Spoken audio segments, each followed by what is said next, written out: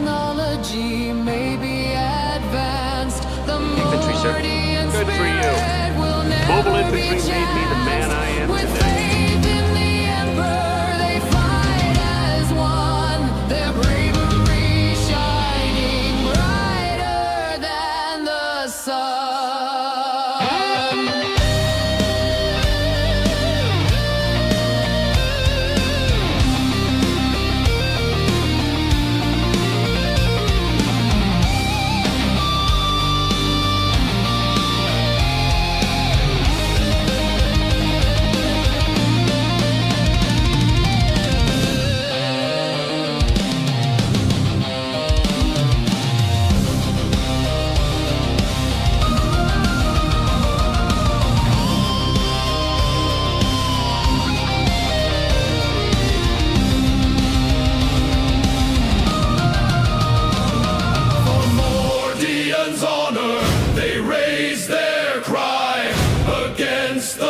Fury, they'll never die. With discipline and valor, they'll stand tall. The Mordian 50th, answering the Emperor's call.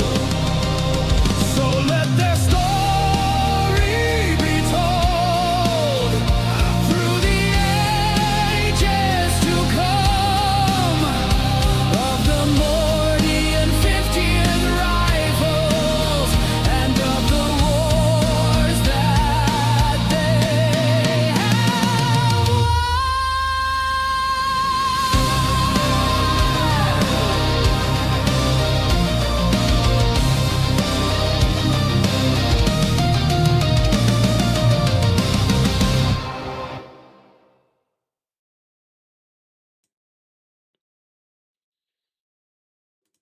Hello again and welcome to another Modern Glory live stream. It's an ugly stream, a bug stream, a stream hostile to human life as we know it, and it's a Friday stream. Hey, how we doing? It's a fucking Friday stream, baby. Wait, Russell W just dropped 1 billion memberships. 1 minute. Russell W just dropped 1 billion membership. Wait. I didn't even notice this. Oh my god. Russell W's getting the stream started off right. I've not even done the briefing, not anything yet. And he's going with 50 gifted membership, baby. Oh my god. Russell W, you crazy, beautiful bastard. Thank you so much for starting the stream off extremely right, man. Oh my god. Russell W, thank you so much for the whole goddamn company, the full strength Imperial Guard 4th edition platoon for in terms of gifted membership. You've thrown me off. You've thrown me for a loop, mate. You've thrown me for a loop. But seriously, massive thank you. Woo! Holy fuck, man. Holy shit, bro. Thank you for the 50. I thought it said 5 when it came in. I didn't see the fucking 50, man. Holy shit. Thank you 1,000 times. Thank you, man, from the bottom of my heart, bro. That's very, very kind. Very, very generous. Absolutely fucking awesome, man. I think that is the quickest we've ever had such a big amount of support. Like, that came in before the stream had even technically started. That was just whilst the intro music was playing. My God, sir. My God. First bit of... I go away for 1 day. I get my teeth destroyed for 1 day. And Russell W is like, it's time. 50 memberships. Here we go. Oh, man. I had such an ordeal at the dentist, bro. I have had such an ordeal. People asking about my teeth. Oh, my God. I don't want to go back. I got to go back in a month, and I don't want to go back. It was terrible. Oh, my God. Anyway. We'll get to that in due course. Russell W, before I forget, mate, from the tip of my toes to the end of my big rubbery nose, thank you for starting the stream off right. Thank you for being an absolute Giga Chad. Thank you for being an absolute hero. Thank you for all of your support. Oh, my. And when we get to roll call, we'll do it in dedication to Russell W. There we go. Oh, my days. Right, where have I been? Well, I didn't stream yesterday because I went to the dentist and I had some pretty serious dentist work done.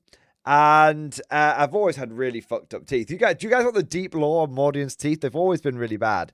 But then it was pretty painful yesterday, but I'm fully dosed up on painkillers today, so we can do some live streaming today. But the crazy thing is, guys, I haven't seen any beef.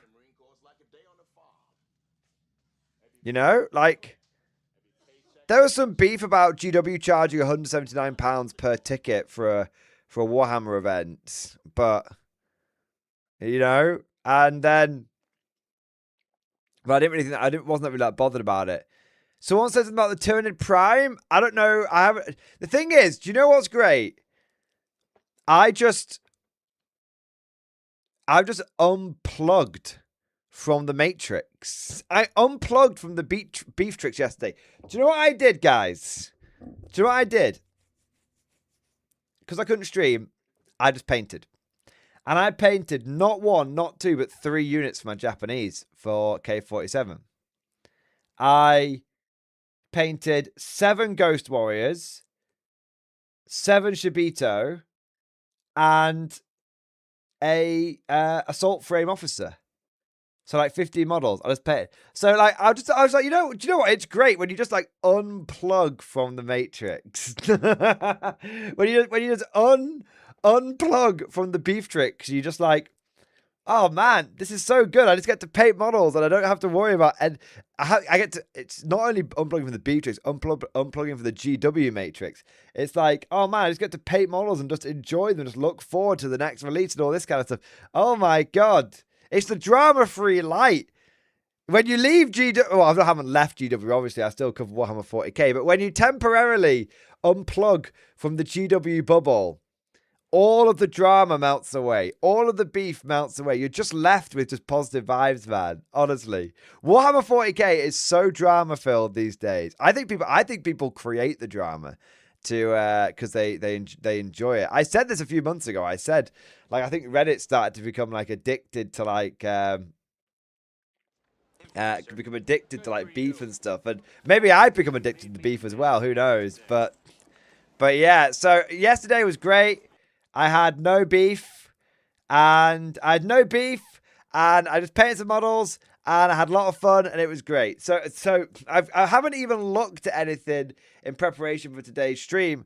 I literally I've come live, and apparently, if you just don't, it's like the sun. If you just don't look at the beef, it doesn't exist. There you are. It's great. So yeah, it's basically just been a beat. I've gone cold turkey. I've gone cold turkey on the beef for 24 hours. I have to say, I feel much better for it. I feel much better for it. That's true. Yeah. All right. But what we're doing today, guys? Well, today is the Friday stream. So we're just talking anything and everything. To be honest, I don't know if you guys feel like this, but to be honest, today's stream feels a little bit like a treading water stream. Okay? Because today's stream is the Friday stream. We just talk about anything and everything. You know what I mean? But tomorrow's stream is when we're doing the Festung Europa reveals. So it's like, is it tomorrow? Yeah, I think it's tomorrow. Because I know it's Saturday tomorrow, but I'm gonna do a stream at midnight, and we can just go through the Festung Europa book. So it's one of those things where it's like, you know, that's when my embargo drops. So like today, I'm just chilling. Today, I'm just chilling. I'm just maxing, relaxing, ain't too taxing. And I'm just like, you know what? Like, today is, you know, we just have a good stream, talk about anything and everything. Bit of 40k, bit of old world, bit of conflict, but action, all that kind of good stuff. And then tomorrow is when I am going to just going to show you everything. Not like that, not in an OnlyFans kind of way. Show you everything on Festung Europa. And honestly, you guys are gonna shit. You guys are gonna shit, man. It's gonna be great. I can't wait. Oh man. Oh man. Yeah. So there you go. So today, guys, we're literally talking about anything and everything. We got to talk about anything and everything tonight. We talk about whatever you want. Competitive, casual, beef, no beef, all this kind of stuff. I don't have any beef that I'm bringing today. But you guys might have some beef that you want to share. So there you go. Tomorrow's at midnight. So tomorrow, tomorrow, I'm going to start the stream tomorrow at like 11 o'clock tomorrow, roughly. And then we'll have, give an hour or so for people to come into the stream. And then at 1 minute past midnight, so technically 1 minute into the 1st of March is when we'll do the reveal stream. When we'll start revealing stuff. Yeah. So whatever 11 p.m. on the 28th UK time. That's what I do. So that's the plan. But before we get there, of course, we have to do this stream. And before we can start this stream, we have to do something very important, which is our traditions. Traditions are very important on the Morning Glory channel. Traditions are what separate us from the renegades, the heretics, the traitors, and what make us the Emperor's true finest, his Imperial Guard. Stand up and be counted. Not only do an 07 for roll call, but also do an 07 for Russell W, who started the stream off with 50 gifted memberships, like an absolute giga chad. Let's see who we've got in the stream tonight. We have got Mango Shabronsky, Clanish Cat, Russell W, Sabian Wilson, Damn Legion, Spriggs, Zello, Eternal Rhombus, Commit Tax Fraud, Not Financial Advice, Muttdog 1945, Mark Coyle, The Whispering Monk, Karl Erber, Cyrillic Dude, Airborne 342, Starbucks Meg, Gallbladier, we've got Mad Larkin, and David Stanford, and Andrew T. 1 second.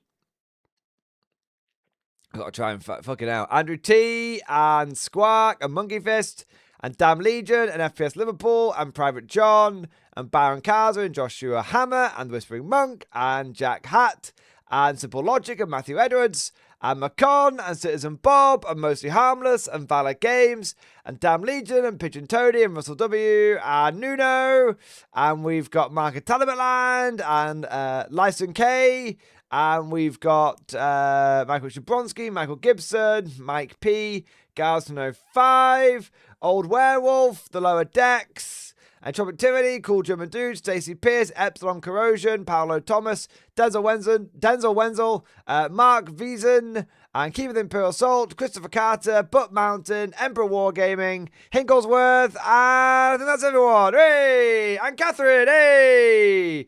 Welcome to all of you beautiful bastards. Thank you for joining today's stream. Don't forget to go ahead and like and subscribe if you've not done those things and all that kind of good stuff. And also, I want to say a big thank you to everyone who's not only joined, liked, subscribed, but also who's got the stream popping off. Coming in with all the super chats and the member flex and stuff. So we've always had a big thank you to Russell W. Massive shout out to him. He did 50 memberships at the very start of the stream, which is amazing. But we've also got some other people coming in here. And we've got Marold. Marold, thank you for the gifted membership. Thank you for your support. Thank you for doing your part. Amazing, man. Thank you, Marold, so much for keeping us freshly stocked with new Ursus. And I don't mean to alarm you, Marold.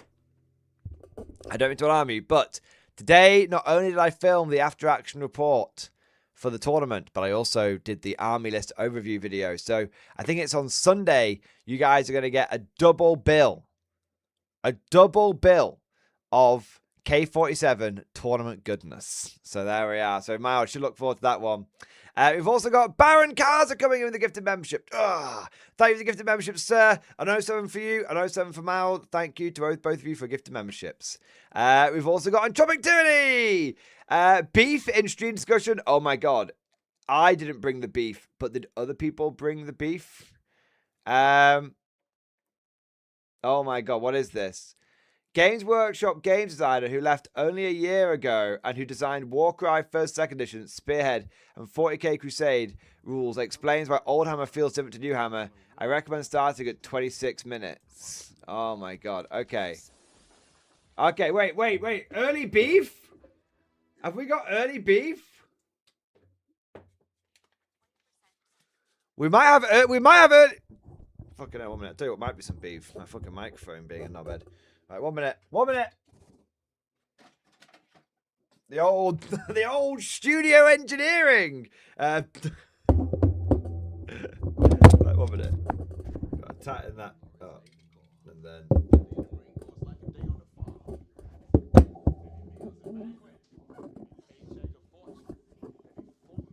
There we go. There we go. For the old studio engineering, there we are. Sometimes you need to be. Sometimes you need a tech-free. Sometimes you need an orc. Sometimes a Mac boy. My ears are crying. What was that going down? Was that going down the microphone? Sorry if it was. All right, let's have a look here. So, let's have a look.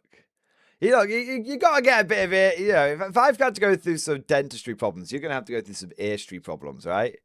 Right, so we've got this video that's been sent in by, is it Entropictivity? Let me just check. Yeah, and he was like, this guy, this is the game designer for Games Workshop who left only a year ago, and he's explaining why old games feel old Warhammer games feel different to new Warhammer games, because this guy worked on basically at GW as a game designer until like a year ago, and he worked on things like Warcry and Spearhead and some other bits and bobs as well. So let's have a listen to what he's got to say, because apparently this is kind of beefy. So let's have a look. Setting that resonates with those older games is going to be its gameplay too. I want players to feel like they are playing a 90s Warhammer game when they play my game, but with a few modern sensibilities added in. I'm not going full retro. So if I'm going to make this a core part of my game's vision, and if I'm Too going to quiet. start using this as a metric There you to go. evaluate if a mechanic is right for my game or not, I really need to define what I mean by a classic Warhammer feel. For me, classic Warhammer is 90s Warhammer. It's 4th and 5th edition fantasy. Hopefully you guys battle, can hear it a bit better 2nd now. edition 40k. It is Necromunda, Gorkamorka, and Mordheim. It is Warhammer Quest, Space Hulk, and 3rd edition Blood Bowl. And for me, it has characteristics that separate it both from true old Hammer of the 80s. It's not as messy and gnarly as things like Realm of Chaos. Yeah, but look how It also good has that. stuff Oh, but look how good that is, though. Look how good that is. Oh, it's not as messy as Old Hammer. Bro, what are you even talking about, man? How is this messy? This is actually peak. Like, actually fucking peak. I have said this before, and I will say this again, but I count myself so lucky to have actually, like, lived through this era, to have actually been able to play it and everything, you know? 80s. It's not as messy and gnarly as things like Realm of Chaos, and it also has stark differences to the Warhammer that came after it. Both the middle Hammer of the 2000s. Yeah, this is my era. This is my era, man. They've never beaten it. They've never beaten it. And the modern Hammer, which starts with 8th edition 40k and Age of Sigmar, so 2015 onwards. You might think that Warhammer games have been roughly the same over the years because they've always used I go, you go, or hit, wound, and save for attacking. But let me tell you, Warhammer has changed a lot. They call me a salt tuber. They call me a slop tuber. But you know what they never fucking call me? Do they never call me? A liar. Over the last few years in my free time, the 2 editions of 40k I've played the most is 10th edition and 2nd edition. I like them both, but playing them side by side is night and day. As much as I like playing the modern games for Black Death City, I want a classic Warhammer feel. So what is classic? So this guy's making his own game. He was working at GW only a year ago, and he's like, oh, if I had to pick between making a game that's going to feel like new Warhammer or old Warhammer, I'm going to make it feel like old Warhammer. And it's just like, fucking hell. Yeah. Guys, I could, guys, it's pretty loud. I could turn it up even louder if you want. Blakeham, have you considered maybe turning the volume up on your side? Warhammer We get gameplay then. Get this literally every time. People go, if someone goes, it's too quiet. It's like, let me try to turn your volume up. Oh, yeah. What elements does it have that sets it apart from the modern games? The first is something called emergent play. In classic Warhammer, the unpredictable happens. Straight away, we can think about things like scattering black. Yes! Yes! He calls it emergent play. He calls it emergent play. I call it organic narrative, but it's the same thing. It's the same thing. Templates as a great example of this. Heavy weapons such as missile launchers and cannons had a blast radius represented by a template, and every time it missed, it didn't just disappear, it landed somewhere else, determined by rolling a scatter dice. A mechanic like this leads to a massive amount of variance in what could happen. Would the blast scatter onto an empty field? Would it land on your own troops and cause friendly fire? Would it scatter further into enemy lines and work out even better? Or would you also roll a misfire and have the blast centered back on the firer? But I am not making the case here just for blast weapons and scattering in particular. In fact, I'm still undecided if Black Death City will feature templates or not. I'm just giving it as a first example of a mechanic that creates emergent play through the unpredictable, and the older editions were full of these sorts of mechanics. This is the number one thing that's been like, I know it's funny. We said we're going to do a beefless stream, and then literally the first thing that's been sent in, beef. But we'll try and not make it about tearing down New Hammer and more make it about like championing Old Hammer. This is one of the things that makes Old Hammer so good, which is it is the randomness. It is the randomness, and like the thing is, there's a fine balance though, because like it's like the difference between Grimdark and Grimderp. Like there have been older editions of Warhammer where you had things called like the Warp Storm table, where basically like demons would like roll on this table at the beginning of every game, and it would create this battlefield wide effect at the beginning of each turn. And it could just be like completely, it wasn't fun. It could just be like completely crippling. And it's like, oh, okay. Like, GG. Do you know what I mean? Oh, just because I got a random result on the table that just completely fucked me. Oh, okay. And sometimes it would fuck the demon player, sometimes fuck you. But like, that's too much. Do you know what I mean? That's too much. Like, there's a difference between having a little bit of randomness, like where will the scatter template go? A little bit of randomness, will this unit pass like its squabble check, for example, versus one rule. the Everyone fights battlefield wide Don't do your job, I'll shoot randomness that just fucking like can completely cripple a game. And the problem, and you also think that the chaos, you also have things like the chaos boon table. So the Chaos Boon table was kind of cool, but you basically what happened is anytime a Chaos champion, could be a sergeant or a lord, killed an enemy character, they had to roll on the Chaos Boon table 2d6. If they rolled a double 1, they became a spawn and lost all their equipment. If they rolled a double 6, they became a demon prince. But everything out, and both of those two were too extreme. Like I literally, when I used to use it, I used to lose games because my lord would become a spawn, or I'd win games because my lord became a free demon prince. And like it was cool, but it was so like swingy. But every result in between those was totally fine. Every result in between those was totally okay. But yeah, it was just a bit too much. And so what I think's really good is, you know, we've seen Old World do this really well. We've also seen a little bit like when we've done some 4th edition as well. That worked really well as well. Like there's a fine line. And the problem is that like Old Hammer and Mid Hammer knew where that line was. And then suddenly around sort of 6th edition onwards, it's like that line, it's like the people designing the game didn't understand the difference between Grim Dark and Grim Derp. Yeah.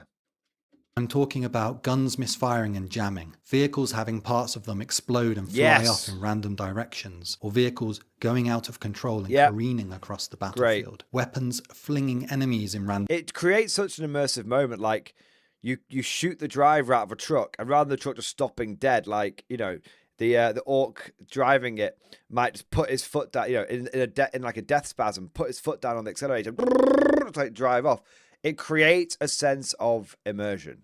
them directions, or causing them to go crazy before their heads explode. Weird and wacky damage effects such as orc scorchers having to keep moving after their fuel tanks are hit to stop them meeting a fiery demise, or about the gunner in an Elder Viper trying to clamber across the canopy to take over the seat of the dead driver before That's amazing. In order for the gunner to take control of the Viper, he must clamber forward, ditch the driver's body, and gain control of the bike. This is a difficult maneuver to say the least. In order to carry out, the gunner or passenger must roll a 4 or more on a d6. If he fails the roll, then he falls on the Viper, will suffer damage if the Viper was moving at more than 10 inches in previous move. If the gunner is killed, then his heavy weapon may no longer be used, although the driver may still fire the vehicle's forward armament. I mean, that's amazing, man. skimmer crashes into the building. And it wasn't about Clambering any one of forward. these rules in particular. It was the fact that they crisscrossed each other Yes. and were all connected. The random damage on vehicles in Warhammer 40k. I've said this, like, you can't even look at these little things in isolation. It's how all these little things came together to make the experience. Second edition. And how all of these little threads have been taken away, and how individually they might not have seemed important, but actually it wasn't just about taking an individual rule away. It was about how that rule crisscrossed with other rules. This guy's literally an ex-game designer in GW, and he's saying everything that I've been saying. But now he's escaped the GW bubble. He could talk freely about it. Look at this. The drivers had a chance of getting shot, which in turn meant vehicles could go out of control, which in turn meant they might run over your own troops, which in turn could force you to shoot your own vehicle to stop it in its tracks. This gives rise to what video games designers like to call emergent play. Yes. Zelda Breath of the Wild and its many connected systems is an excellent example of this. So emergent play is one of the hallmarks of classic Warhammer and something almost entirely missing from the modern game. What's Hear it again. the hallmarks of classic Warhammer and something almost entirely missing from the modern game? I've been saying this. I've been saying this. Ah.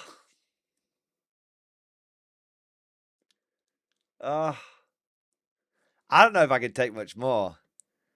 I've gone from 6 to midnight, boys. This guy has said everything that I've been saying, and he's literally like, I feel like I'm going crazy listening to this. What surprising things can happen in 10th edition 40k? A tank exploding on the roll of a 6, that's about it. In classic Warhammer, things are unpredictable and things go wrong. And I love it because it produces some of the most memorable moments in wargames.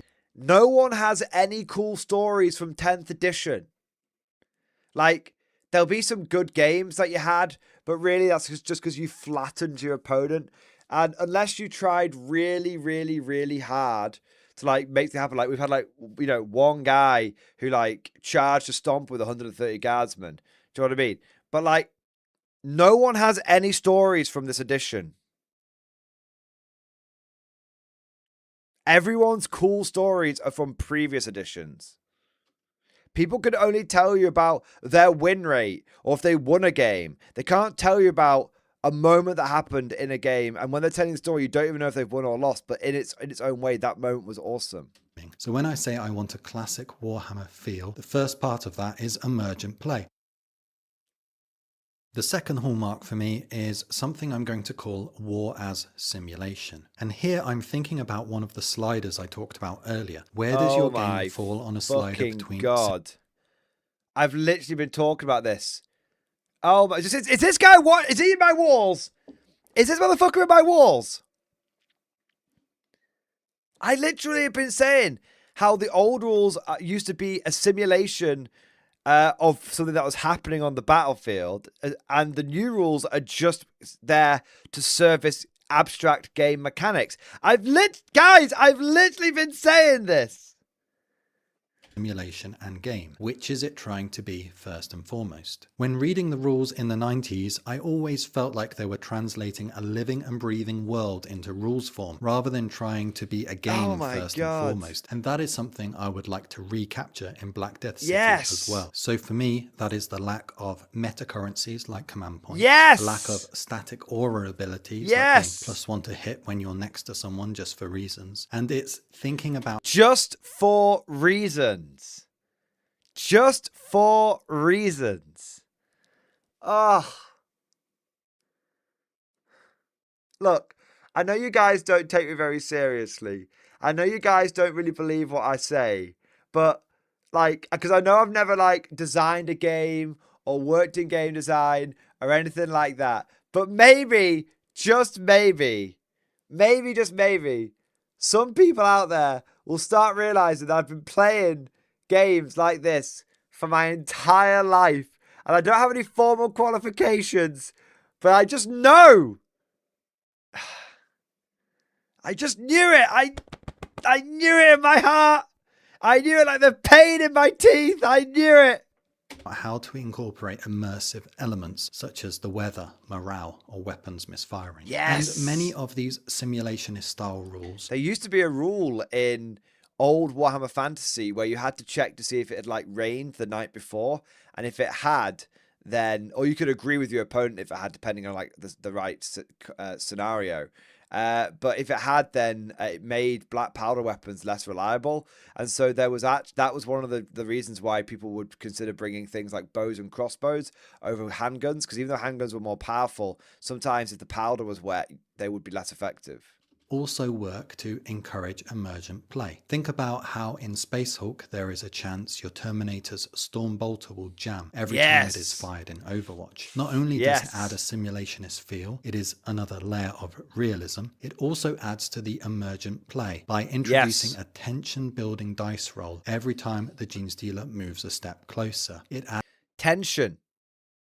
Something that rerolls take away. Why is there no epic moments in 40k anymore? Because everything is re-rolled. There's no tension. I have been saying this for years. Literally years. But I've been saying, like, re-rolls exist to stop people's fifis from being hurt.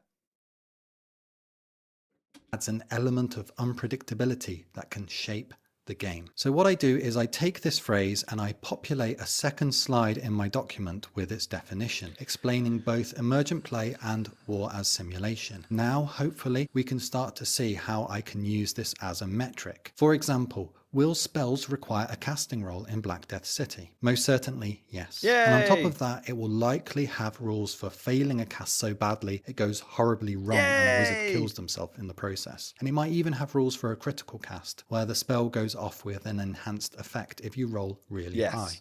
This aligns with the vision of my game because this will help promote emergent play with a variety of outcomes that are difficult to predict. So now we've defined what I mean by classic Warhammer feel in my pitch. However, you may recall that I added a caveat. I said with a modern twist. It's something it'll be interesting to see what he said, what he's about to say, because I've always said that like it's not like going back to like 4th edition is like half of the solution. Okay, it's like half of the solution, but the truth is that like not everything, as good as 4th edition is and classic Warhammer is, there are lessons that can be learned from newer editions, but most importantly, you actually want to be adding in totally new stuff that's never been thought of before. Like one example I've said is like recently is, you know, if you're going to have weapon skill versus weapon skill to work out how you're going to hit someone, you need to have ballistic skill versus something to work out how you're going to hit someone with shooting. And I've been saying that a great idea would be to take like ballistic skill and have it versus initiative, because initiative dictates a model's speed. How do you accurately represent on the tabletop Dark Eldar and Harlequins that can move so fast or do acrobatics or have flicker jump abilities which are so fast that trying to hit them is impossible? Does a 4% vulnerable save actually represent that? No, it doesn't. An invulnerable save is a really poor metric for representing like how a model dodging out of the way, because the difference, a 4% vulnerable save is a fixed level, but it would be much easier for an Eldar to dodge out the way of a conscript, of a guard conscript who's aiming his lasgun down iron sights than a space marine who is going to be like, might be almost as quick as the Eldar, and then it's got like targeting and stuff like that. So You know how, you know, so a 4% vulnerable save is a really poor way of representing that, because it shows that the Eldar has an equal chance of like dodging both of those guys. No, of course not. So what you do is you have, you know, ballistic skill versus like initiative. So initiative can represent not only how fast the model is in like close combat, but it also can represent how you know, the reactions and how hard it is to actually like hit you know, a model. And so you can have things, and it adds like a defensive layer. So for example, you know, if you've got like an Eldar who is only toughness 3, but it's like initiative 6, for example, and your guardsman, it's like, you know, but you know, if you sort of do like old world, if their initiative is double +1 your ballistic skill, then you only hit them on 6s. If it's more than your ballistic skill, so in this case, if it's like, you know, you'd hit them on 5s, and if it's equal your ballistic skill, then you hit them on like 4s, or you can have like a table of some variety, you know, of course. But the point is, you could literally be like, okay, this Eldar, I'm only going to hit you on like a 5 with my guardsman, but then when I wound you, I'm wounding you on like a 4. And suddenly it's like, oh, well, that makes sense. Like, it's harder for me to hit the Eldar, but if I do hit them, then they die. Or then once I do hit them, I find it easy to wound. But then you've got something like an Orc, where an Orc is like initiative 2. An Orc is physically not trying to dodge your shots. It should be easier to hit an Orc. Like, a Guardsman shouldn't find it as equally easy to hit an Orc and an Eldar. He should find it a piece of piss to hit the Orc, but he should basically struggle to wound it. Like, I'd have Orcs, Guardsmen can hit Orcs on 3s naturally. But then they only wound the basic Orc boy on a 6. Because you have strength 3 Lasgun, toughness 5 Orc boy. We go back to the old world way of doing things. And it's like, okay, strength 3 T5. Okay, I'm wounding you on 6s with basic lasguns. Like, if I'm going to bring Orcs down, I need heavy bolters. I need autocannons, I need grenade launchers, I need flamers. Do you know what I mean? Like, that's the kind of stuff that I need to be able to beat, to stop the humble Orc boy. Yeah, and then like Space Marines, would find it even easier. Yeah. So like, there's all sorts of like ways you could do it, but the point is like ballistic skill versus something, let's say initiative. It's a great way of being able to expand the D6 system. But we'll see what this guy says. This is not going to be a retro clone. So what do I mean by modern twist? The next step now is to define that in the same way. Right now, this is just another buzzword. It's more marketing speak. To turn it into a usable metric, Yep, sounds pretty modern GW to me. we need to provide some clarity.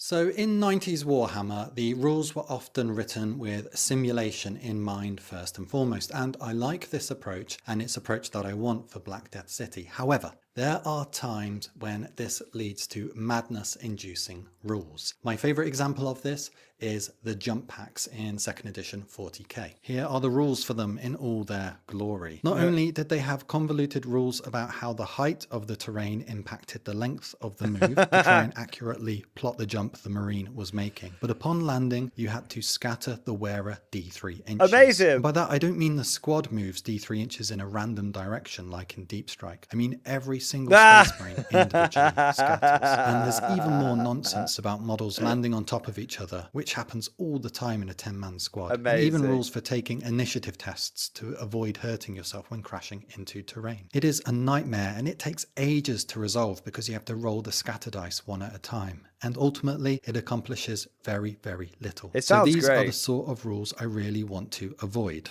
In my Inquisitor video, I made a distinction between something I coined as crunchy inputs versus crunchy outputs. I love that. The idea here is every mechanic in a wargame is made up of 2 parts, the input and the output, and either side of these can be crunchy or streamlined. A crunchy input is something that takes a long time to resolve and might incorporate things like tables of modifiers or reference charts. I love the Inquisitor he's got in the Streamlined background input there. is something quick to resolve. On the other end, a crunchy output Yeah, is something look at with that. a variety of outcomes or that can lead. On the other Look at that. Beautiful. It's as beautiful as the day I lost it. Friend, a crunchy output is something with a variety of outcomes or that can lead to a lot of different board states, whereas a streamlined output would be something. I love how like this is an ex-GW game designer who is not saying it in so many words, but who is basically shitting on all of their modern design features.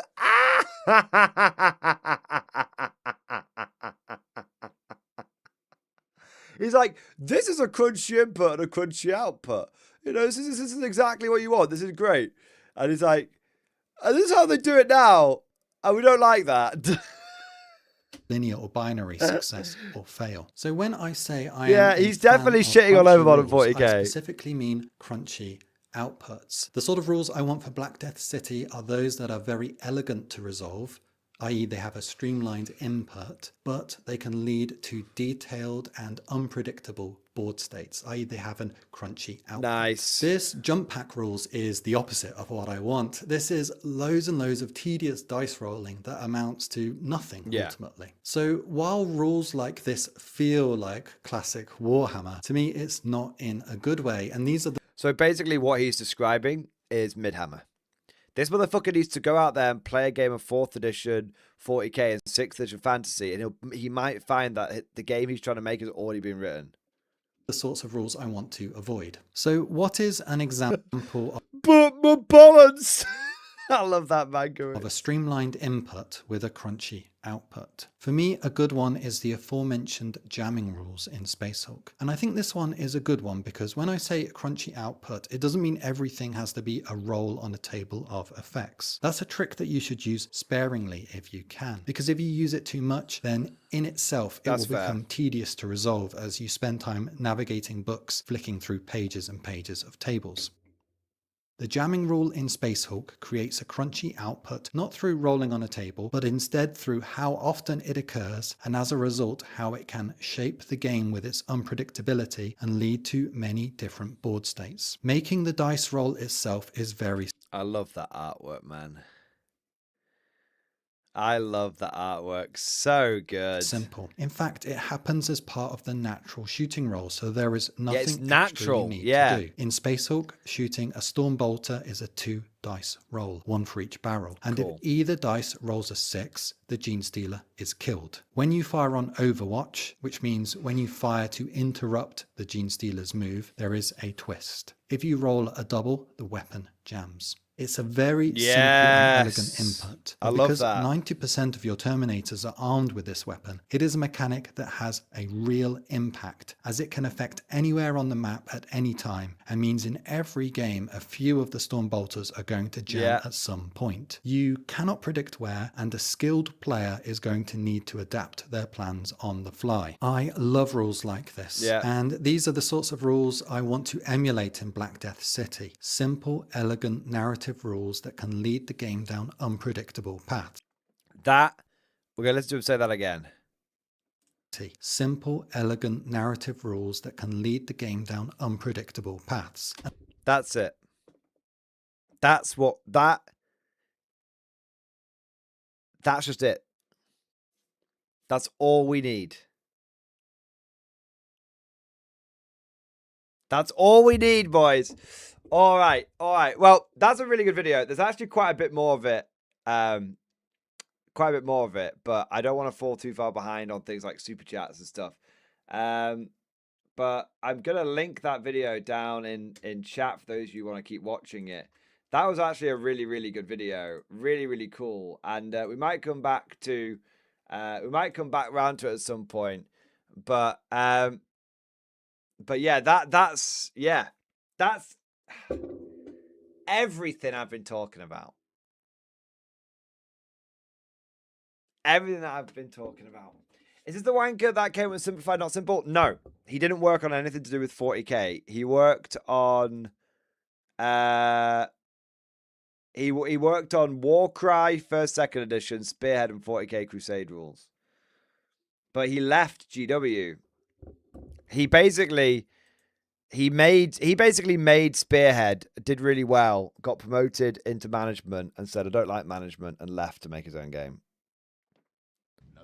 which is Day in the Marine Corps is like a day which is on kind the of farm. fair. But yeah, like Every paycheck a fortune. enjoy doing it. No, we want complicated, predictable outcomes in expensive books. Nah, man. The world is waking up. The world of wargaming, the wargaming community, bit by bit, is waking up. They'll all see. You'll all see. That was a good video, man. That was a little bit of beef. That wasn't really beef. That was just validation for me, you know. But honestly, that was a really good video, and it's just fantastic to see someone who's basically saying what I've been saying, but obviously in a much more sensible and professional way. Yeah. Let's have a look. So he designed basically everything good GW put out in the last few years. Yeah. All right, what have we got next? We got Michael Gibson. Thank you for becoming a channel member. Well, renewing your channel membership. Thank you for continuing to do your part, sir. And also thank you for the super chat. I'm not gonna lie, I bought the new Elder and I'm enjoying the minis. Great. Look, I never yuck someone else's yum. Look, if I don't enjoy building the new minis, but, you know, some people do, and that's totally okay. There you are. So if you're enjoying the new minis and the new Eldar and all that kind of good stuff, then that's awesome, man.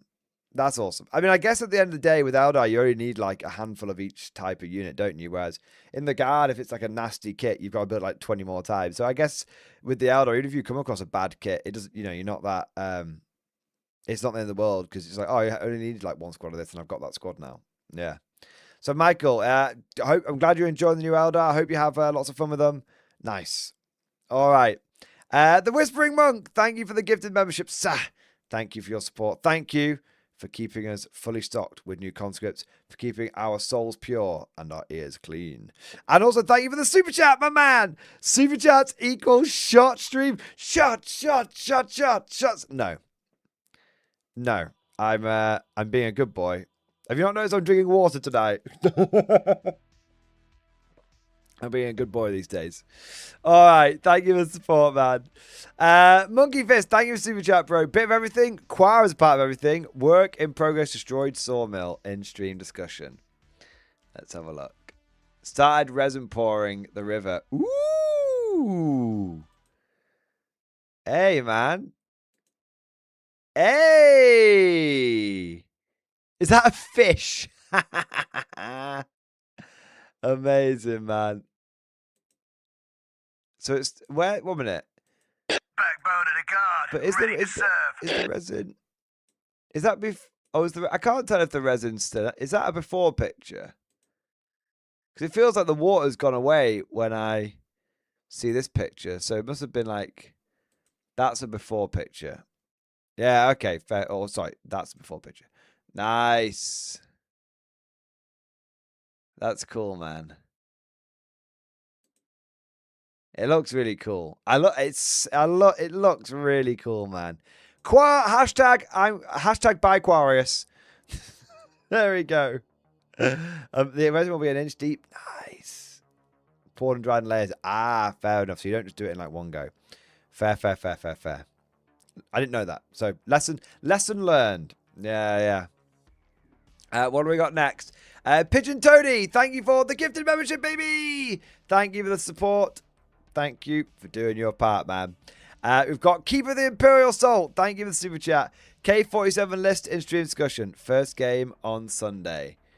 All right, he's got a platoon commander, Style Trooper armor, Nactal Ben squad, Style Trooper squad, Shrek Wolfen squad, Panzer IV, Vogel Spinner, and a Locust. Looks good to me.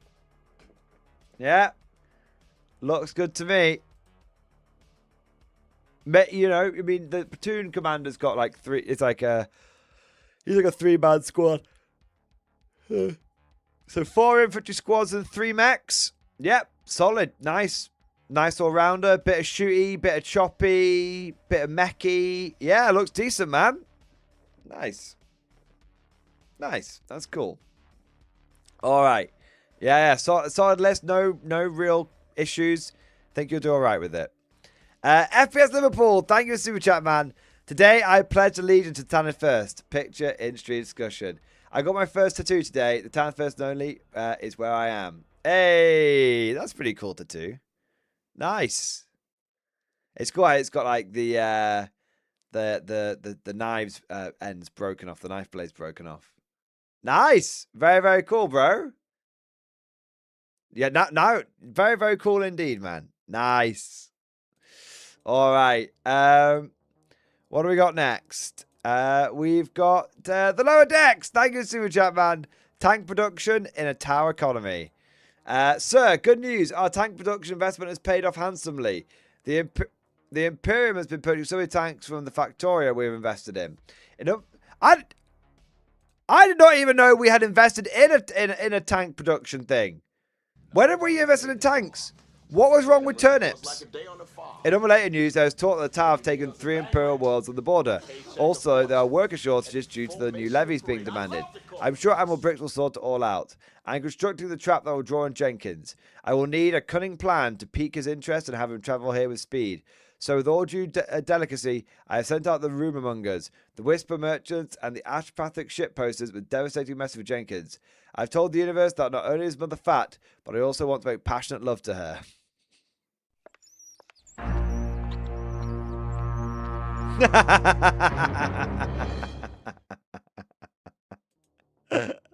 I love it, man. I don't know what was going on with these tank investments, though. I'm pretty certain it was meant to be turnip investments. But there you go. Well, I don't know what... tanks? What have tanks ever been good for? Good turnips all you need. Anyway. Anyway, what have we got? Macon, thank you for super chat, man. Hobby update in stream discussion.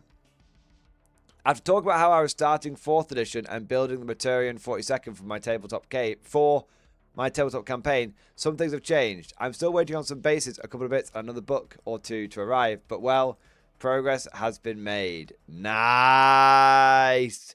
Yes. 3.5 Chaos book.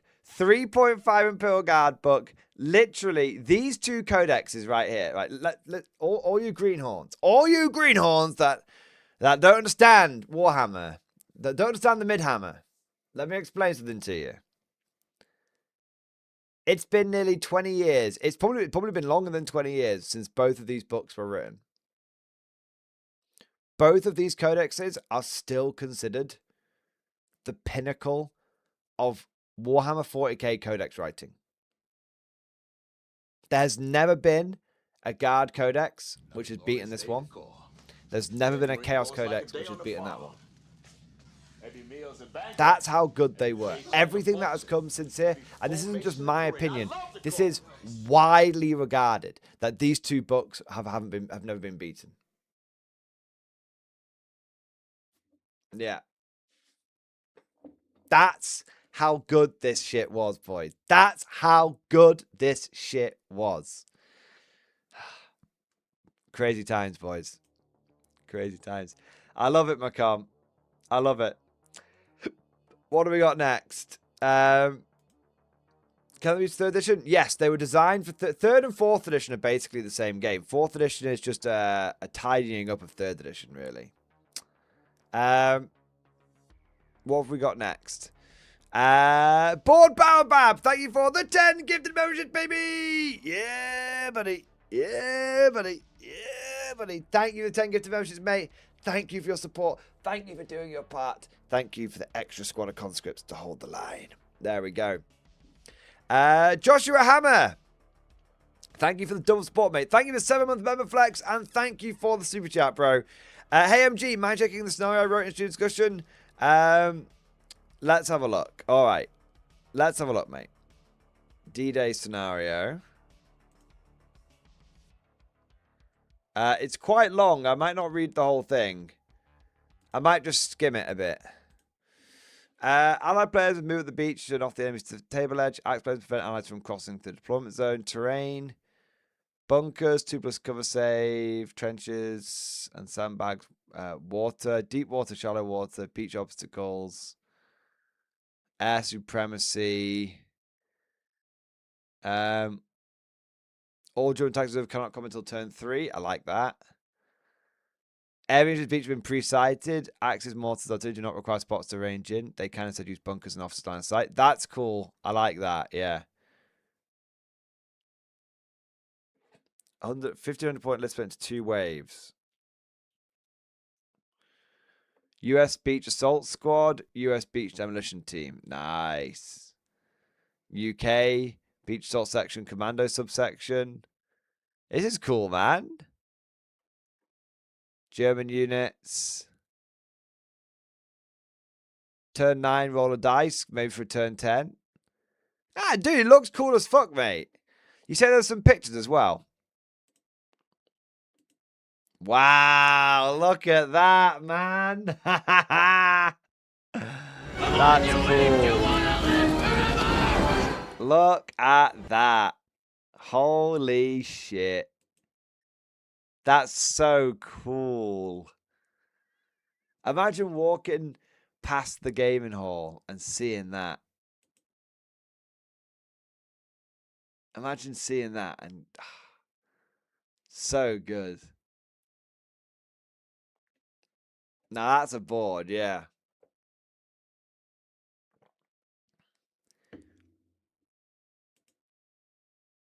Just looking at that and seeing all the barbed wire and the minefields and the landing craft.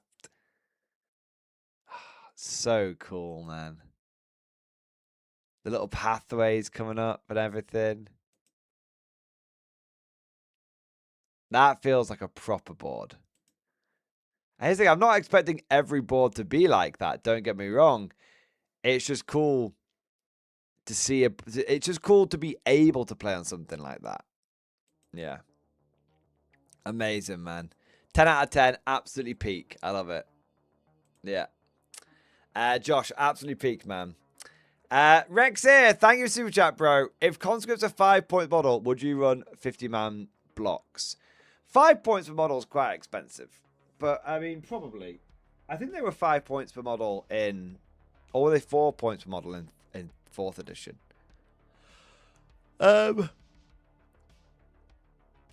I think conscripts 5 points per model is fine.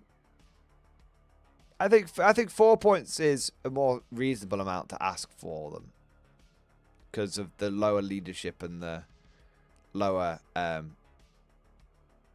ballistic skill and weapon skill. Yeah. I would absolutely run them in 50-man bricks, though, given an opportunity. Like, no questions asked. Yeah. Hope that helps, Rex here. Mr. Lackey, thank you for super chat, man. Evening, Mordian. More armor done for bot action in stream discussion. Let's have a look. Let's have a look here. 1 minute. Hey, here we go. Another half track and the big cat's done for my Panzer Grenadiers. Nice. Loving the camouflage, mate. That's cool, bro. Hey, you've got a Tiger 1 and a Panther and a Hanomag. Cool. Very, very cool, mate. You did a good job on that camo, bro. Excellent work, man. Excellent work indeed. That's cool. That's very, very cool. Yeah, yeah. It's I tell you what, it's great seeing so many people getting into the old bolt action and conflict. It's good to see. It's very good to see. I would play my first game soon. Nice. You will definitely enjoy it, man. It's just I think it's a little eye-opening. It's a little like you'll play your first game and be like, oh my god, this is so fucking good. There we are. What do we got next? Slepentus, thank you for super chat, man. Yo, finally graduated infantry school today. Got to shoot recourse rifles and MGs. Hyped to get painting and playing. How close are we to 11th edition? Hey, Slepentus. Well, I'm glad your infantry school went well and that you got to shoot lots of cool guns and everything. How close are we to 11th edition? Rumor on the street is that the trailer will be end of March, about a month from now, and the game itself will be released in summer. So either June, I think June I'm sure it's June 26th or 29th. I can't quite remember, but it's around that time. Infantry, So, sir. Good for you. yeah. Mobile infantry made me the man I We're am not far today. away now. Basically, a month away from the trailer, 4 months away from the actual playing of the game. Yeah, that's my understanding. Yeah. What have we got here? Man? Nick Fort. Thank you for the 38th month, man. X-Force, baby. Double X-Force. Triple X-Force, man. Getting back into the hobby. Got my fiance in. Hey! That's amazing. Couples who, couples who play together, stay together. Nick, I hope that your fiance absolutely loves it. I hope you absolutely love it. 07 to both of you, you magnificent bastards. There we are. And we've got Lujan. Lujan, thank you for the super chat, man. Wanted to put something together from the pile of shame. Would you pick something listing? Would you pick something listing my 284th Death Court Regiment pile of shame stream discussion? I can have a look. So, Command Squad, Engineers, Krieg, Infantry Squad. Oh, 1 minute. It's the Resin Kriegers. So, Krieg Company Command Squad, 5 Command Engineers, 40 firing pose Kriegers, 40 advancing pose Kriegers, 10 new Krieg Infantry, 10 Grenadiers, 10 Death Riders, Lord March Artillery Team, Cyclops Militia Vehicle, Gorgon Heavy Assault Transport, Centaur Light Carriers, or Krieg Heavy Weapon Teams. I mean, I would always say paint some of those old advancing infantry. I'd paint a platoon. I'd paint up a couple of Krieg. I'd paint up a couple of Krieg squads, one firing, one advancing, and then I'd paint up the command squad, and then just see how all that looks and feels. Yeah. There we go. Nice. Lujan, there you go, man. Hope that helps. Romaic, thank you for the super chat, man. My work in progress, 1914 French Army for bot action in stream discussion. Wow. Look at this, man. Von Bülow's Second Army now took the French in the flank as it came southwards, crossing the river Oise at the ancient town of Guise. I'm definitely saying this incorrectly. It was an ugly crisis, but Lanzerac rose to the occasion. He switched his reserves, still marching westward into the northern fight. Throw the Germans back across the Oise, he ordered. The reserve commander, General Franchet Desprez, one of the most dynamic officers of the French army, was just the man to do it. On horseback, surrounded by his staff, Franchet Desprez led his red-trousered infantry with colours flying, bands playing into the attack. It was the last of the old-time pageants of war, and it succeeded. They did throw the Germans back across the Oise. The Battle of St. Quentin came to nothing, but the Battle of Guise was the most viable success, because now the straining Schlieffen plan broke down at last. Nice! Holy shit, man! Holy shit. They look great, man. Look at that. The blue and the red done so well. Cool. Really, really cool. Yeah, that's a beautiful looking army, man. That's a really beautiful looking army. And I love the little bit of like history around it as well. Yeah. That's cool as fuck, bro. I love that. And as an Englishman, saying that I like anything French goes to show how good it really is. Yeah. Jared Mann coming in next. Thank you for the 5 gifted memberships, baby. Thank you for the 5 gifted memberships, sir. Thank you for your support. Thank you for keeping us fresh stocked with new conscripts. 07, you magnificent bastard. We've also got Tiki. Banzai. Tiki, thank you for the gifted membership, sir. Thank you for your support. Thank you for doing your part. And we've got Slapendus again. Hey, Slapendus, thank you for the support, man. 7-month member flex. Excellent, sir. Sick. I have my Marines and Guard done by then. Excellent. Have them ready in time for the new edition. Love that. Love that, man. And then we've got Nostalgia Vivek. Thank you for 26 months. Double X-Force. Double X-Force, man. Theoretical death guard list in stream discussion plus question. No, I don't know where babies come from. Alright. Question. I'm not a fan of the basic scheme. I like the idea of Nurgle Iron Warriors, but I already have Iron Warriors through the Care Space Marine Army. I want it to be weathered and grimy as fuck. Any suggestions? Open advice from chat too. I mean, the traditional way of doing this is to paint Iron Warriors and then shade and Seraphim Sepia. How do you make metal look corroded? Seraphim Sepia.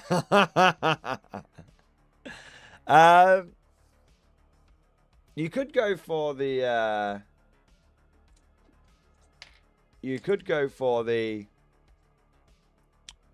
old color scheme. I painted this guy up, and you know, he's quite. You want grimy as fuck, but I mean, I don't know if this might. You could. I don't know. Maybe that appeals. Maybe not though. If you want grimy as fuck. I mean, if you want grimy as fuck, then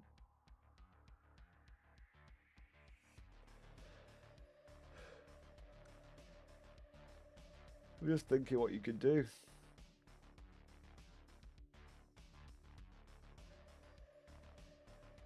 I think if you took Death Guard models and did them in... if I was to do it, I would do Death Guard models in an Iron Warrior color scheme. Because then the Death Guard models themselves will look messed up and fucked. But then they'll fit in alongside your existing Iron Warriors. So that if you want to run it as a... You know, because you want to base... You kind of want to keep it as a cohesive scheme. You kind of want to... You know, keep it so the Death Guard and the Iron Warriors match, because you don't know what the future is going to hold, and it would be, you know, if in 11th edition that these two armies can be used seamlessly side by side, then that's great. It gives you more things to draw upon. So yeah, like I'd go Iron Warrior color scheme on Death Guard models. That's what I'd probably do. List is 2,000 points. You've got a Chaos Rhino, Demon Prince of Nurgle with wings, 3 Death Shroud, Defiler, Lord of Poxes, Lord of Virulence, Mephitic Blight Hauler, 2 squads of Plague Marines, Plague Surgeon, Plague Burst Caller, Plague Burst Caller, Plague Burst Caller, Tallyman. I mean, I'm not against the list in general. It looks like... I mean, it's a lot of vehicles. It's basically a lot of vehicles or monsters with just like a few characters and infantry in it. I mean, it's fine. I will say this, though. Like, I think the new Defiler is going to be a big... It's going to be a lot different to the old Defiler. And personally, I wouldn't... Honestly, man, if I mean, I'm not trying to yuck your yum, but honestly, I wouldn't get a new army. Not until 11th edition. I did this at the end of 10th. At the end of 9th, sorry. I bought my Tyranids. I got so badly burned, bro. So badly burned. So, my advice would be not to buy anything until you know. Until you know. Yeah, until you know. Otherwise, you could end up with, you know, a Defiler that you can't even use in... Well, I guess Defiler's not so much of a risk, but you might, you know, right now, you might be able to... What if they, like... What if they go back to the Force Org chart and you can only have, like, 3 vehicles and you've got 3 Plague Burst Crawlers and a Defiler? And one of them can't be used. Could happen. A lot of people are asking for it. So, yeah, my advice, I'd strongly advise you to wait until the new edition before you spend any hard-earned cash so you don't get caught out. That'd be my advice. All right. I like the general idea of the list though, but I wouldn't buy more than I wouldn't buy more than a box of Plague Marines at this point. If you wanted to get working on it.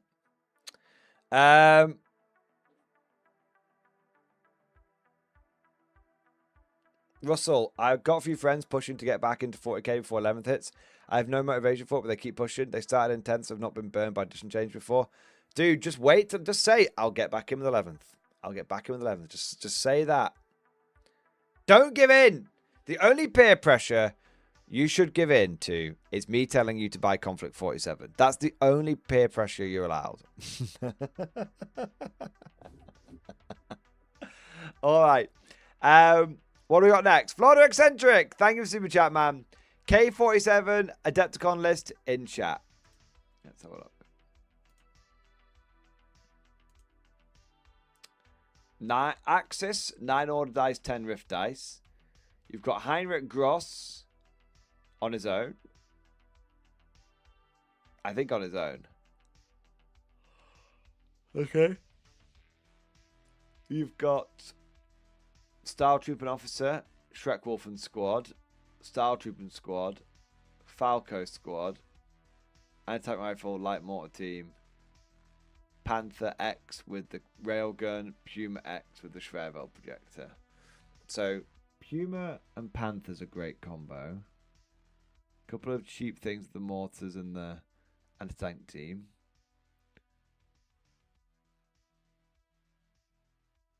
Style Trooper are a 5-man squad with AT and 4 LMGs.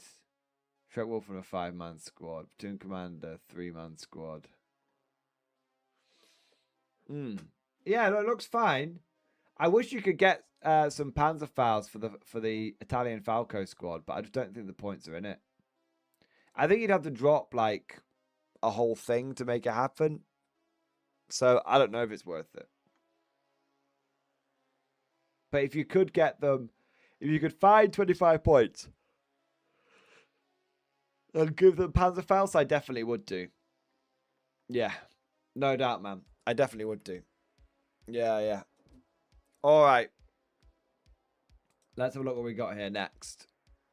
We've got Bob Dylan. Bob Dylan coming in with the $50 super chat, baby. It's the double Beyblade, baby. Yeah, buddy. Yeah, buddy. Yeah, buddy. Woo! Oh, my God. Oh, my days. Dude, that's a big super chat. Thank you. From the tip of my toes to the end of my big rubbery nose. Thank you for popping up, baby. That American green. I love it, man. I absolutely love it. Dude, thank you so much for the generosity, man. And thank you for the very, very big super chat. Let's have a look what you've got going on here. Math Hammer is ruining my experience. Every time I go to is all about what this unit is supposed to, but never, oh shit, it did it. No fun in that. No fun calculating hits, wounds, etc. Not a game no more, just numbers. Yep. It's all about, dude. It's all about how good it can trade. It's all about, like, was that about staging? It's all about screening and staging and trading. And, oh, I should have got this many hits and that many hits.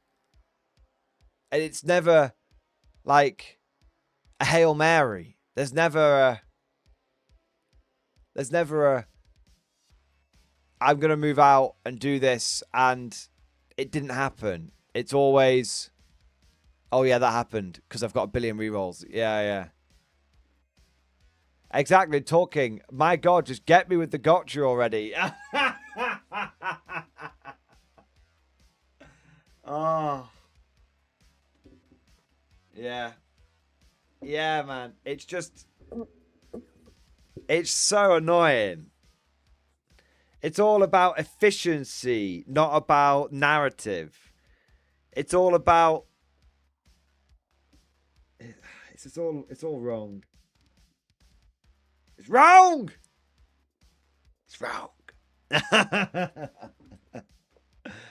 I'm going to the one place not corrupted by Math Hammer. 4th!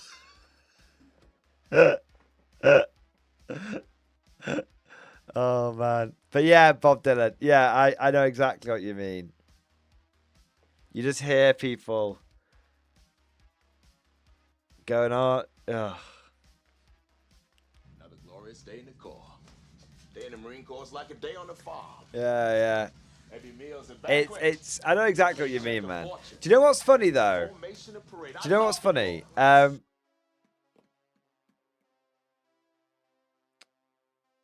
last couple of 40k events I've been to, people have actually kind of dialed that back a little bit. Like the last one I went to, it was like a really cutthroat GT, and everyone was just like, it was a really cutthroat like teams tournament. And half the time, teams were just like, should we just, rather than working out who's good into who, should we just like put all the cards down, swizzle them around randomly, and just say that one, that one, that one, that one? And people were like, yeah, all right. Yeah. Yeah. Like, it's not all bad. It's not all bad, but if GW came out with 11th edition and it was like basically 4th edition, but with all the Primaris stuff added in and whatnot, I'd be like, peak. No, like just peak. Yeah. That's all I really want. I just want classic Warhammer with new units. That's all I really that's all we ever wanted. I caught myself downloading that dumb adaptive role, but I stopped myself because I thought to myself, am I playing a game or doing homework? In America, it's different. Yeah, I mean, I don't even know what adaptive role is. The only app I use is the Tabletop Battles app. That's it. It's the only app for Warhammer. The only app I use is that. That's it. Yeah. That's it.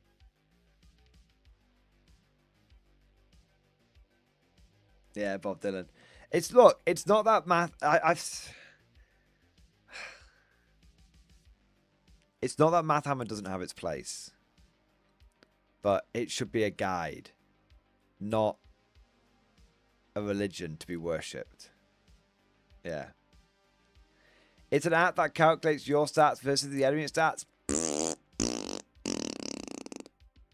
Yeah, no, that's wanky shit. Get rid of that. Nah, I'm alright.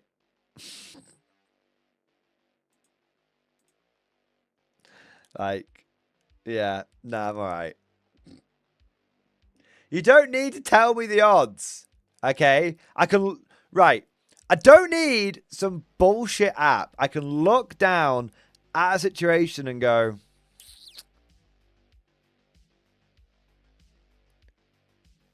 probably move that squad of guardsmen out. That probably won't quite be enough to do it. So I'll move out a tank as well. There you go. That'll do.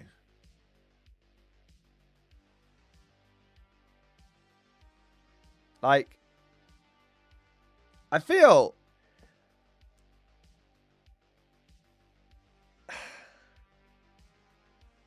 Okay, there's no way of saying without coming across as like an arrogant asshole.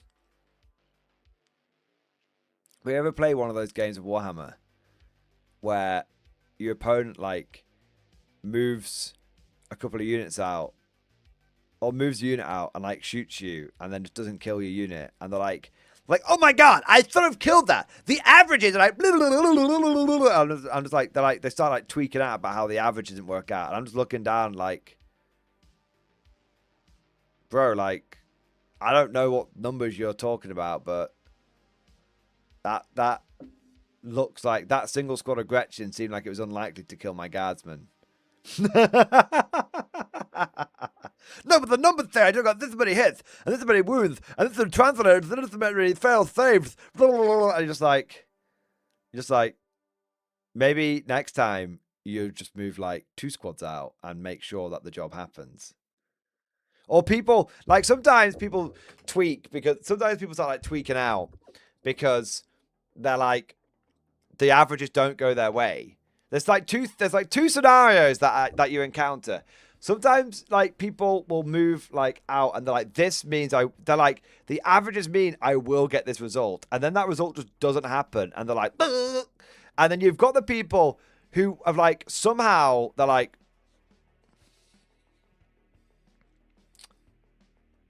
if I move this orc boy with a rocket launcher out and shoot that orc squad, and it's got a rocket launcher, and I shoot that Rogel Dawn, and that should, and then they do it, and then they go, oh, I thought I'd do more than that, and you're like, why did you think that? Like, how could you not figure out that just moving like 10 boys out and shooting a Rogel Dawn would result in any meaningful damage? How could you assume that was going to be the case? Like, can you not look at that and go, even if everything goes perfectly, I'm probably not going to do any real damage? And then it's like, oh, well, oh, it's stupid, I thought I'd do more. And you're like, are you all there? Like, you know? Are you all there? Are you a couple of French fries short of a Happy Meal? Incredibly relevant short in Streams Which Are just a close order short. Let's have a look. 15. Remember you lose. Let's have a look here. I'm trusting you this is relevant. Let's have a look.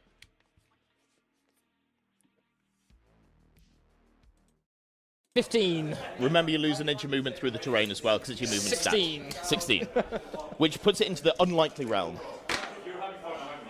16. That's so funny that I said that. That has ruined my day, because I felt very good about this. Alright. 15. Remember you lose an inch of movement through the terrain as well, because it's your movement 16. stat. 16. Which puts it into the unlikely realm. 16. That's so funny that I said that. That has ruined my day, because I felt very good about this. That has ruined my day. Alright. Oh, 15. Remember you lose an inch of movement through the terrain as well, because it's your movement Literally stat. rolled a 16. 16. Which puts it into the unlikely realm.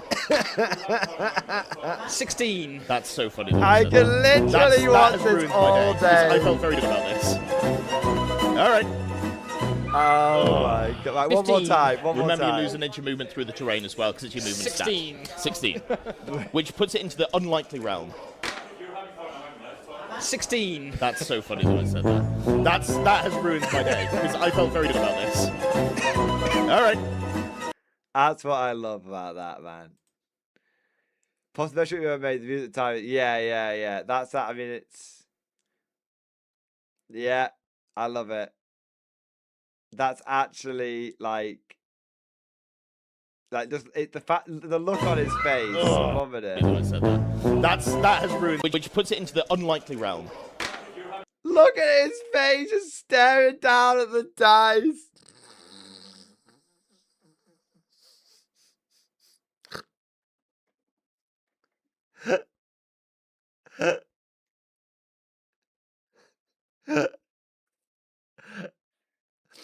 Oh, I'm actually crying. Poor Ed.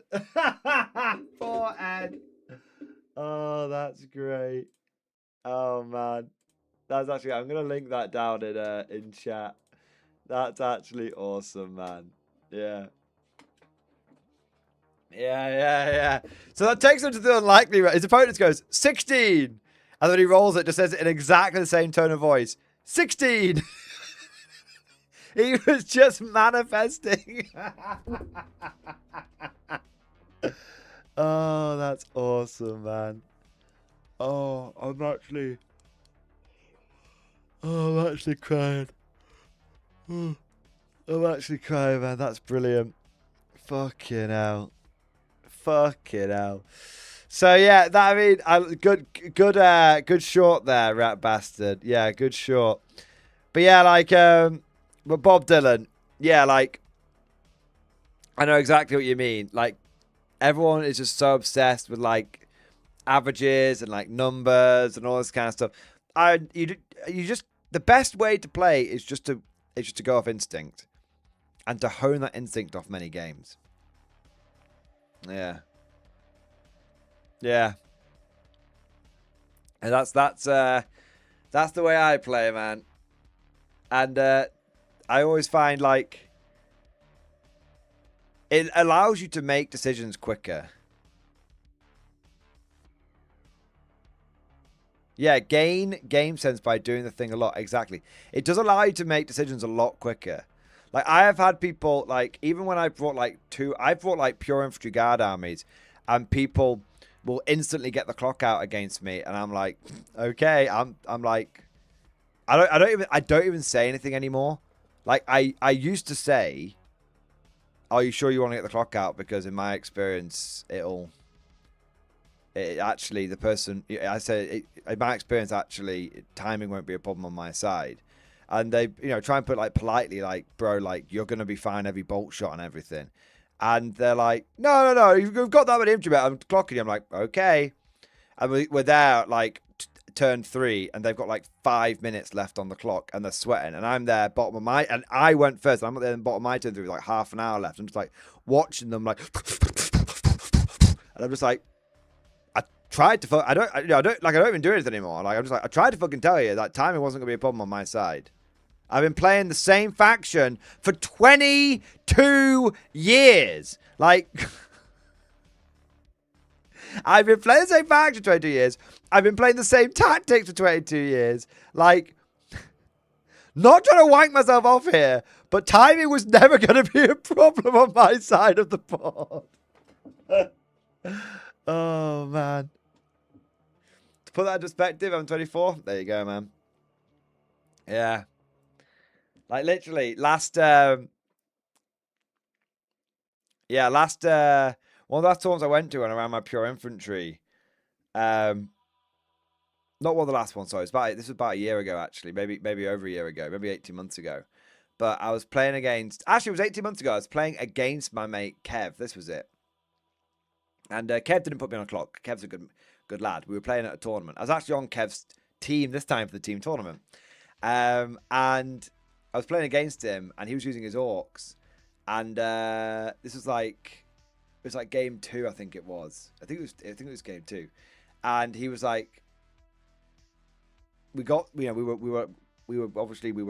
getting through we were on about like turn number 3, and Kev just said to me, like, I don't know how you're doing it. And I was like, what do you mean? He went, I don't know how you can play with like such energy with this list. Like, after one game I'd be fucked. And I'm like, oh well, I said, Kev, like, if you look at it, I'm basically just taken the same unit like 6 times and then done that like twice. And he was like, yeah, I can see it, but like he's like, he said it's actually refreshing playing against someone who moves quickly.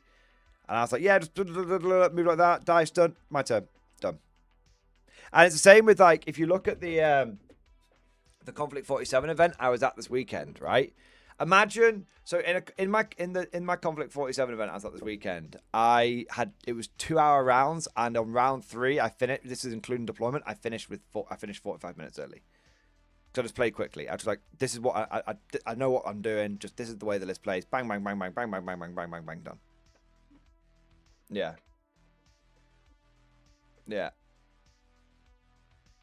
Yeah, I've been to tournaments within a turn or two. I know I'll lose a game more often than not. I'm proven right. Yeah, exactly, Merlin. Yeah. My opponents will say it's too early to tell, but I know when I've lost the game. Yeah, exactly. Yeah. Yeah, Tom was there as well. We both played quickly, you mean? Yeah, we both played very quickly. But yeah, it's nice when you play. It's nice when you just play a quick game. But you have so many people that you come across that they just... It's like... do you know what's funny? I've actually been at tournaments where I as a pure infantry guard commander got a chest clock out and was like, I'm using this. And people were like, people were like, oh, is that for you? And like externally, I was like, oh yeah, of course, mate, because I've got all the infantry. I've got to clock myself, of course. And inside, I'm thinking, this clock isn't for me. Like, I'm being nice saying this clock is for me, but this clock isn't for me. This clock, like this is the phenomenon of hordes. People think it takes a long time to play a horde. It really doesn't. It takes fuck all time to play a horde. It takes a long time to play against a horde because you're like, I've got to use every bolt round. I've got to use every little combat attack. It's like me as a horde guy. I'm like, I don't need to fire those las guns. I'll just fire the melter guns. Yeah. That Rat Bastard, I finished the game in 25 minutes, including deployment, got back at turn 2. That is true, Rat. That was so fucking funny. That was actually one of the moments where I was like pissing myself of laughter. Right? Right. So me and Rat Bastard, we were at a Old World RTT. And I think it was round 2. And you had won your first game. So Rat Bastard had this really, really like convoluted like Death Star for his Skaven army. And he'd won his first game with this like super tricksy unit, and he was like, yes, the time of this game shall come again. And then he got into game 2, and it turned out that his entire army was built around getting this one spell off. I think it was Steed of Shadows. And so in game 2, he like moves his death ball forward in front of this Bretonian army, goes to do Steed of Shadows, and his opponent just dispelled it. So basically hit this 1,000 point unit, which is like ultra fragile, which could only be game winning if it's like basically like behind enemy lines, outside of people's charge arcs, moved up and then just went and just stopped. And then the Bretonian player went, okay, my turn too. And just charged. It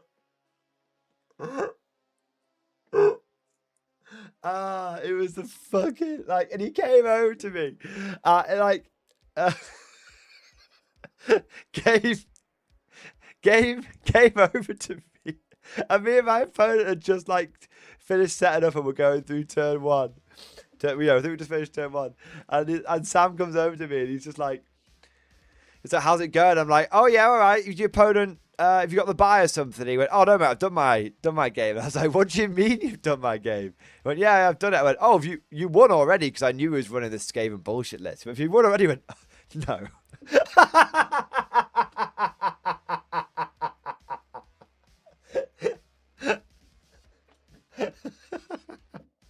It's just the way he just shook his head and just went, no. Honestly, I was pissing myself with laughter.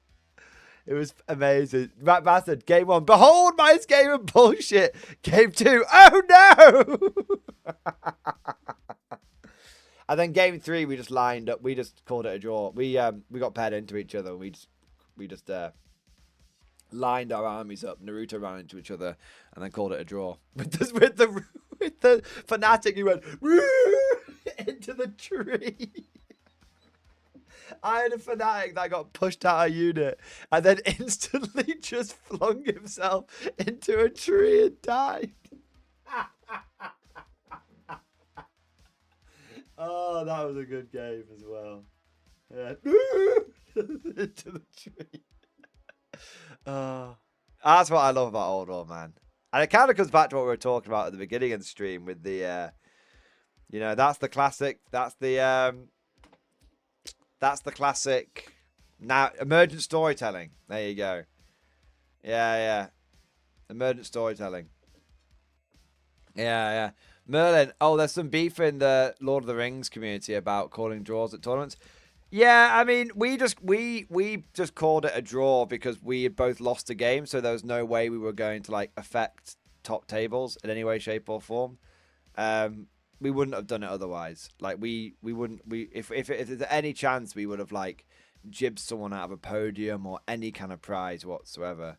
But because there was like no way we were gonna like affect the outcome of the game, affect the outcome of the tournament, we were just like, it doesn't matter what we call here. So we'll literally just have a fun game and just call it a draw. Yeah. Like I never have any issue with doing that. If there's ever a chance it's gonna cause troubles for other people, then no. But obviously, I think we called it a draw and put 0-0 in the score, so even our secondary points weren't going to affect the rankings. I think it was something like that, wasn't it, Rat Bastard? Because we discussed it. We were like, we don't want to fuck anyone on this, but we want to have a low stress game. Yeah. Yeah. But yeah, where were we up to? Bob Dylan, that sent us off on a bit of a tangent there. That was kind of good. Yeah, oh, the beef is more about players who could get the top spots, but still, yeah, no, you shouldn't do it if it's going to affect the top spots ever, ever, ever, ever. Of course not. Of course not. Like, never. Yeah. Yeah, of course not. It actually, do you know what's funny? It reminds me that story, Rat Bastard, actually reminded me of another story. One of my, it was a 40k story. This happened in like 8th edition, and one of my mates, Robbo, who's a very, very, very good player. He always brings like really filthy stuff. Was playing at a tournament. We were playing at the same tournament, and it was funny because this was like this tournament was like fairly close knit, so most people knew each other. But there were a few Johnny Rambos there. It was a team tournament. It was a Warlord team tournament. That was it. And one of the team, most of the teams like know each other, but one of the teams had turned up with a Johnny Rambo, and turned up with an extra guy to like fill in. And this guy just had like this beautifully painted like all metal ultramarine army, and basically he'd only ever played the same army. There was no Primaris in it whatsoever. Like his army just consisted. It was like a Terminator squad, a assault Terminator squad, some like tactical marines, some like assault marines. Like we're talking like all OG, all on Goblin Green bases, all immaculately painted. Basically the same. Basically, he'd run the same army because I got like chatting to him. A few others did after this incident happened. Good incident happened, and he basically just had never changed army apart from like the occasional bit to like adapt from one edition to the next, and he'd had the same army forever. And so he didn't do a lot of tournaments. He just went like to one occasionally or helped out like to fill in a team slot, like in this case. And so this like Johnny Rambo ended up getting paired into Robbo, and Robbo was running like some absolute filthy like knight list and knights at the time were just dominating everyone. And we all assumed that Robbo was going to like flatten this guy, and Robbo assumed he was going to flatten this guy, and then Robbo lost the game by turn 2. And like Robbo came up to me a bit like Rat Bastard did and was like, "Oh, how's it going?" I went, "Oh, all right." And I went, "But if you won your game already?" He went, "No, I lost it." And I was like, "What? What, to Johnny Rambo?" And he was like, "Yeah, like I'll tell you what happened." And basically after we finished my game, I chatted to Robert, we had a beer, and he basically was like, "I just completely underestimated the list. I thought I was all Billy Big Bollocks. I took my knights, I threw my knights at him, and it turns out that this is an 8th edition when Storm Shields were 3-up and vulnerable save. I threw one of my knights into his assault terminators, and then I bounced off his 3-up invuln. I just assumed I'd kill them, but then just bounced. And then he just battered that knight in my turn. And then in his turn, those assault terminators charged another one of my knights because I've been really foolish and just like moved them all up in a brick and killed that knight. And this one unit of assault terminators just killed 2 knights, and that was like half my army, and then it was GG. Not clear on terminology, Johnny Rambo.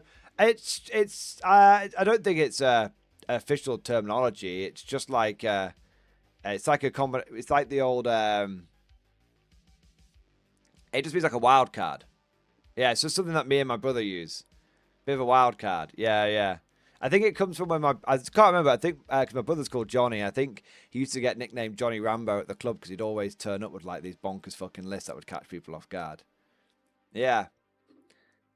So literally, I just said, "Wow, that's crazy," and Robbie just went, "Just a lesson not to underestimate your opponent." I just saw this old ass ultramarine army, thought it was going to be an easy win. Didn't realize that the guy's basically been playing the same army for 20 years. Yeah. Just sometimes looks can be deceptive, you know? So never underestimate your opponent and never assume you're going to get the win, ever. What do we got next? I'll tell you what we got next. I need a drink. I'll be back in a second.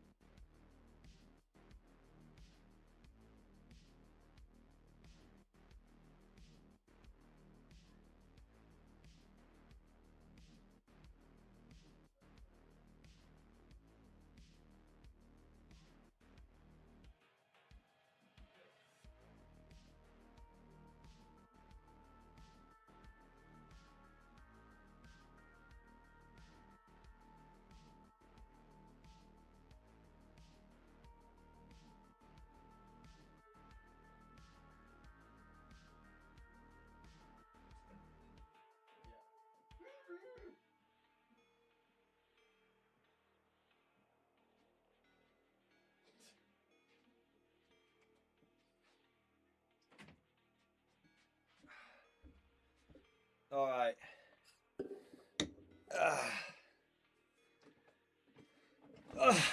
Right, Spriggs, you're getting banned.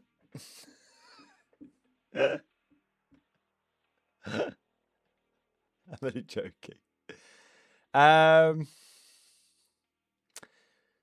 Dylan, what if they overhauled the line of sight system and made it like Bot Action or Old Hammer, where you couldn't shoot through your own models or enemy models? I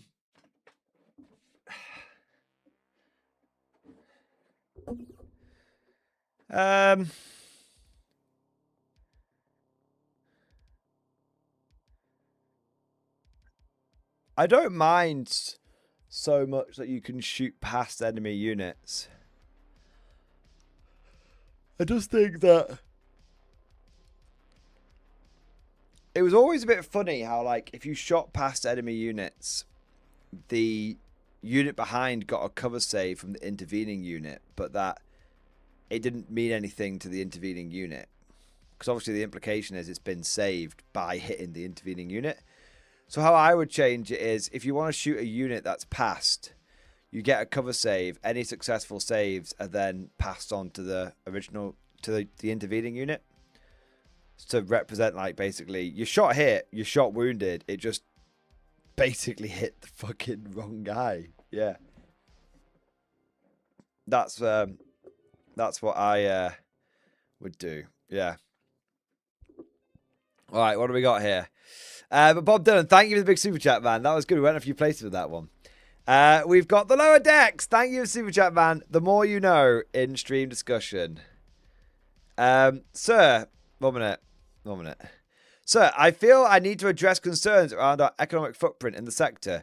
Turnips remain our core business. In light of tire advances, turnip production has been invested as such.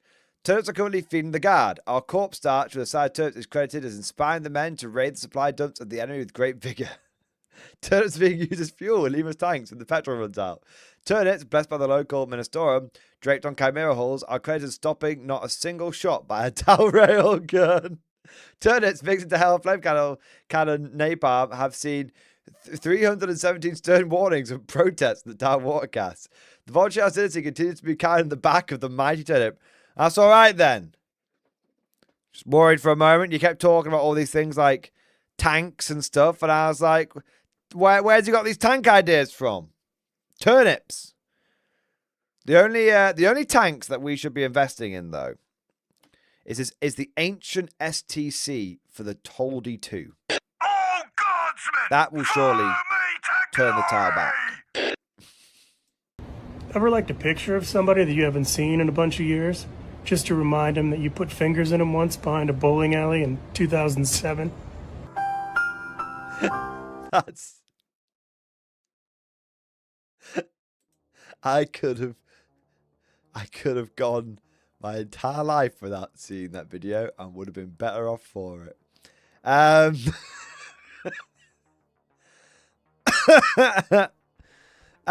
Florida Eccentric, thank you for super chat, man. Can you check the text above the list? Let me have a look, man. 2 tanks on... Never mind, don't want to give away my secret. Wait, am I meant to read it or not? I've been told... Wait, okay, so apparently he said check the text above the list, but now he's changed the text to say, never mind, don't want to give away my secret. All right, fine, Florida Eccentric. Fine. I won't... Keep your secrets then. All right. Next, we've got Butt Mountain. Thank you for super chat, man. Reaching out through all comm channels. Warlord Axis Italian bundle, please. Wait, I heard New Italy stuff drop. Did they do a bundle or not do a bundle? Let's have a look.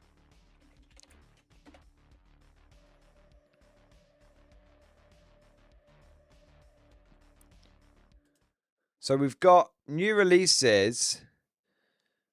Armies of Italy. It looks like such a good book. I love that book, man. It looks so good.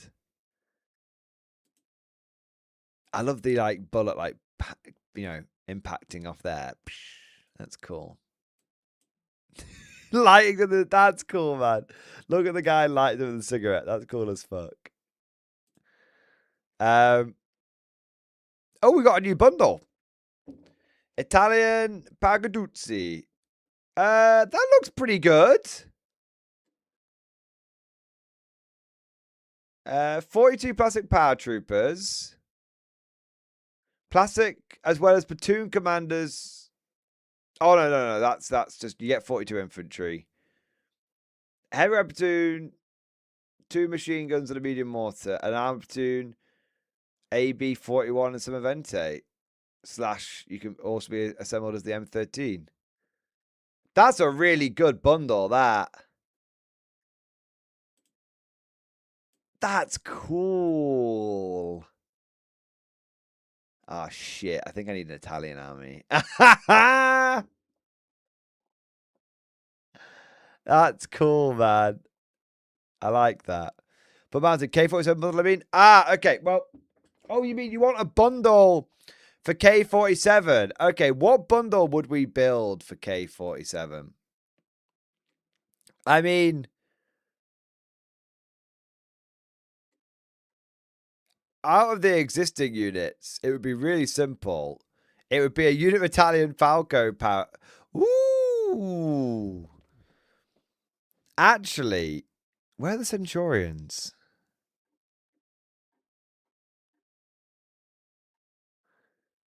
They, I don't think they've got rid of them. I'd be very surprised if they had done. Oh, a minute, no, show more products. I was like, they got rid of Centurions! I mean, for an Italian bundle, you'd basically do a heavy infantry squad plus Falco paratrooper squad plus 2 squads of Legio Aquillas. That would be 42, 42, 37, 37. So 84 plus 64. So that'd be like 148. And then you just sell it for like 120. Yeah. Yeah. You do. That's how I'd do it if I was to do like a bundle. If I was Warlord. Yeah. That's probably what I would do. But if I was to conjure an Italian bundle and also new units into that bundle, what I would do is, if I was Warlord, is I'd go for 2 squads of Legio. I'd go for 2 squads of like 1 minute. I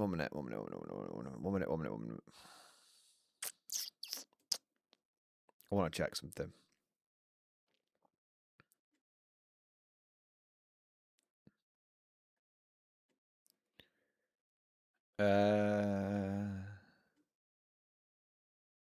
Show me more. Yes. So I would probably go for something mental. Like 2 of the Centurion guys. And then like 2 trucks. And the idea being they just like bomb it forward in the trucks or something. Maybe. Maybe not actually. What about tanks? Could we get like an eyeball? Could we get like an eyeball M13? An eyeball Caro Armato would be cool. Like if instead of this, where is it? That's kind of cool. You can swap between the 2, yeah. But like instead of this little turret, you got a little eyeball. Oh, that'd be so cool. So you have the Caro Amato, but you get a resin upgrade turret for it. So it can get the machine and Schwerveld. So it doesn't get the full Schwerveld projector, but it gets the mini Schwerveld. and then you just price it like appropriately. So I that's what I'd love. That would be cool. Yeah, yeah. The eyeball fits on the auto blender. Really? What, the old Panzer IV eyeball? Really, really, really. How interesting. Or the Puma eyeball, maybe. Interesting. Yeah, it would be cool to get like some Italian bundles for the for K47. I think at some point we'll get some. I think at some point we'll get some more Italian stuff for K47, but I think it'll be a few years away. Yeah. Yeah, I think it'll be a few years away, but I think it will happen eventually. We are going in with first. What would your idea be, Buck Mountain? Do you have any ideas of what you would want? Because there are some things that I was throwing out there. But yeah. Jacob Robinson, thank you so much for Super Chat, man. Could you talk to your Warlord sources about the Chinese? So I know Warlord is very aware that people are interested in a Chinese book. I have no idea if they'll ever... Well, actually... Okay. This was based on last year's open day. I spoke to Alessio and he said, like, at some point he would love to do a China book. But it was more of a... At some point he would like to do it, not they have any plans to do it. So... But my impression, my understanding with Bot Action is that they will eventually get to all of the different nations and stuff. That's my. I think eventually. I don't think it'll be this year, but I think next year maybe it could happen. Yeah, but I don't know. I can ask. I can ask if I remember to ask. But yeah, hopefully we'll get one. I think it would be cool to get a China book. I'd collect a Chinese army. Yeah, I'd go... I'd probably get one of each. Chinese nationalists and Chinese communists. And then just have them fight each other constantly. They'll just get through the most profitable nations first. Yeah, maybe. I think they'll support their existing ranges first. I think they'll support their existing ranges first, and then sort of come back to then come to some ranges they've never done, because they've never made Chinese models as far as I'm aware. Yeah, there's no way they'll ever make Poles or Croats. I know one of the main sculptors at Warlord has been dying to do plastic Polish for a long time. And I think at some point it'll happen.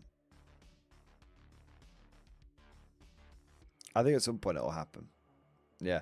I think maybe you might also get some... you might also get some Polish rules in the upcoming Axis and Allies other power books, like for lack of a better term, minor power books. Yeah. Chinese in K47 bot action first. I suspect it'll be in bot well before it'll be in K47. Yeah. Warlord's kind of got enough planned out.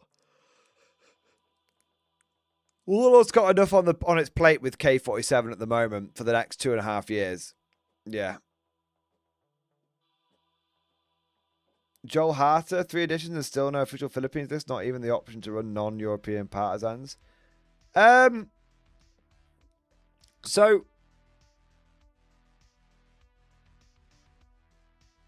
I think what I would say is sometimes, in fact, don't worry, and I'm not having a go, Joe, but I'm not having a go at all.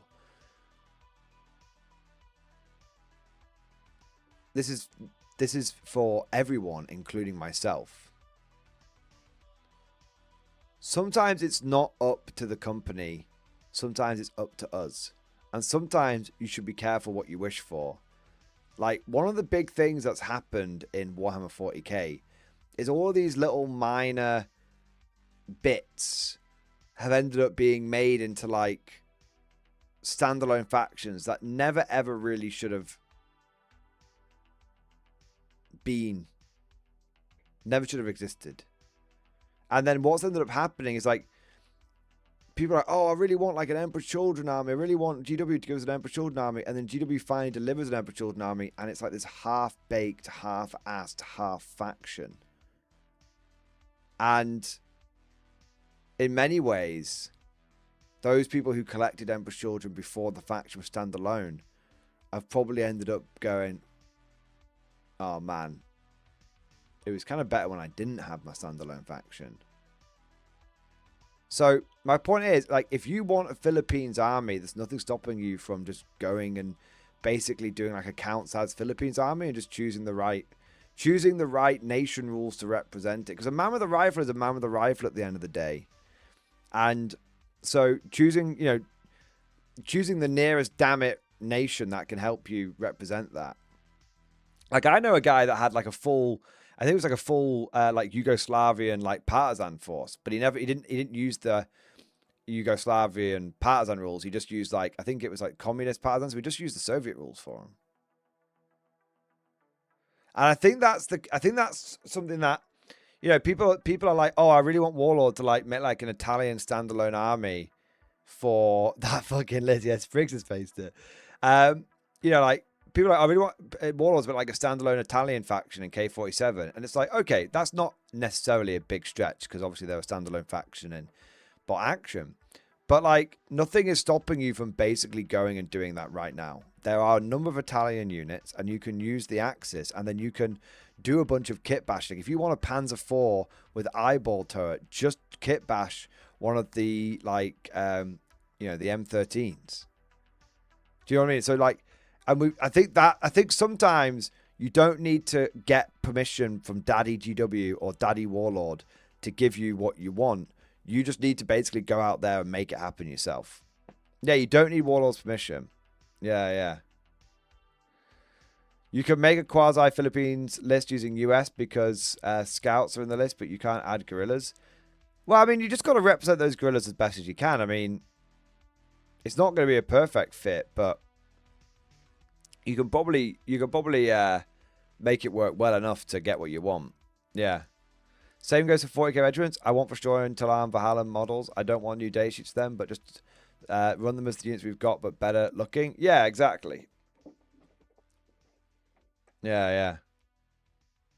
So it's one of those where it's like sometimes you don't need to wait for permission, and sometimes you should be careful because when you'll have this idea of how you want it to work, and then when, you know, Big Daddy Company comes along, what ends up happening is they deliver something that's different to what you expected, and suddenly you realize you actually had more freedom when they weren't sticking their fingers into it, weren't getting involved. Yeah, when it's just you've got the creative freedom. When the company comes along and starts setting out, this is how it should be, you might find that some of the stuff you've done doesn't fit in their box. Yeah. So there you go. That's just like my opinion, man. But it's something that I've come to realize in the last few months. I don't need Daddy GW to tell me this should exist and this should exist. And in fact, in many ways, it's the more they've got involved, the worse it's been. Yeah. Yeah. What have we got next? So for example, Jacob Robinson, if you wanted a Chinese army, I think we've already had someone in the MG community who's made one. They just used the Soviet rules, and then they used because you know the way bot action tanks work, like is it a light tank with machine guns, right? So basically, what they did is they got like a T-26 and like a Panzer. I think it was a T-26, a BA armored car, and then like a Panzer 1. And he just went, well, the Panzer 1 is just a light tank with 2 machine guns, so I'll just use this like T-26 variant with double machine guns to represent it, or something like that. So yeah, like there's nothing wrong like using a capture. Like he's got, I know. I think it's John Shepherd in this community who instead of using Panzer 4s uses a T-34-85 captured, and he uses that as part of his Finns, I think, or maybe no, just part of his Germans. Yeah. So yeah, it's one of those where like you don't need to wait. You can just make it happen. That was loud as fuck. That's because you all kept asking for the volume to be turned up. No, it's too loud. No, it's too loud. See, I couldn't fucking chat.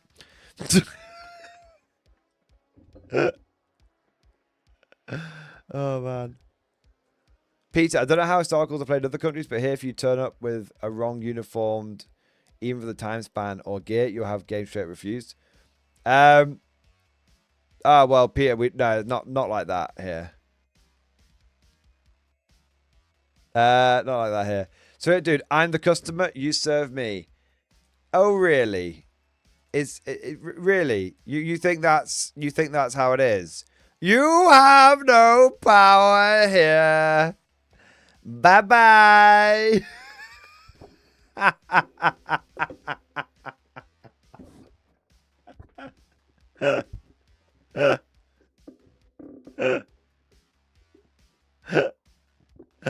He's only gone for a minute. He's only gone for 1 minute. There we are. You guys don't understand. I'm not trapped in here with you. You're trapped in here with me. Except you can leave as well. But no, Peter. Yeah, no one does that in. I don't know. Not in bot action. Everyone in my bot like we've got a couple of people in our bot action group that have got their German guys just painted in grey, even like the tanks, because Germans always had like grey tanks, right? As long as it's painted and it looks cohesive, then that's the main thing. Yeah, we don't have any rivet counters where I am. It's not the vibe. Depends, I think it depends on, it depends on, like, if you turned up with like maybe like a bunch of like pink, bright tentacle pink Americans, then maybe. But as long as it's like, hey, are those Americans green? Yes. Cool, that'll do. Hey, are those Russians also wearing green? Or like tan? Yeah, that'll do. Yeah. There you go. Yeah. So yeah, I think it's different where you are, man. People are probably being a bit more strict. What have we got next? Professor Lojan, thank you so much for the super chat, man. Bot action Italian national rules dropped. Looking USA tier. I heard good things about them. Let's have a look. All right. Armies of Italy are here. Slightly shorter pre-order window. That's nice. Veteran Italian players will tell you that in previous editions they've had a bit of a tough time of things with the infamous Avante Savoia rule, swinging games wildly once bodies started dropping. Yeah, it was like, the moment that you were like, you lost 3 dice. The moment the dice difference was, dice losses was by 3, the army just collapsed. We already gave Italians a boost their PDF rules as part of removing the negative special rules in the game, and the new book was a great opportunity to go back and completely reevaluate how Italian forces work. Leading off, we've got 2 new rules that apply across the book. Alzo 0, making your artillery more likely to literally stick to their guns, and mixed quality, giving your inexperienced units a nice little boost. Joining them is a revamped defensive strategy, let you set up units in ambush to start the game, and slowing your enemy down on the first turn. So, Alzo 0! Italian artillery units were renowned for holding their position against armed attacks, firing against enemy tanks over open sights until their guns are overrun. Any Italian artillery units may reroll any failed morale checks. Hey, that's alright! That's alright. Yeah. That's alright, man. Peter, I had a friend whose German tanks were grey painted and had Zimmerit strips. Come to the event set in 1941, he was removed from the event and store playing 1936 for when didn't allow him to play. Yeah, that would never happen over here. Like, we played a Kursk event recently, and the TO was like, I know most people have T3485s, but the T3485 wasn't around at the time. But anyone who wants to use a T3485 on the Soviet side, but just play it as a counts as T3476, that's fine. Because he was like, I don't expect you guys to go out and buy like whole new armies for this. It's meant to be more of a social than anything else. Yeah, Pete, I'll be real, man. Like that, I'm not trying to poo-poo anyone, but if a store did that to me, that would be a store that I would never go back to again. Like, what the fuck? We're playing with toy soldiers and we're meant to be having a bit of fun. Yeah. Let's have a look. Paolo, rerolls in bolt action. The end is near. There's been rerolls for morale on the Soviets for a little while now. Yeah. Mixed quality. Italian conscript infantry units suffered from poor training, equipment, leadership, and supply, leading to a lack of cohesion and occasionally unpredictable behavior, with some units underperforming and others performing well above expectations. All inexperienced Italian infantry units have the green special rule. That seems fine. Yeah, whether they've got that's some. So whether they have it, the option or not, they all have it. Okay, fair. So strategy. Italian strategic thinking and the very organization of its army was geared to a fairly static and defensive approach to warfare. All Italian forces have the following rules. During the first turn of the game, the enemy cannot order their units to run to the table as they cautiously probe the terrain in front of the Italian line for minefields and make their way across barbed wire. Enemy units in the first wave are exempt and can be ordered to run to normal as to enter the table. Okay, so first wave you can run, but otherwise you can't run. Any of your regular or vet units that set up on the table turn 1 may start the game in ambush. If you decide to do so, set one of your order dice in place next to them as you deploy them, as if you had ordered them to ambush before during the first order dice turn 1. In styles that require attack and defender, the Italian player may choose if they want to defend or not, except if both forces Italian, in which case this rule has no effect. That's fine, yeah. I mean, basically, if you're inexperienced, you have to be green. You get reroll on your artillery, and you get some defensive stuff. Yeah, I mean it seems fine. Yeah, not I have no issues with it whatsoever. What have we got? I always find the main things really come down to like the unit stuff. Yeah. Anyone's been paying attention to how the army structure rules work in Barks Edition will know that we're not done there. Germany started the trend to defend the fatherland, and every subsequent book has continued. Italy will be no exception. Let's meet the rule that allows you to theme your force exactly the way you want it. Alpini, hey! Units must be taken as veteran. Units must be given fieldcraft for +1 point per model. This applies to light howitzers and light anti-tank guns, but not to other artillery units. In addition to the fieldcraft, they also have the following rules. So fieldcraft is a fantastically powerful rule, so that's great. The Alpini were extensively equipped for winter conditions and carry substantially more than their regular infantry counterparts. Any infantry unit that may take skis, no additional cost. An infantry unit equipped with skis ignores all blah blah. Any infantry units may upgrade to mounted guns at no extra cost, but you must remove any gun shields from all guns upgraded in this way. Any of this upgrade is not affected by difficult ground like other artillery. Instead, it will remove through difficult ground in the same manner as infantry and ignores all. I mean, Alpini's strong. Alpini is super, super strong. Yeah, I like that. Bersaglieri. Units must be taken as veteran. Units must be given the following rule for +1 point per model. Di corsa. The unit may reroll failed advance and run order tests. This rule does not apply when coming onto the table from reserve or outflanking, and it also does not apply for assaults. Hey, that's pretty good. That's pretty good for Bersaglieri. You get to reroll failed advance and run tests. I definitely don't think this is USA tier.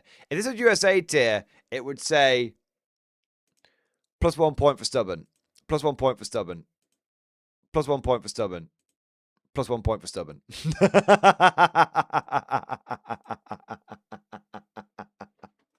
USA tier is like everyone in the US Army can be stubborn. Everyone in the US Army, Navy, or whatever can be stubborn. That was apparently all the US did. Yeah. Let's have a look.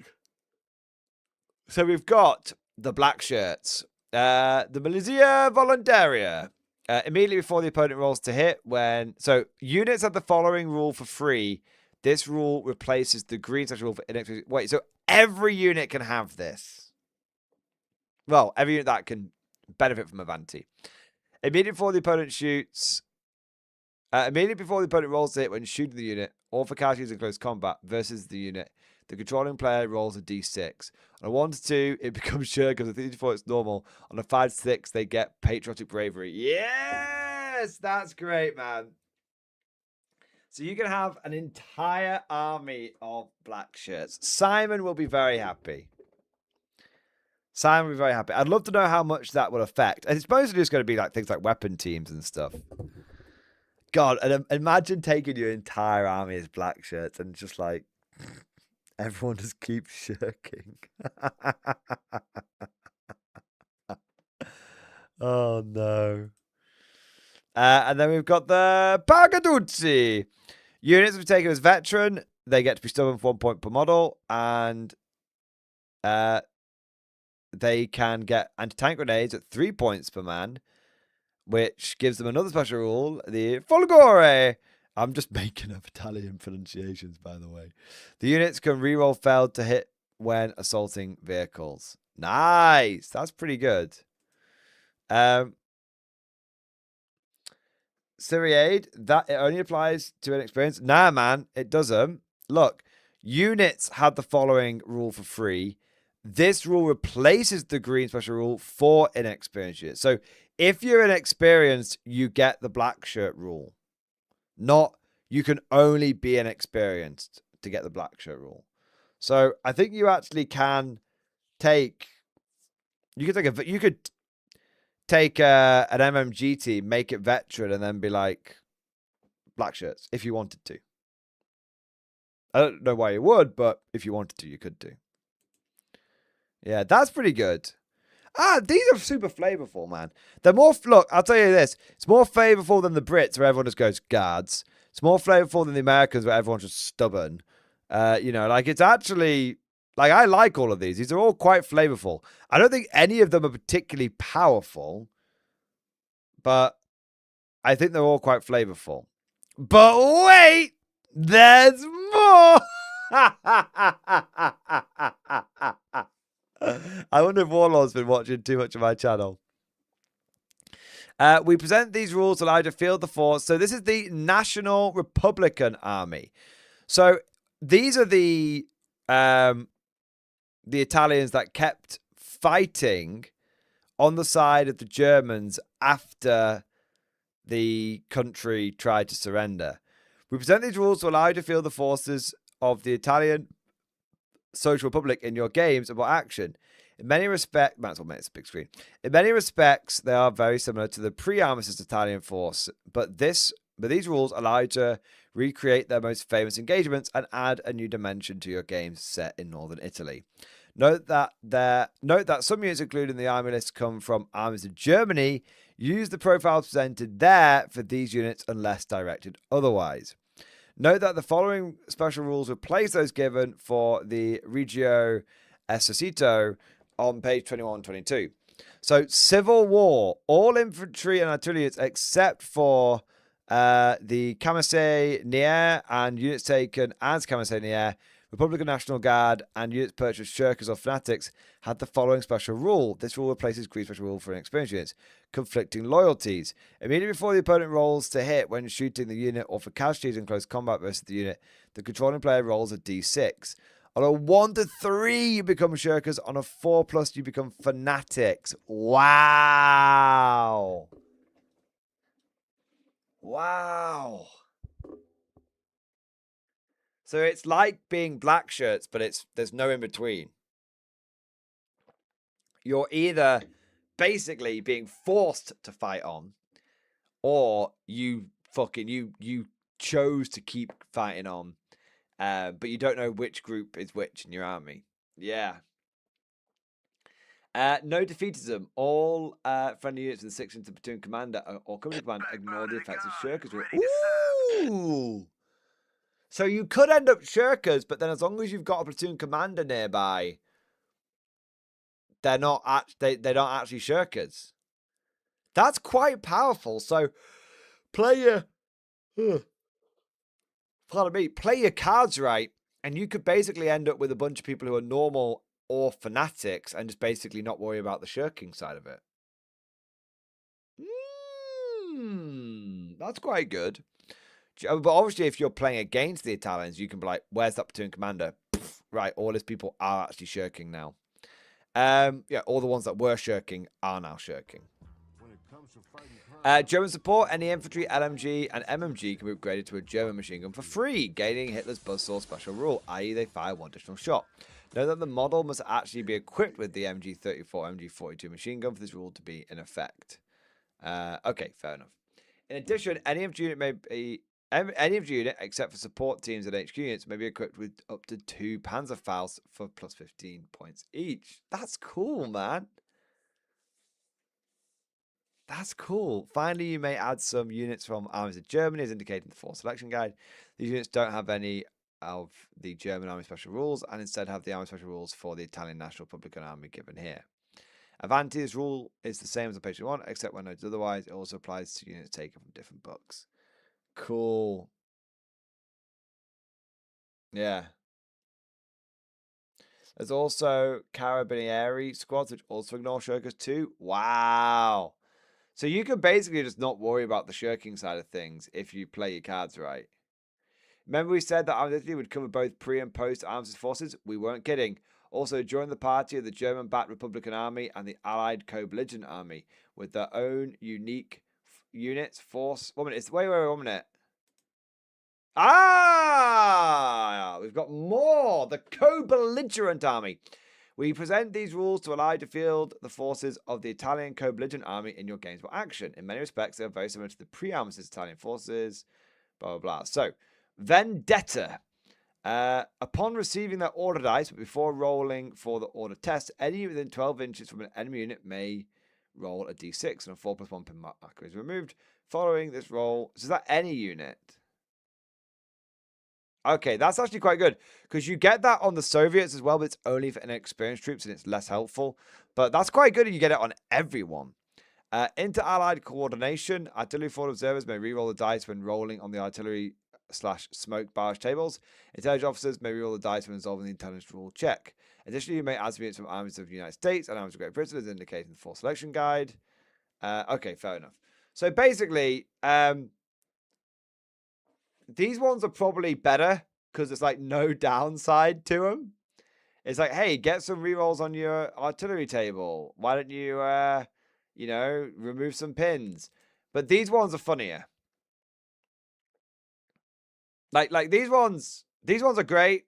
Probably actually like the more powerful rules. These ones are funnier. I pick these ones because they're funny. Like, oh no, 50-50. My army is gonna, like, my units are gonna be shirkers, or are going to be fanatics. I just raw dog it, you know.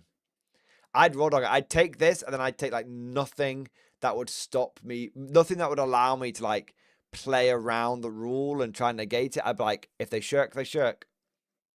If they're fanatics, they're fanatics. If they shirk, they shirk. There's no in between. There's no in between. We have these rules. We are going to lean into them. My first impressions, these are really good. I don't think they're particularly powerful. I don't think there's going to be a spaghetti meta incoming in here.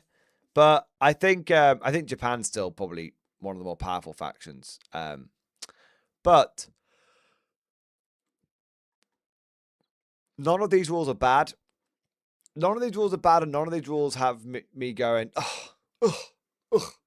you know, like the problem with like Brits, for example, is everyone just picks guards. Like with this one, I could actually see me taking any of these. Alpini are good for the fieldcraft. Bersaglieri are kind of cool on the reroll, advance, and run orders. Black shirts are just funny. And Paracaduzzi get stubborn with a twist. Yeah, like, none of them are great, but I don't see any of these being like, oh, everyone's just going to take the same one. I think you will see a variety of Italian I think you'll see a variety of Italian armies, and the funny thing is, like, that was probably already the case with the Italians, because the Italian community in bot action was already kind of vibes based. Because they already knew they were playing Italy, so they were like, might as well just play for vibes, not worry about wins. And I think that will continue. So yeah, overall, I like it. Looks good to me. What do you mean, spaghetti meta? Oh, sorry, it won't be a spaghetti meta. It'll be a pizza pie. Whee! There we are. All right. What have we got next? We got some super chats coming in here.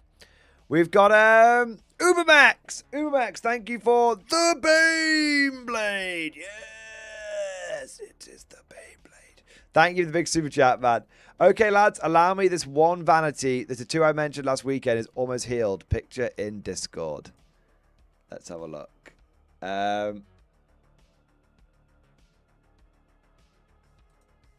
Hey, that's cool, man. Imperator Custodi. Is that Custodias? Nice. That's kind of cool, man. Yeah. The Emperor protects. Nice. That's kind of cool, man. Dude, thank you for your support. And everyone's apparently getting fucking 40k tattoos. I haven't got any tattoos, but it's cool to see other people getting them. Yeah. So I just closed a few tabs there. Hey, looks good, man. Yeah. It looks good. Umex, thank you for support, man. What have we got next? We've got It's-A-Me, Marco. Thank you so much for the 20 gifted memberships. We are going in with the first wave. Means more bugs for us to kill. You smash the entire area. You go more than 2 legs. You get me. We get you, sir. Marco's Marauders going in there. Clearing out them bug holes. There we go, man. Thank you so much, bro. Also, thank you for the super chat. Thoughts on my last 10th edition list in stream discussion. All right, let's have a look here. Let's have a look. It's a Space Marine list. Ugh. Marco. How far you have fallen. Says the man that plays Conflict 47 on more than 40k. Adrax, Agatone, Apothecary, Catherine Gravis Armor, Volcanistan, 10 heavy intercessors, 5 heavy intercessors, 5 heavy intercessors, aggressors, blade guard, devastators, eradicators, infernus, and 2 tactical. Look, 2 times Infernus squads. Wait. So it's 1 minute. It's 20 heavy intercessors, 6 aggressors, 6 blade guard, 5 devastators, 6 eradicators in 2 squads, and 20 Infernus Marines in 2 squads, and then 2 Invicta Warsuits. I mean, it's pretty mental that you're rocking up with like fucking 20 Infernus Marines.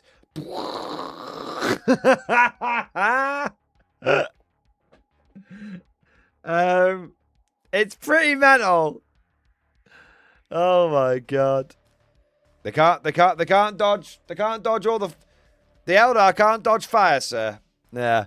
What do I think of your last list of 10? I think it's absolutely mental and I love it. Yeah. It's absolutely mental and I love it. Yeah. It's cool. Yeah. Yeah, man. I love that, bro. I love that. What we got next? Macon, thank you for super chat, man. Cyrillic dude's likely reaction to ban in stream discussion. Why? Why is that? Why is that his reaction to getting banned?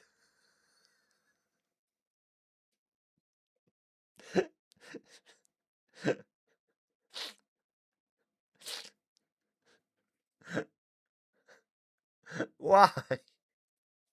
Why do you send me these things? Why do you people send me these things? I could have got my entire life without seeing this.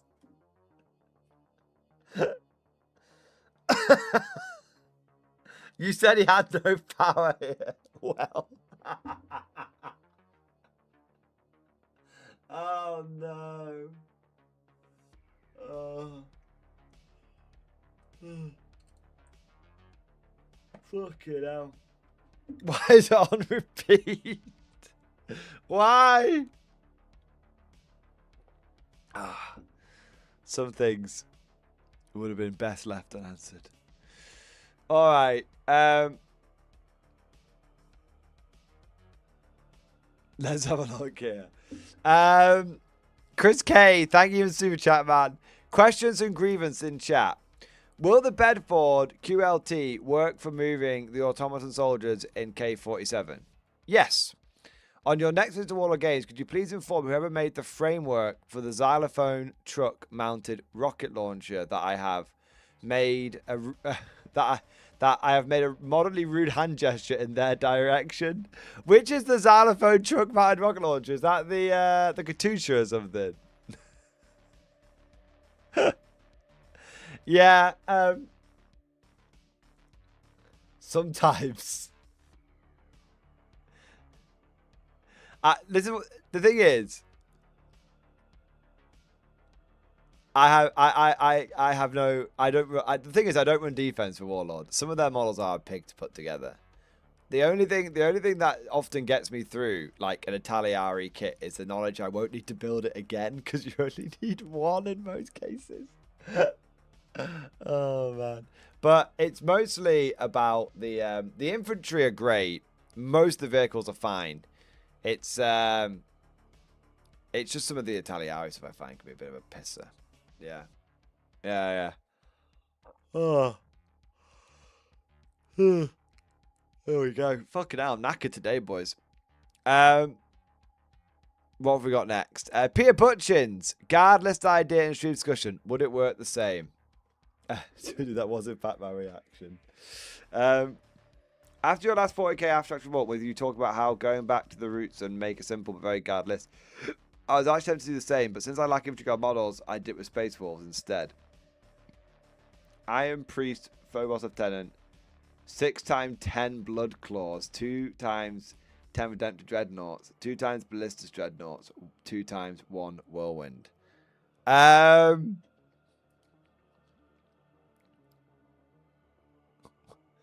You know what? Weirdly, man, I think that'll do all right. Like, weirdly, I think that'll do all right. Lots of infantry. Redemptors and Ballistas for doing damage. Also, Redemptors can do melee damage too. And a couple of Whirlwinds. The Whirlwinds are so expensive. The only thing I would say is the Whirlwinds are kind of expensive, but other than that, yeah, 2 Whirlwinds. But yeah. Yeah, and they're worse than Basilisks? I guess, but I mean, I guess, yeah. The Whirlwinds are the only meme part, but you know, try them out. If they're a bag of shit, you can do something else with them. But I actually like that the 60 Blood Claws and the 4 Dreadnoughts I actually really like, to the point where I think the Whirlwinds might actually weirdly work, because they can be like, you know, because they can do the indirect fire and go after the enemy. I don't know. Maybe swap them out. But do you know what you really want to do, Pete Butchins? You want to run 100. You want to run 6 maxed out squads of Blood Claws and then 6 maxed out squads of Grey Hunters, right? Yeah. Maybe. But weirdly, I think it would do all right. I'm not sure. The Whirlwind's the only bit I'm not sure about, but other than that, I think the rest of it's pretty solid. Can they? Can you take them in squads of 20, Peter? If you can take them in squads of 20, you need to be taking 120 Blood Claws, and don't question it, don't ask it, just do it. Just every old ass marine that you can buy and convert, you need 120 blood claws, and then you need to run at the enemy. That is the only way. That is the way victory lies. That's how you guardify them. Yeah. All right. We've got Metal Doom. Metal Doom, thank you for the 5 months, man.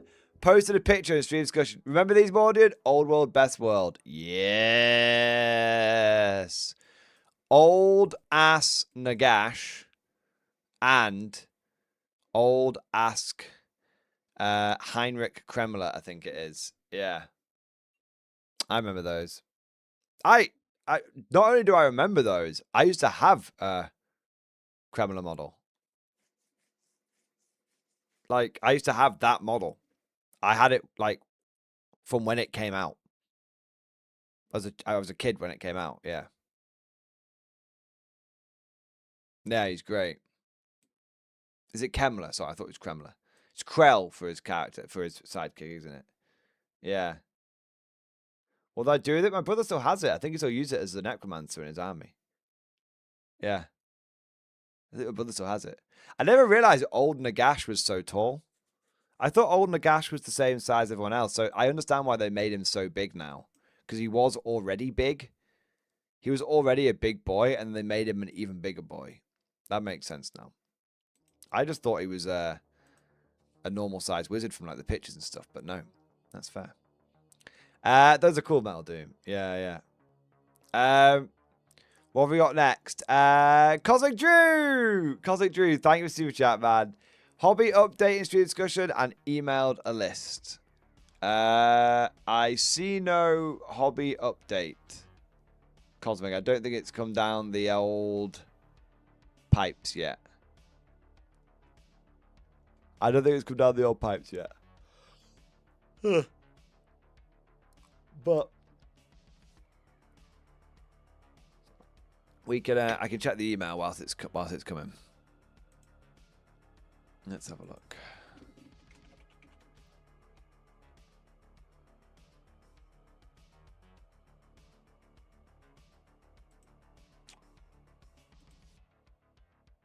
Ooh, he sent me an Axis list. All right.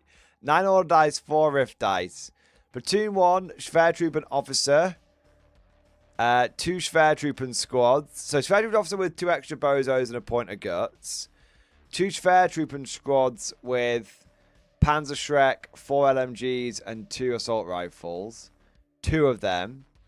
2 Volksgrenadier squads with 2 SMGs, 4 assault rifles, and 4 rifles. Okay. And then another assault platoon with platoon commander with 2 extra bozos and a point of guts. And then a Fallschirmjäger squad, another Fallschirmjäger squad, and an Achtelbend squad. Ooh. I mean, the Fallschirmjäger have got Panzerfaust, so you got 2 of those. And then you've got the 2 Panzer Shrek. So I don't think you're actually lacking in anti-tank. So, yeah. Cosmic, I actually like the list. Yeah, I actually like the list. I think the list really works. Yeah, I like it. Let's have a look here. I started building my axes between shifts, and I've got a few models done, and an Actal Ben, and I tried to proxy together NEM, starting it with the Axis Force. Nice! Let's have a look. Hey, that looks alright, man. 6-man squad with a Panzer Shrek. Got the commander. Did you put a Gene Stealer cult his head on top of one of those Iron Core guys? Or up one of the... Is it one of the Iron Core guys or one of the plastic German infantry you got? That's actually quite cool. I quite like that, actually. Check my conflict flow. I've been busting this since 1947. It's not even a thing to me. I got in bunker with Daughters of the Motherland, showed them my Paragon, and made shirk till I wolf. Right. Cosmic, what is going on? What is going on with these memes, Cosmic? Shall I go fucking in the fjords? Perhaps. Never. I shall never. You will never tempt me to the fjord side. There you go. I like the Nactal Ben conversion. That's very, very cool. I like all the models, Cosmic. But I like the Nactal conversion. That's actually quite clever. Yeah, yeah. Very good. Very, very good, Cosmic. So, yeah, list decent. The only thing I'd worry about is if you've not got any ignores cover. So if you face off against anything like Shrek Wolfen, you might struggle. That's my only concern. You kind of want... You can't go... It's like you can't go wrong with a good you can't go wrong with a good Schwerveld projector. Yeah, yeah. Yeah. There you go. But other than that, fine. Yeah. Mr. Lackey, thank you for super chat, man. Send you my list for the upcoming GT in the Netherlands in April. It's too long for Discord, so I made it out. Could you give me your thoughts? Of course, mate. Let me have a look. Okay, so Grizzled Company, 2,000 points. Cadian Command Squad, Commissar Leontus Rogaldorn Commander. 1, 2, 3, 4 units of Cadian Shock Troops. 1, 2, 3 Chimeras. Basilisk, Basilisk, Vanquisher, Vanquisher, Vanquisher. Rattlings and Scions. I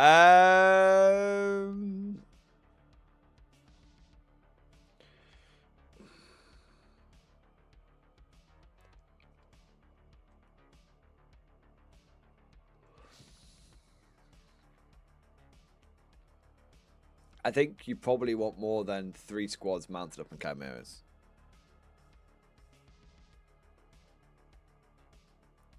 My instinct is that you don't have enough infantry. If I was to suggest anything, I would consider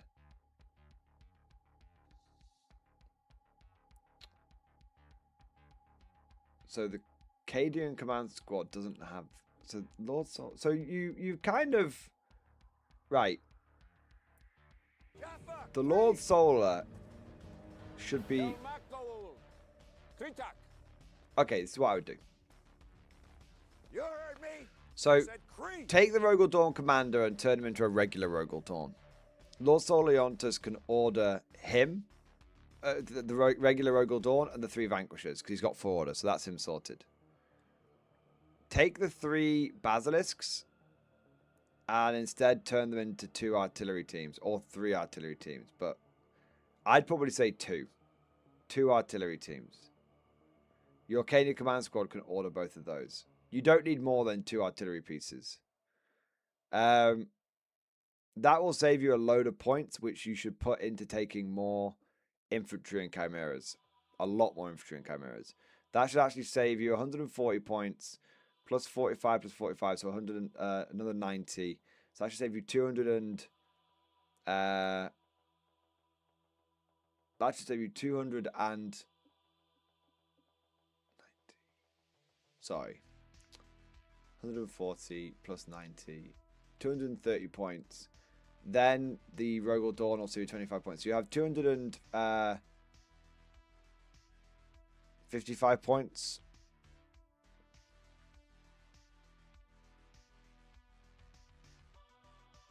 Sack off the Rattlings and take 2 squads of... You don't need the Tempest. You don't need the Scions and the Commissar. So sack off the Scions and get 2 more squads of infantry and chimeras. That's what I would do. Yeah. Worth to mention GW terrain? Still. Yeah, yeah. Yeah, like Cyrillic, dude, I agree. Sack off one of the Basilisks, get you more men in boxes. Yeah, yeah. You're still gonna want more infantry, because otherwise you're gonna end up like just no screening or anything like that. No deep strike screening as well. That would be my advice. Even if, I mean, I think you need 2 more squads in chimeras. That's what I would take. I would take 4 tanks, 5 squads in chimeras, 2 artillery pieces, and then enough orders to order them all around. He doesn't have the models.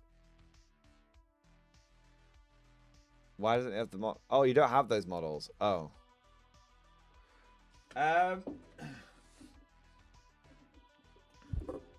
Well, it doesn't have to be infantry and chimeras.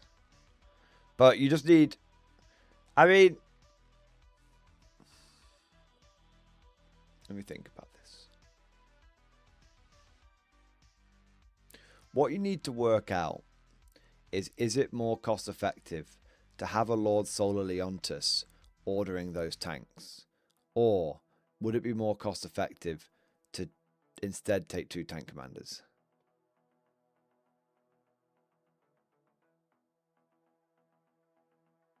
When you think about it, Lord Solar Leontus and all of his buddies comes to 250 points. You could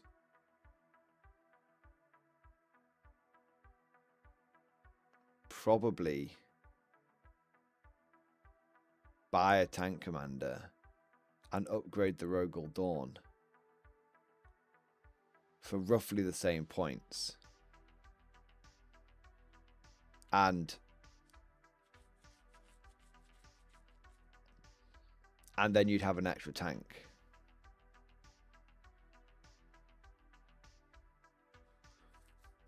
Do you not have the artillery team, Mr. Lackey? I suppose if you don't have it's difficult because I don't know exactly what models you've got, but I think you want to have a list which is 4 tanks, 5 squads of infantry in chimeras, if you can do that. If you can't put them in chimeras, then you should have as many squads in chimeras as you can, and then after that, basically like at least a blob of infantry. But yeah, just too few infantry, and then yeah, you want infantry, tanks, and yeah, some Katachans are fine. Yeah, Katachans in chimeras are better, frankly.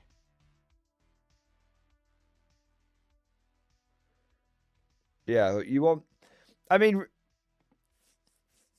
the prevailing wisdom is to take 12 Bulgrin.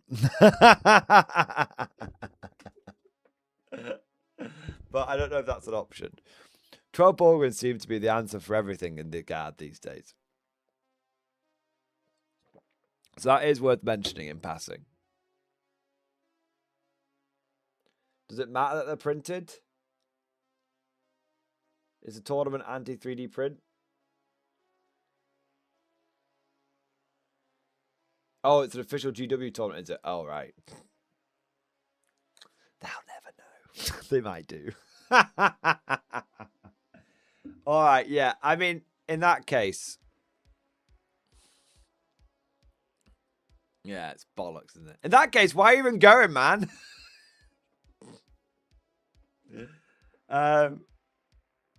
No, okay. I think my standing order is the list needs more the list needs more infantry. And where I would probably slash that is one of the basilisks first. But I would also work out the points costs to check, you know, the points difference between taking the dedicated Lord Solar blob for all of your ordering shit. Like, put it this way. I mean, you don't have the artillery teams, do you? That's the thing. This is why so there's a reason I ended up taking 2 tank commanders. Because 2 tank commanders in Grizzle Company can do 6 orders. So when I ran Grizzle Company, I took 2 tank commanders, 2 regular tanks, and 2 basilisks. And then I didn't need a Lord Solar to order the basilisks. And that ended up being way, way, way, way, way more cost efficient. So what I'm saying is do the same thing. Work out what is actually the more points efficient thing to get orders for your artillery. Is it via a dedicated Lord Solar blob who will only be doing that? Or can you have tank commanders who will be able to order your artillery and themselves and another tank? Because you might find that actually the Lord Solar blob is not the most points efficient way for you to be getting orders on everything that needs orders. Yeah. So that's my advice. Hope that helps, man. James Paints Plastic. Thank you for super chat, man.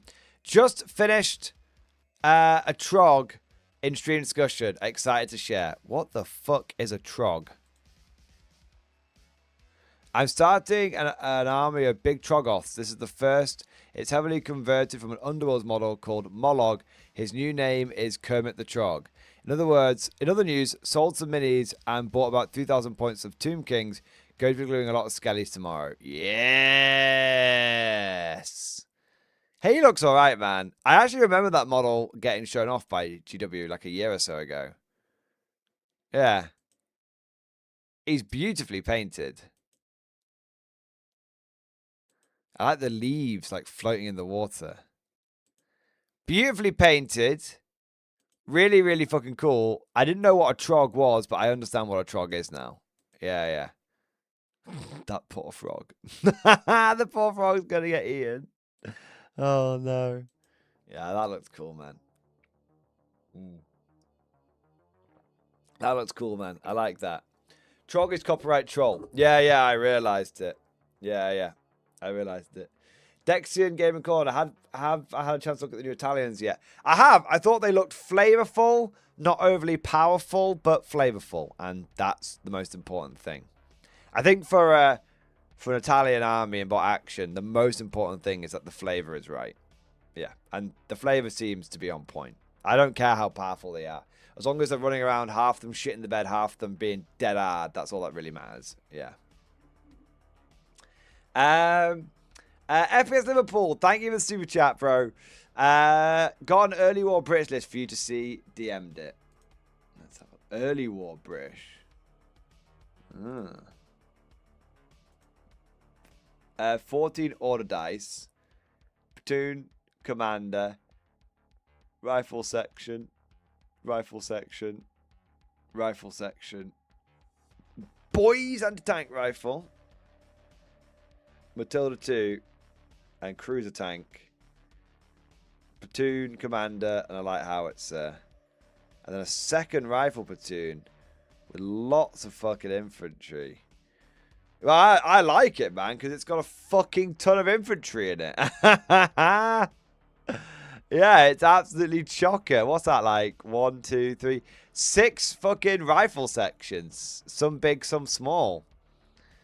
6 rifle sections, 2 tanks, and an artillery piece. I mean, you genuinely could... You might want to consider getting another, like, mortar or something. Yeah, yeah. Yeah, yeah. But you might want a bit more HE, but otherwise, I think you're looking all right, man. Yeah, you've not got a lot of anti-tank, but you've probably got enough to keep the enemy tanks busy. Yeah. All right.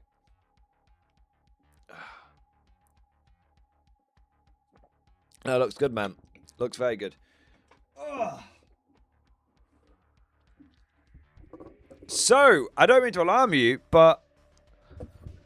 I think we've bloody caught up on all the bloody super chats. My God. My God. It's never been done. It's never been done. I don't really... I have one package to open.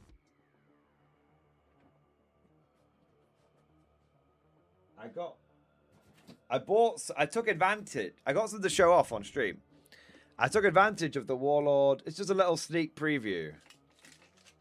By the way, I'm a little out of it today because I'm on some painkillers. But, because my teeth are all messed up. But, before I get all selfish and show off my package on stream, thank you to everyone who has supported the stream so far.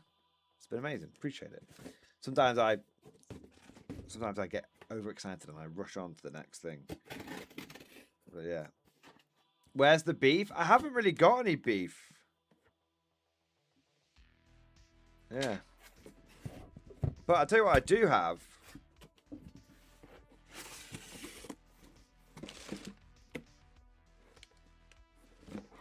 I got a truck. So I took advantage over the weekend of Warlord Games' buy 4 for 3 sale, basically. So I got a truck, and that's gonna be my second truck for my Soviets probably, but I might do it for my Americans. I haven't decided yet, but I got a truck. You heard me. said cream. And then I actually bought not one, not two, but 3 HMG teams. So I bought one of each HMG team that Warlord makes. So we've got the standard US Army one. And then we've got the US Airborne HMG team. And they're both in metal. And then interestingly, we've got... I bought the US Winter one, and that's mostly in Warlord resin. So that's kind of cool. So I bought one of each to have a little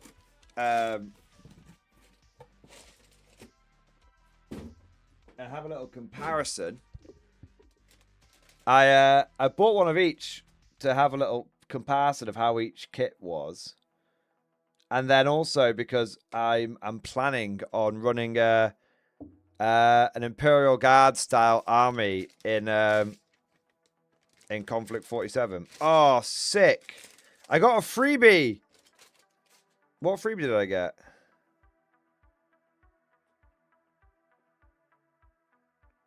Oh, wow! These are cool, man.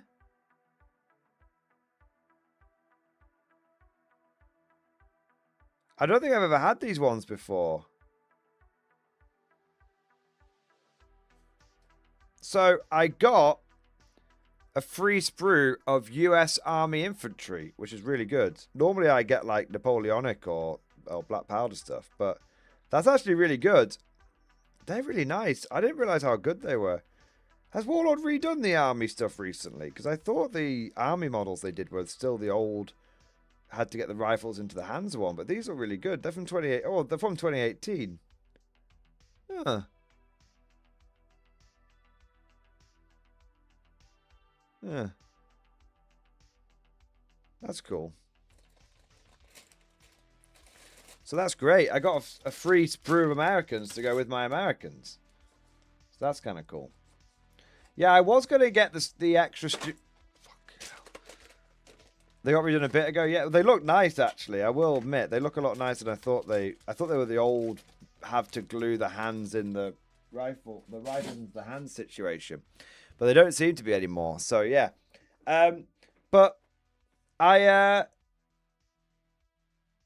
bought. I was going to use that truck for my Russians because I've got one truck for the Russians, but I don't know if I need 2 Russian trucks. I mean, maybe if I run 2 PP patrols.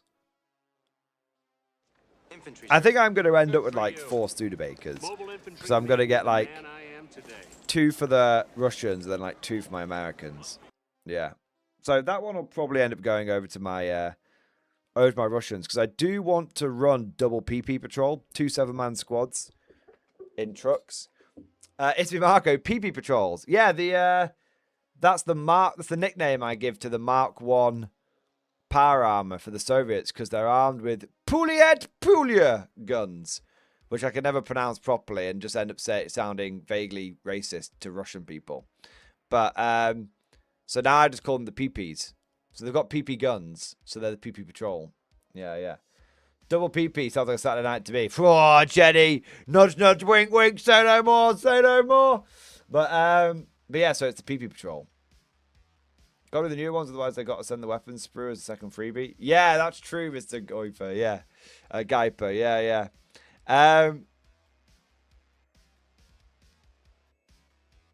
Yeah, that's cool, Macom. Yeah. So I've got the. So my idea for my National Guard army was to have. I was going to have 3 squads of power armor. And then 3 basic infantry squads. 3 platoon commanders. And 3 HMG teams. And like 3 Tesla vehicles. But Because that felt like it was more. I just wish I didn't have to take any power armor. You know? Like I wish I could just take all basic guys. One day. We'll see. One day. But yeah, I've the idea is I want to run like instead of the Imperial Guard, it's the National Guard. Try and hold back the horrors of the Rift with try and hold back the horrors of the Rift with naught but Garans, 50 Cals, and Shermans. That's kind of or Stuarts even. That was kind of the vibe I was gonna go for this list, but but I think that should still need to finalize the bits and bobs for it, but I definitely want to have 350 cal teams. Definitely. I just love the idea of like each platoon having like a dedicated like 50 cal team because they've learned the hard way that when the Shrek Wolfen come a call in, the 50's gotta start, you know, doing some heavy work. Yeah. Yeah, so that's my idea for my next bot action list. It's going to be pure vibes, pure Imperial Guard. Yeah, I just need to figure out how I'm going to do the... So currently, I've got 2 Tesla Stuarts in the army. But I feel like I need some heavier punch. Maybe I need some Tesla Shermans as well, but I need the turrets for them. Yeah. But yeah, we'll see. What do we got next? Got some super chats coming in here. The Red Scout, thank you for super chat, man. Message in stream discussion. All right, let's have a look. Got a game tomorrow. Not the most efficient list. Basically a collection of stuff I have painted recently. How screwed am I? Assume the best loadout on everything. Lord Solar, Cadian Command Squad, Rust Commander Executioner, Tech Priest, 10 Cadians, 40 Catachans, 10 Kazakin, 10 Rough Riders, 2 Dawns, and 5 Chimeras.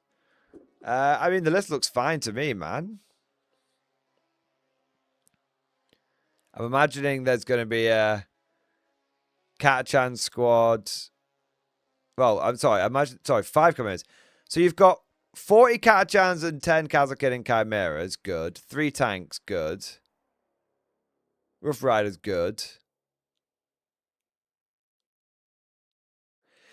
But yeah, this is fine. The Stinky Necron list. Overlord, Scorpack Lord, 20 Immortals, 20 Warriors, 2 Doomsday Arcs, 1 Monolith, 10 Lich Guards, 6 Scorpacks.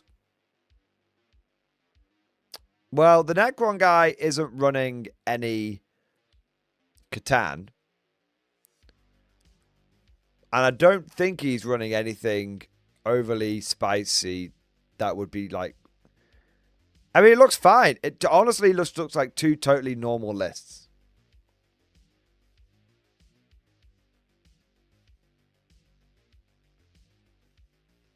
Truth be told, it looks like 2 normal lists to me. Yeah.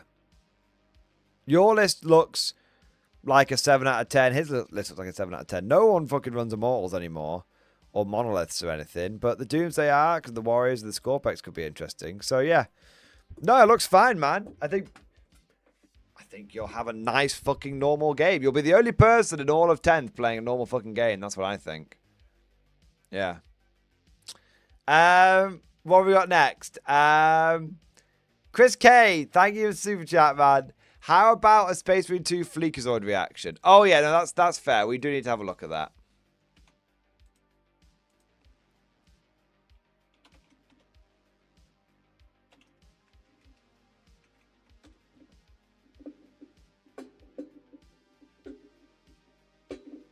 All right, let's have a look.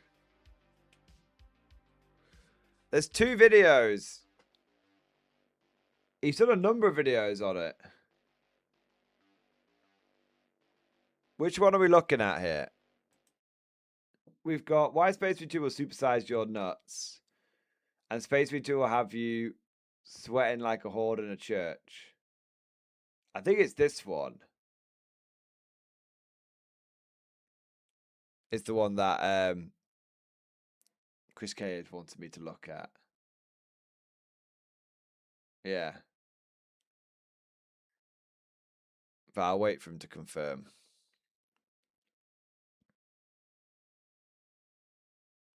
Well, whilst I'm waiting, I might as well do a couple of super chats here. Simple Logic, thank you for the gifted membership, man.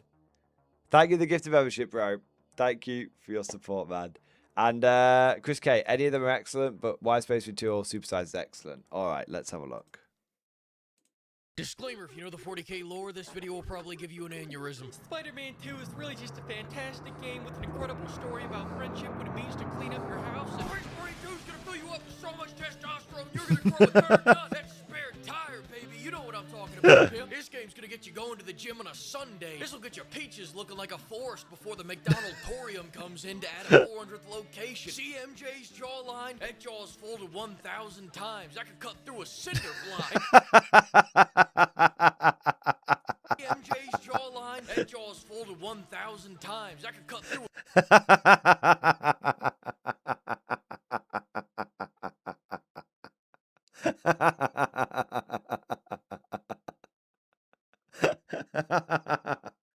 Oh.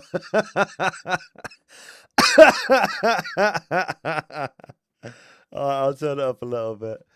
Fucking hell. A cinder block. And you know how she got that? By playing Space Marine 2 for 100 hours. And also probably about 100 hours of Jaws her size. Somebody get a sword and use that thing as a whetstone. Space Marine 2 is the antidote to loneliness, the suppression of depressants, the cure for the common man that craves just one moment of absolute victory. So if you're complaining that this game isn't hard enough, fuck off on back to Dark Souls and every other Souls-like that comes out every time Miyazaki takes a shit. Space Marine 2 is for the dudes that don't have a humiliation kink and need to get their balls stomped on at night because life fucks them enough during the day. They want a fire extinguisher for their pain, not a reward for taking on more. Space Marine 2 is for the dudes that don't care about a 40-hour story about sad gods learning how to live, laugh, and love again. They want to serve a god.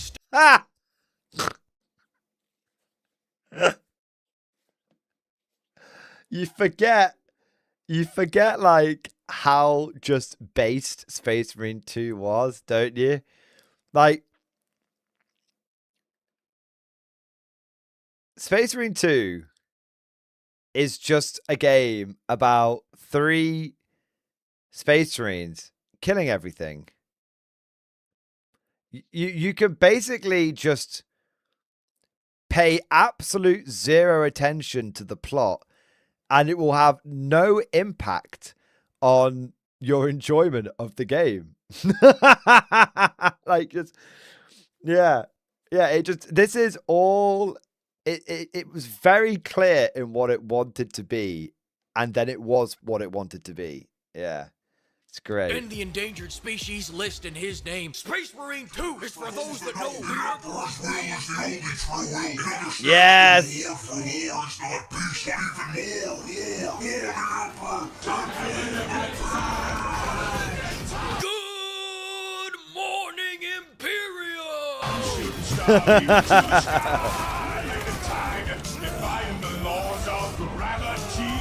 That's cool. The synced hammers. Yeah. I thought exactly the same thing when I was doing that stupid wheel.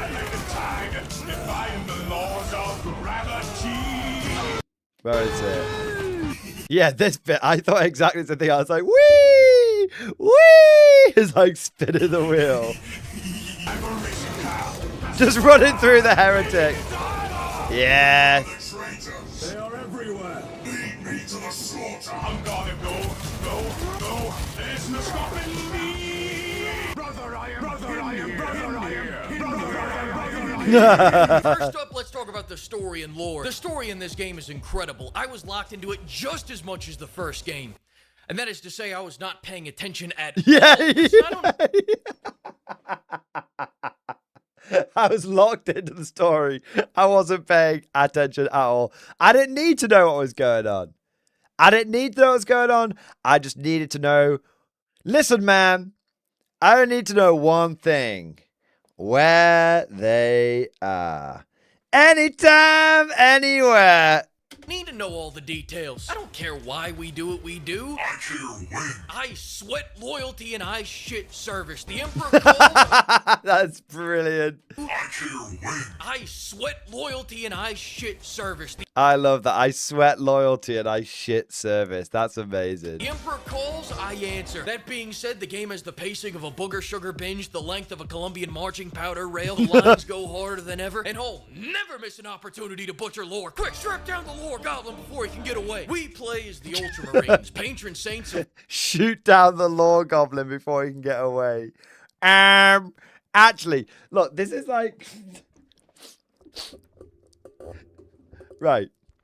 I'm going to say something which might upset some people now. But, you know when, like, all the different lore tubers were, like, falling out with each other, like, making, like, call-out videos. And I was just, like, looking at the situation, and all that was going through my head was just, like, shut up, you fucking nerds. You fucking nerds. Fuck off. But no, Anthony, the lore's meant to be this way. Shut the fuck up, you fucking nerds. Loving what they do and hating who they do it to. And in this game, we are part of a roided up... People are like, oh, which side are you on? I'm like, I'm on none of these sides. They're all fucking stupid. Extermination squad. The Purgathon is on, and we're killing bugs, and the occasional disgruntled former employee. Because in 40K, HR is HK. Got a problem with how the Former employee. Because in 40K, HR is HK.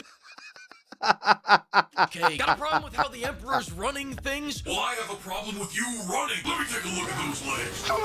Can you dig it? Good, then dig this. I'll answer 2 more questions. First, you may be wondering, why are we killing all these bugs? Look around. Every game out there nowadays is cats or dogs or something you can pet, but notice how this game has none? That's because the Xenos are eating our dogs under no good Leondras's rule. Bubbles is now barbecue. Barbecue Bubbles, that's what we call them. Second, many people ask, what the fuck's a Space Marine in the first place? A Space Marine is what happens when you force a man through hundreds of years of TRT, then make him take an oath of no bitches. They also have way too much testosterone and crippling ED, making them the newest entry to the literally me genre. They are hatred, they are love, they are the militaristic middle ground between human wave tactics and fuck it, let's nuke the entire planet. And this middle ground is often required because when guardsmen are deployed, their life expectancy can be tracked on an hourglass. Some people get 15 minutes of fame. Imperial Guardsmen get 15 minutes of life. You're the real heroes. Oh shit, there goes another one. You're the real hero. How's the lore goblin do? Oh, he's dead. Let's talk about gameplay. The combat is gotten even better than the first one. As soon as you boot up this game and get that first chainsword takedown, that third nut's gonna drop like Ubisoft stock. Beat the game and you might just... This was... Wait, 1 minute. The combat has gotten even better than the first one. As soon as you boot up this game and get that first chainsword takedown, that third nut's gonna drop like Ubisoft. That was...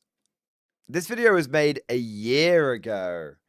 You know what? It's actually got even worse. Let's just quickly check. How far has it dropped since this video was made?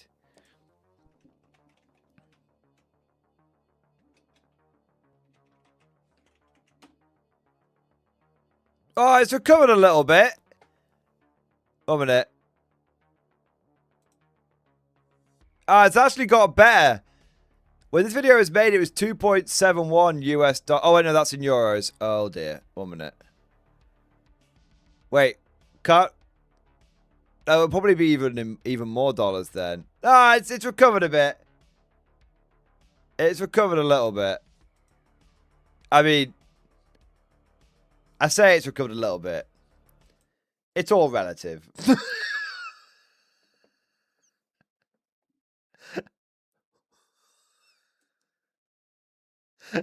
It's all relative.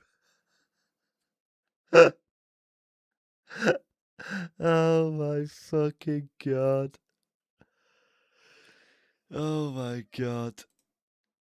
Yeah, we're covered. Yeah. Red number go. Yeah, it's still not great though. Jesus. Off stop. Beat the game and you might just collect all the Dragon Balls. Space Marine 2 plays like a dopamine-fired soul train. You boot it up and it's hard to hop off because it has so much momentum and the core combat is so much fun. And you keep wanting just one more takedown, just one more mission. One more heretic. Fuck eating, fuck sleeping. You know what you can't do while you're eating? Call in the soul train to run over 100 Call in bugs. the soul Do while you're train. sleeping? Evaporate your enemies by running through them. Yeah, that was so much reality fun. is a power fantasy. REM sleep, bitch. I Who got needs dreams when your reality is a power fantasy?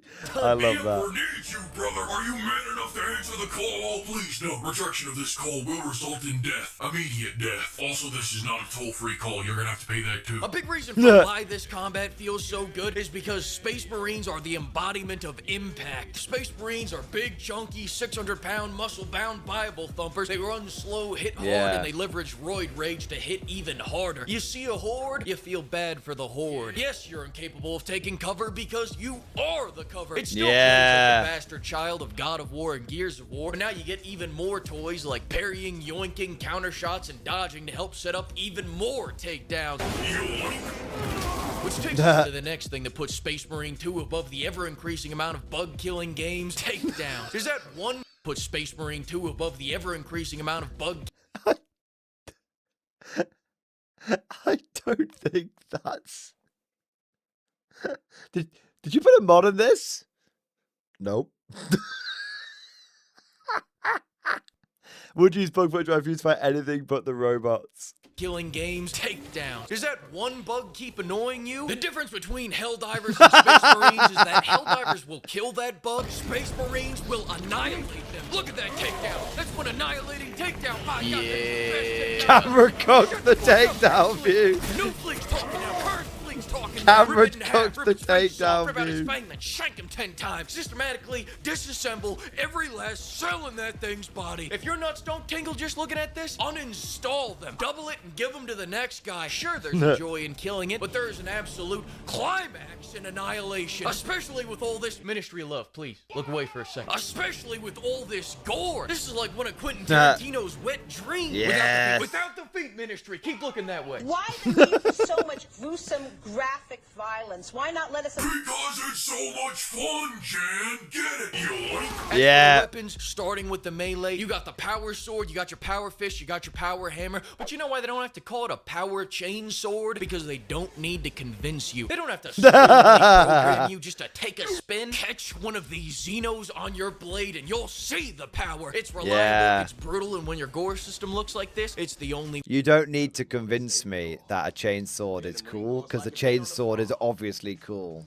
Yeah. way to go. Guns-wise, surprisingly, the plasma weapons in this game are pretty good. But they are still plasma weapons, so fuck every last one of them. I don't wait in line, I don't wait for my turn to speak, and I don't wait for marriage. If I go to the airport and my plane isn't there, I leave. I won't be disrespected like that. Henceforth, why would I wait for my gun to charge up? Because it does good damage? Because it's better than every other pistol? I refuse on principle. And that's why the melt-a-gun and the heavy melt-a-gun are the only guns I recognize now that the Stormbolter didn't make a return. See a horde coming your way? What for? Cute damage numbers. I am God. Also, the melt-a-gun's broken in a very helpful way that I'm not gonna say because the haters will sabotage me, but I'm gonna hint that it's on the screen right now. And Saber, if you fix this shit, after my elite high-tier commendation of it, I swear to God. Another fantastic thing about this the metal gun was healing him. game is the set pieces. Now, I hate to get all Hollywood on you. You get all flaccid, start talking like someone who yanks it to master classes, but the set pieces in this game are awesome. There's armies fighting, tanks rolling, bombs dropping, bodies burning. You have to do I love that bit when you follow the Chimera through, and then you then also get to follow the Lehman Russ later on. So cool. an escort mission, but you're not escorting some damsel in distress. You're escorting a damsel causing distress. A big old mission, but you're not escorting some damsel.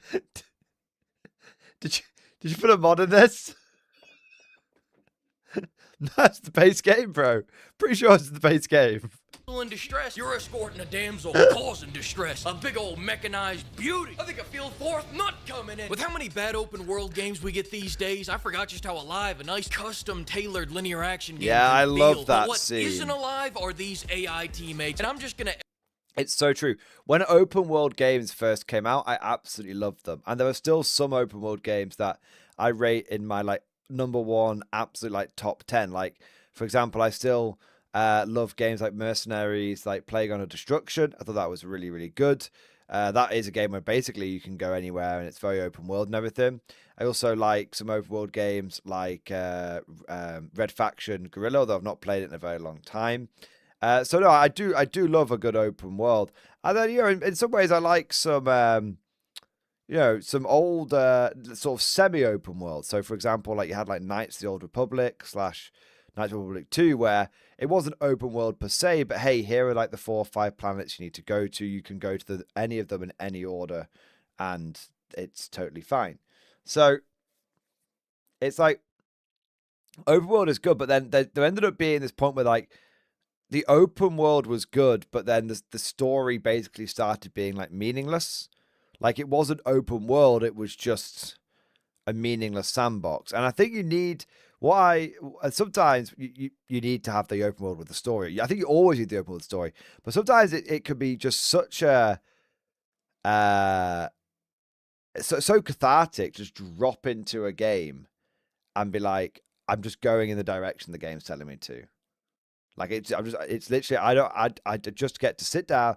Like I recently played through Black Mesa again, and it was so good just being like, and we just go through the game. Yeah.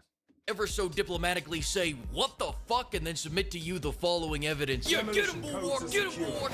Now get that tank. Where are you going?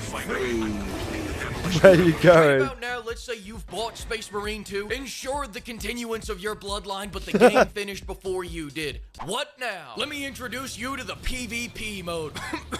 Just kidding, never mind. This mode's actually pretty fucking shit. Let me introduce you to the bad. What a bad mode. One of the worst. So bad. Let me introduce you to the PvE mode known as Operations. This is my shit, asterisk. Not only do you get more missions, but you get more customization. It's like Barbie, but for big, strong, manly, tough guys like you and I. Yeah. Does this red make my cheeks look big? But I'll warn you in advance, customization comes with a risk. You may choose yellow because it shows off your cheery personality, but welcome to Warhammer 40k, where that means you gun down civilians for fun. You may choose black because you want to look cool, but that actually means you have no dick and no balls. That's right, the Black Templars engage in Dick Chopicus Offitorium. Now, do I know that for a fact? Hell no.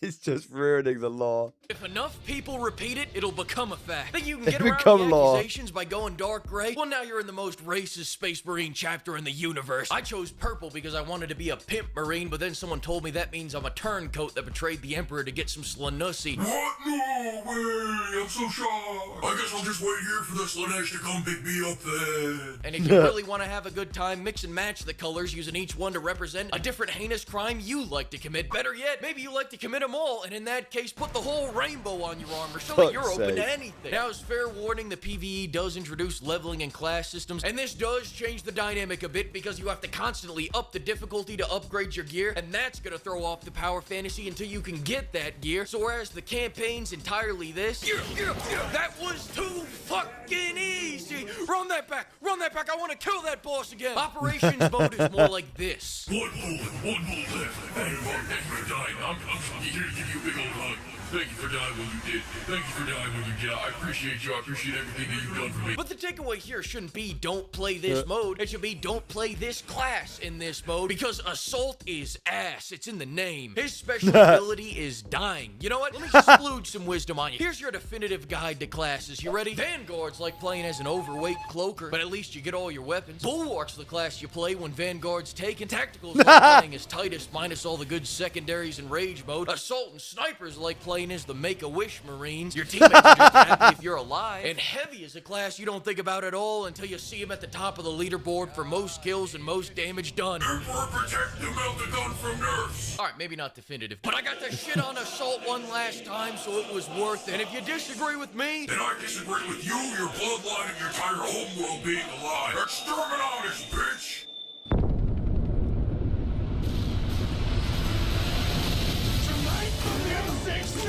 So loud. I wish that we could do with this crowd. Maybe it's better to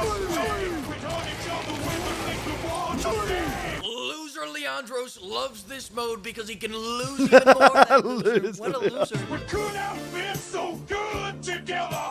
We could have lived this dance forever. Just go on and dance with me. Please stay.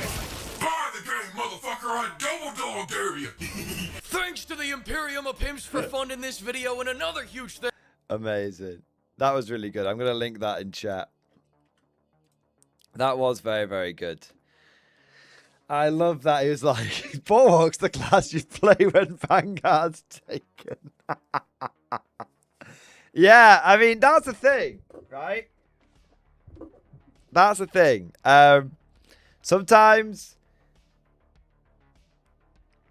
you know, Space Marine 2, in many ways, kind of like represents what I want from the tabletop in some ways. Like, stop making it so fucking complicated with all these cards and all this kind of shit. Like, let's just get some models, kill some people, and if there's any objectives, score them at the end. Like, yeah. Yeah.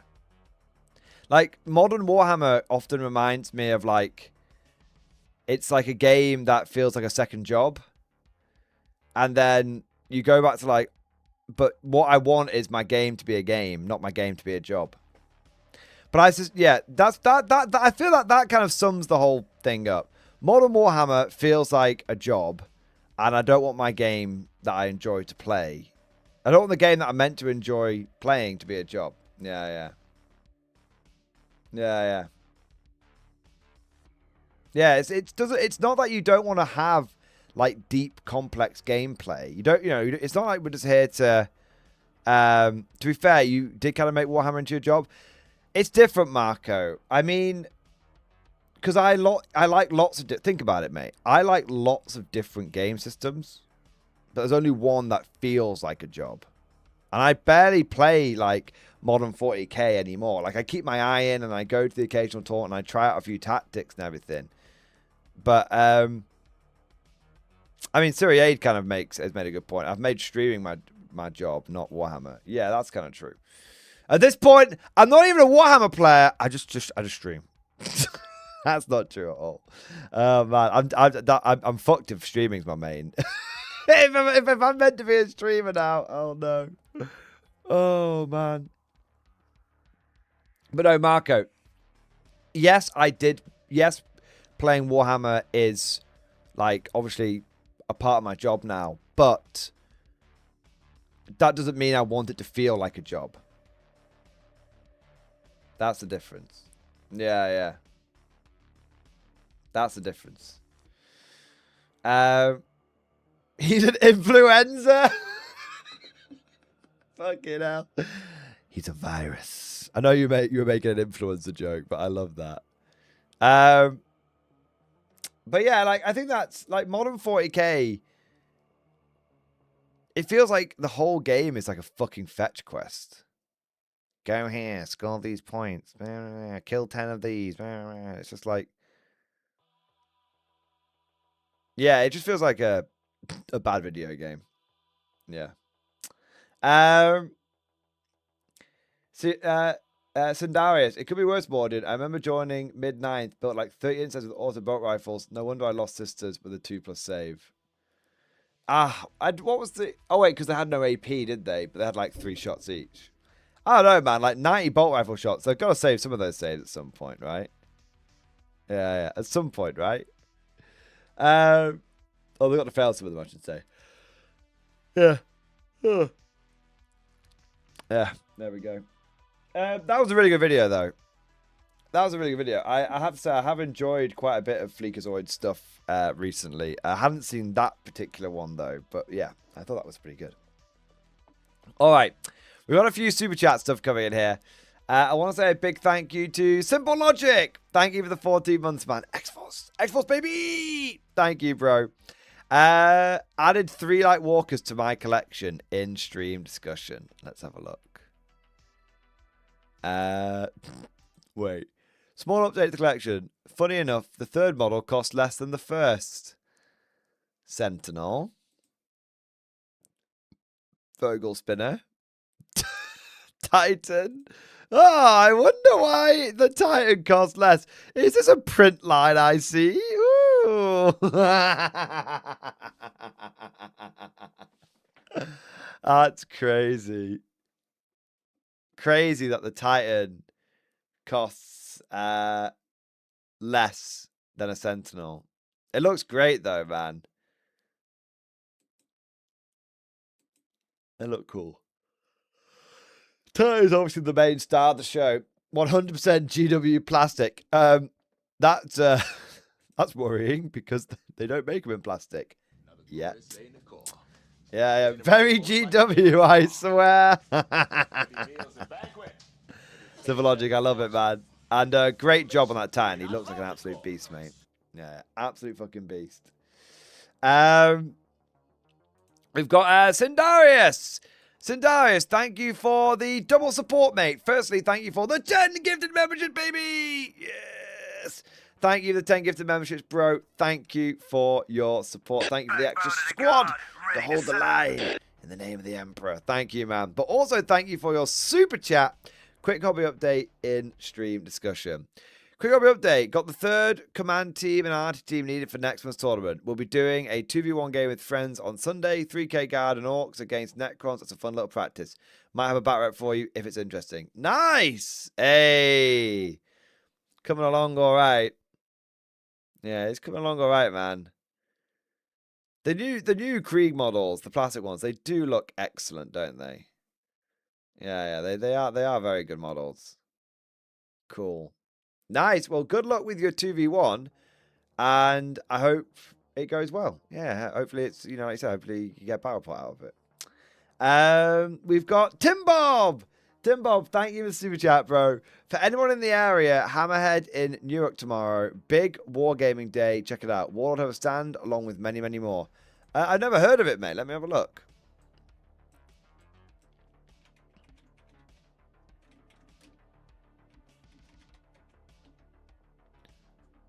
Is it Hammerhead 26? Gamer show. Is Newark like... It's in the UK. Okay. Oh, yeah, looks interesting.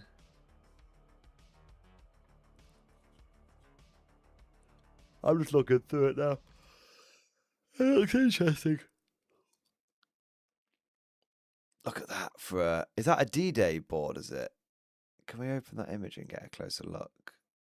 Wow, look at that. Oh my god. Like, look at that.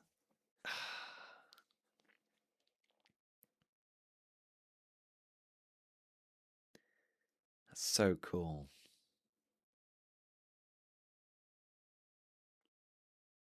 There are so many oh so very good board games / sorry, not board games, war games that exist out there. Even if you only got to play this once, what an experience it would be. Yeah.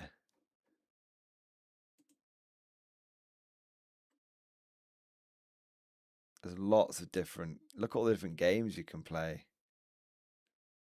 Yeah. Cool.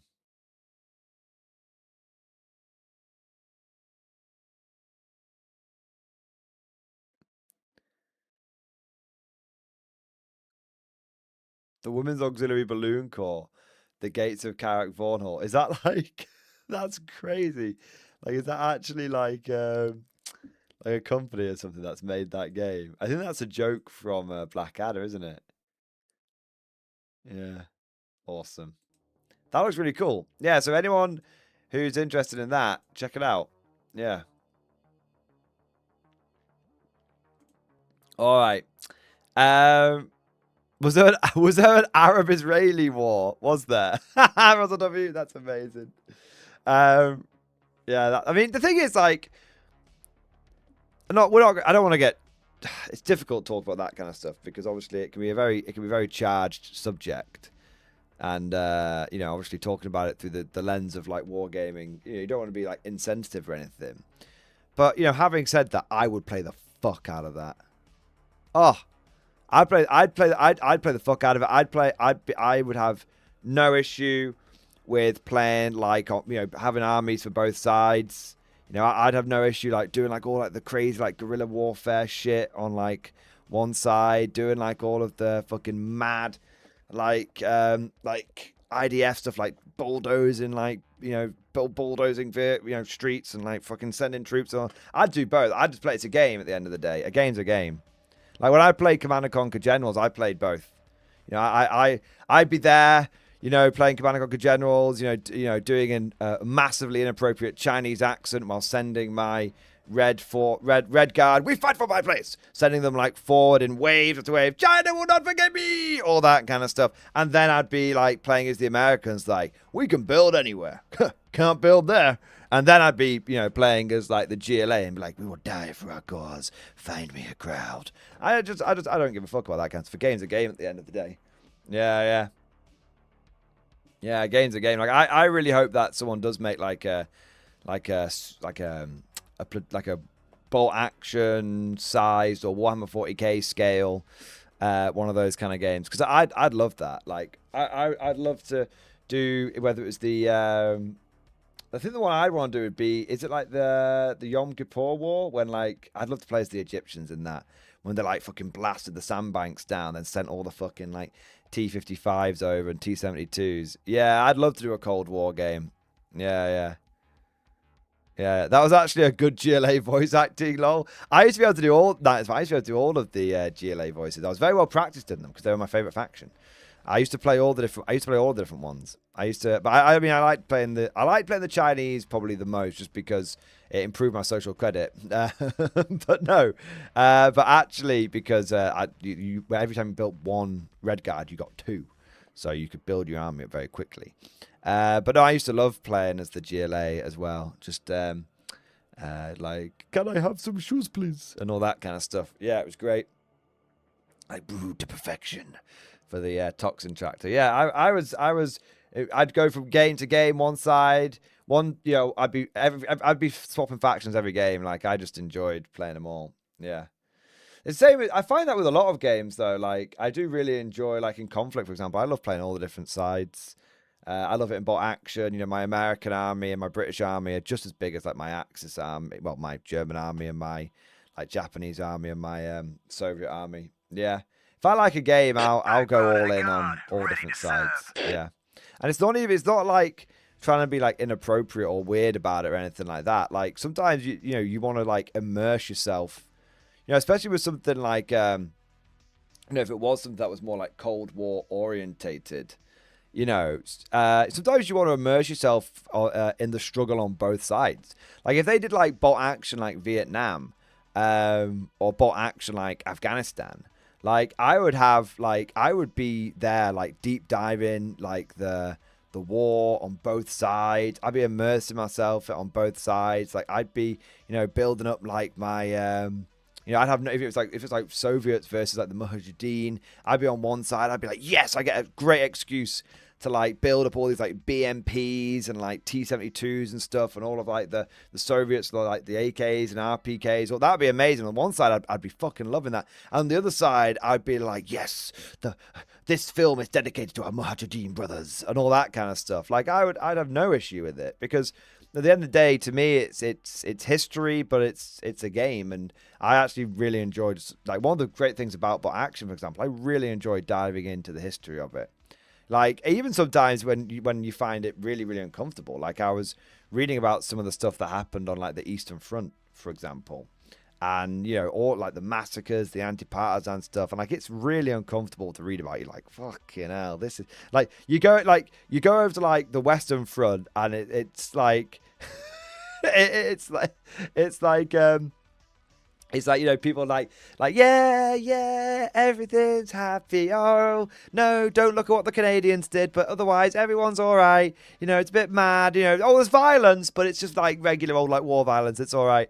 And you go to the Eastern Front, and it's just like And then they uncovered another mass grave. And it's just like, fucking hell. Jesus, man. Yeah, like, it's tough. But even when it's difficult to read about, I still, like, enjoy reading the history of it. Or I find I enjoy the learning side of it. Yeah, yeah. That's what it is. Yeah, yeah. And then and I do the same in like in pretty much any conflict. Like I do enjoy like learning about both sides. Like I don't often take a side because I feel like, obviously I'm an outsider looking in, especially from like a game point of view. Like it's not my place to take a side in many ways. But it's still interesting to try and learn about both sides. Yeah. Yeah, the Night of Smite. I think a big thing is World War II and World War I miniatures games are perfectly fine, but it's only if you when recent wars were a thing. But you can guarantee in the 6 years those will rotate out. Yeah, I mean, it's funny though, because like, I think sometimes people can be like really like, oh, we need to be careful. We're not like upsetting anyone that might have fought in one of those recent conflicts. But I know quite a few people, and obviously it's case by case, right? It's case by case. But I know quite a few people who have served in the military in recent conflicts. And if you gave them like the opportunity to like collect, let's say like Desert Storm, for example. It was Desert Storm, the 2003 invasion of Iraq. I think it was, wasn't it? But if you gave those guys who actually, fought in Desert Storm the opportunity to like recreate the battles from that on tabletop, they would fucking... This one was the early 90s, was it? What was the 2003 one? Was that Iraqi Freedom or something? I can't remember which one it was. But if you... 2003 one then, if you gave those guys... You know what I'm saying? If you gave those guys the opportunity to paint up a bunch of fucking Challies and warriors, they fucking would do. They'd be like, fuck yeah, do you know what I mean? They'd be well into it. Yeah, yeah. So, but obviously it's obviously different people, different, there's potential for like, there's potential for controversy, but I think weirdly you'd probably get the least pushback from the people who were like in the military at the time. Yeah. As long as you weren't like glorifying it, as long as it was just, here are the models, here's the game, here's how it was kind of thing. Yeah. Yeah, yeah. But that's just like my opinion, man. Was it Enduring Freedom? I thought that was just Afghanistan. I can't remember which one it was now. Desert Storm was Kuwait, 2003. What was it called?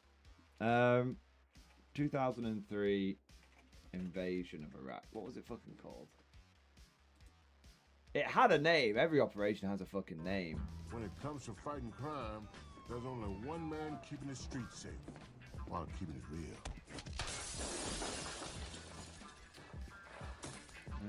Indeed. Someone will know it. Enduring Freedom was Afghanistan. Iraqi Freedom was 2003. I thought it was. Yeah, yeah. I do get Desert Storm and Iraqi Freedom mixed up sometimes.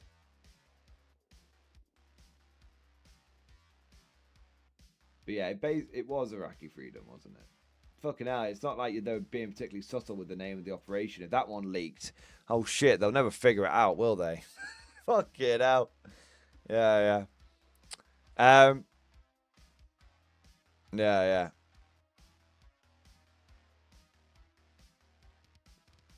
There you are. Oh, the love name for the planning phase. Fair enough. See, that's the kind of shit that I'd learn about. That's the kind of shit I'd love to learn about as well. You know, if I was playing a game like that was set in that time, I would be deep diving that, and I'd be like, oh yeah, no, this one it was this, and this one it was this kind of thing, and blah blah blah, and all that kind of stuff. Yeah, yeah, like that. That's what I'm talking about. It would inspire me to learn more about it and to understand it more. Yeah, and I think that's the way the vast majority of people would engage with it as well. Yeah. Yeah, yeah. It'd be cool. But one day, there is rumors that, you know, Warlord is working on bolt action or bolt action system for later wars, and yeah, I really hope that it goes somewhere at some point. It might have just been a rumor. Yeah. Yeah. What do we got here? We've got Papa Whiskey. Thank you for the 8 months, man. Question for you in stream discussion. I hope you're doing well. I'm doing all right, man. Yeah, I'm doing all right. Question for you. I got into Warlord games backwards with K-47 first. I currently have the US starter army and some Fireflies. If I wanted to get into more action, keeping with the US, what would be a good start that could also be viable in K-47? I mean, if you've got the US starter army, then you're pretty good, right? Let's have a look.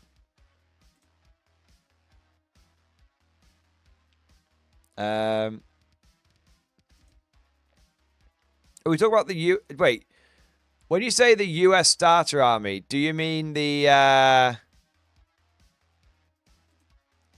K-47 US starter army? Or the bolt action US starter army? I guess that's my question. If I'm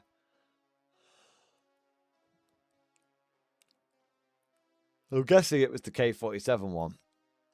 But then you said you got some Fireflies as well, so I wasn't sure if you'd got more Fireflies on top of the ones that came in the starter army.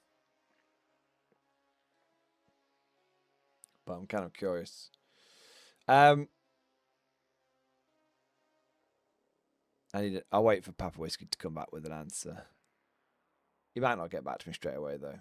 But I'll move on to the next one. But my advice would be, if you've not already got it, I'd get this one. US Army Starter Army. Okay, 47 didn't go through. Yeah, okay, so I just get this, man. I get this and like an extra. So you need one extra tank, but all the basic infantry will be useful. The artillery is useful. The half-track's useful. Yeah, basically everything here is useful. The only thing that you need is one extra vehicle, because you can't run an armor platoon off one tank.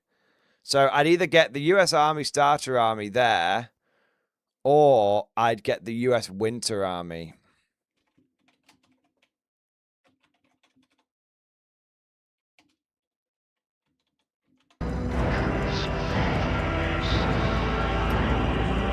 So you don't, obviously you don't have to paint them with snowy bases. You could just do them like in trench coats on like normal ground if you wanted to.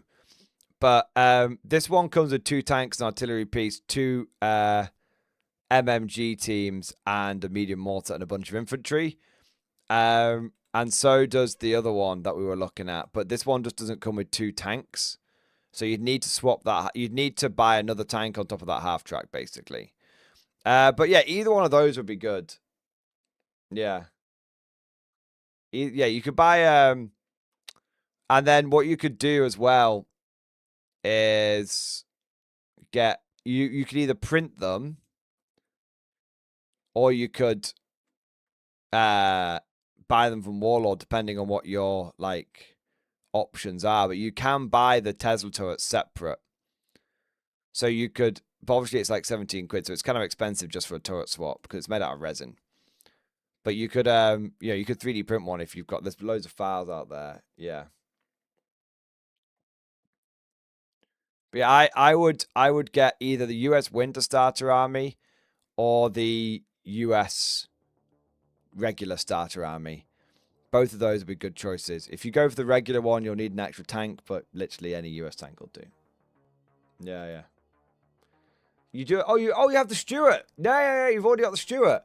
Yeah, so either one would be good then, because you could use the Stuart and the Sherman together. Yeah, so maybe the US starter army plus a Tesla Sherman turret swap. And then you've got, you have 2 linebackers, a Tesla Stuart, a Tesla Sherman, and then you have all the infantry. Yeah, that's what I would do then. Yeah, that's what I would do. Yeah, but definitely one of those 2 starter armies would be the place to go. Yeah, hope that helps, Papa Whiskey. Rat Bastard, thank you for the next bit of support, man. 90-month Flex X-Force, baby! Yes! Half a hobby update in stream discussion. They're coming along, man. Holy shit. Half a hobby update because they're fucking halflings. Bro, they've come out so well, so quickly. Holy fuck, man. I can't believe how good these guys look. I mean, I'm feeling like that's the magic of speed paints on show here. But they look so incredible. Holy fuck, man. What's that? 15, 19, is it? Or the rolls of 6. So 18, 23. Nice. That's cool. It is a Mootland squad. Yeah, yeah. He's doing a full army of the Moot. Nobody takes these hobbits to Isengard. Not without. They go to Isengard when they want to go and destroy Isengard. Yeah, yeah, man. Nice. They look awesome, bro. Really, I cannot wait to get a chance to fight against them. Yeah. What do we got next? Sindarius, thank you for the super chat, man. My post video suggestion from a small channel discovered recently. Channel has really positive vibes. Love him for it. Yeah, put it in stream discussion, man. I'll take a look. Florida Eccentric, thank you for the super chat, man. Check stream discussion for a hobby update. At my door today and finished this yesterday at work. Yeah. So you've got British Air. I need to get that Fallschirmjäger bag, man. It's so cool. So you've got the mouse, yes, and the Fallschirmjäger. And you've got a Jag Panther. And you've got the British Airborne. And you've got a Panzer IV turret. And you've got a British Tesla turret emplacement. Nice. Dude, that's cool, man. That's really cool. Oh, that's so good. I love that. I need to build up the other bits of terrain I've got, man. I really need to. Yeah. And then I need to do like a big video on it all. Yeah, yeah. That's cool, bro. I love that. That's great. Yeah, yeah, yeah. And then we've got Ben Hall. Thank you for super chat, man. Bolt Action Red Dawn. Bolt Action Red Dawn would be great. Yeah. Yeah, yeah, yeah. Thing is, though, like, it feels... Do you guys not feel like... I mean, maybe I'm... I don't know. Do you guys not feel like sometimes people over-worry about... Like, when I say people, I mean, like, game designers. Whether it's video game designers or tabletop game designers. Like, people and communities, like, over-worry about, like, oh, but this might, like, upset somebody. Like, you know, you could have, like, Bolt Action, like, Red Dawn, and set it in, like, a fictional universe where, like, America, you know, got invaded by, like, Russia or whatever. And, you know, or maybe, you know, maybe we just stop being pussios about it and we're like, let's make fucking, you want, let's just fucking make, like, you know, Bolt Action, like, Arab-Israeli war. Let's just fucking go, you know? Doesn't need to be a fictional universe. The lore of this universe is metal enough. That's what I say. You know? That's what I say. Let's just stop worrying. Let's just make the history games. That's what I say. Yeah. Like, I don't know if it's true or not, but there's like rumors that GW won't remake Steel Legion because they're like, oh, they look too much like World War II Germans. It's just like, fuck off, man. Like, if that's true, like, just stop it, man. Like, no one, GW, you're literally not gonna upset anyone if you make Steel Legion. Like, and anyone that you do upset, honestly, they're not worth listening to. Like, what the hell are we even on here, man? You know? Oh, we can't remake the Praetorians. Oh, it might upset people. Oh, fuck off. No, it won't. Praetorians are cool. Do you know what I mean? Like, just, like, you know, just Praetorians are cool as a reason why people love them. You know? Like, let's just bring back the cool stuff, please. You know, let's bring it back. That's what I want. Ben Hall, by the way, that wasn't a go at you, by the way. That was a general airing of frustration, but not against you said. And Bolt Action Red Dawn would be generally a cool idea. Yeah. Mr. Official, thank you, Super Chat Man. Hey, bro, just want to say thanks for all the content. You've inspired me to get back in tabletop, and I'm rebuilding my Farsight army. Much love from the US. Oh, We've encouraged the towel play. Hey, you're getting back in table talk. You got to get used to those towel jokes again. You think the towel jokes have got like better over the years, bro? No. Like a fine wine, they've only aged to perfection, sir. But nah, man. On a serious note, thank you so much for your support, and thank you for the kind words. It is genuinely really like really nice for you to say that, man. And it's I say it on the channel like here every now and again when every now and again, but like honestly, when people like yourself say, oh, like you've encouraged me to get back in like tabletop or to get it into it the first time, it's why I do this. I like making videos because I like talking to people. I like encouraging people. I like trying to be helpful in my own weird way. So honestly, man, like it's the nice thing you could say to me. So thank you so much. And it's important to know that I also have a big Tau army. So I make the jokes, but very much like I have a Tau army and I very much enjoy playing them. And I've done well with them and everything. So yeah, there we go. In fact, Tau might be the army that I've controversial opinion here. Tau might be the army I've done the best with, percentage-wise, in 10th edition. I don't think I've lost a game with Tau in 10th edition. I won one event with them and podiumed with the other. And then I played a practice game and I won that.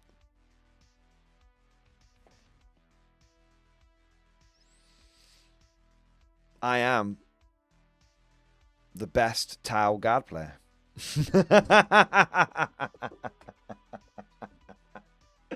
There you go, right? I'm the best Tau guard player.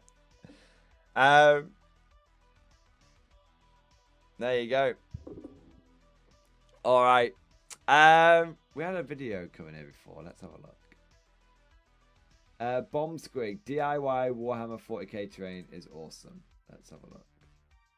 As I get older, I find that there are... Let's have a look. Give this guy the time of day. Certain truths to this life. The most prominent being that no matter how old you get, you never really stop playing with Legos. You just find a new Lego-shaped thing. I'm like nodding along and I've not done the screen share.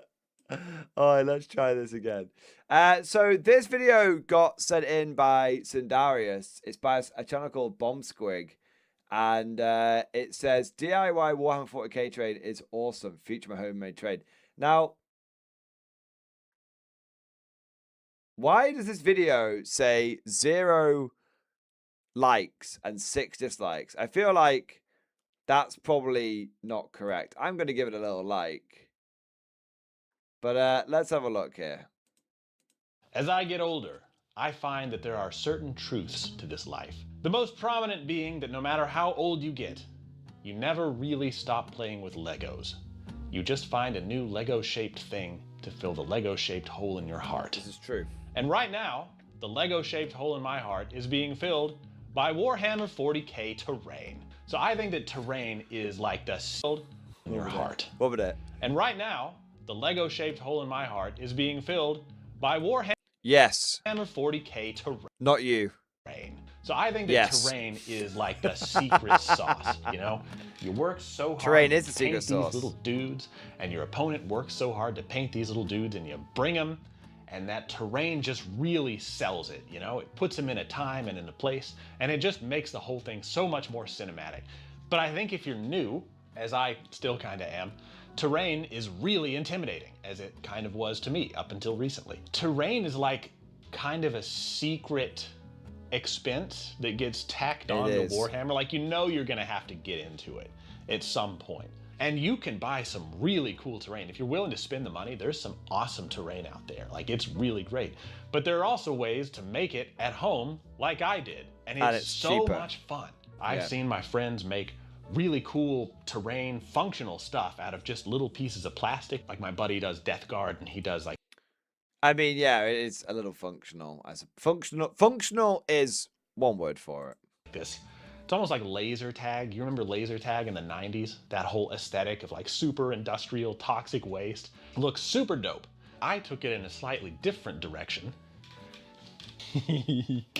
I used oven-baked clay to make downtown Bikini Bottom, which I know is really dumb. It's really super dumb. But I actually disagree with myself for saying that because it's awesome. That's so This good. oven-baked clay that I got, it's called Sculpey. That's and I made actually all these so little good. Background buildings here. I tried to make it look like downtown Bikini Bottom, you know, in the episodes where you see it get blown up.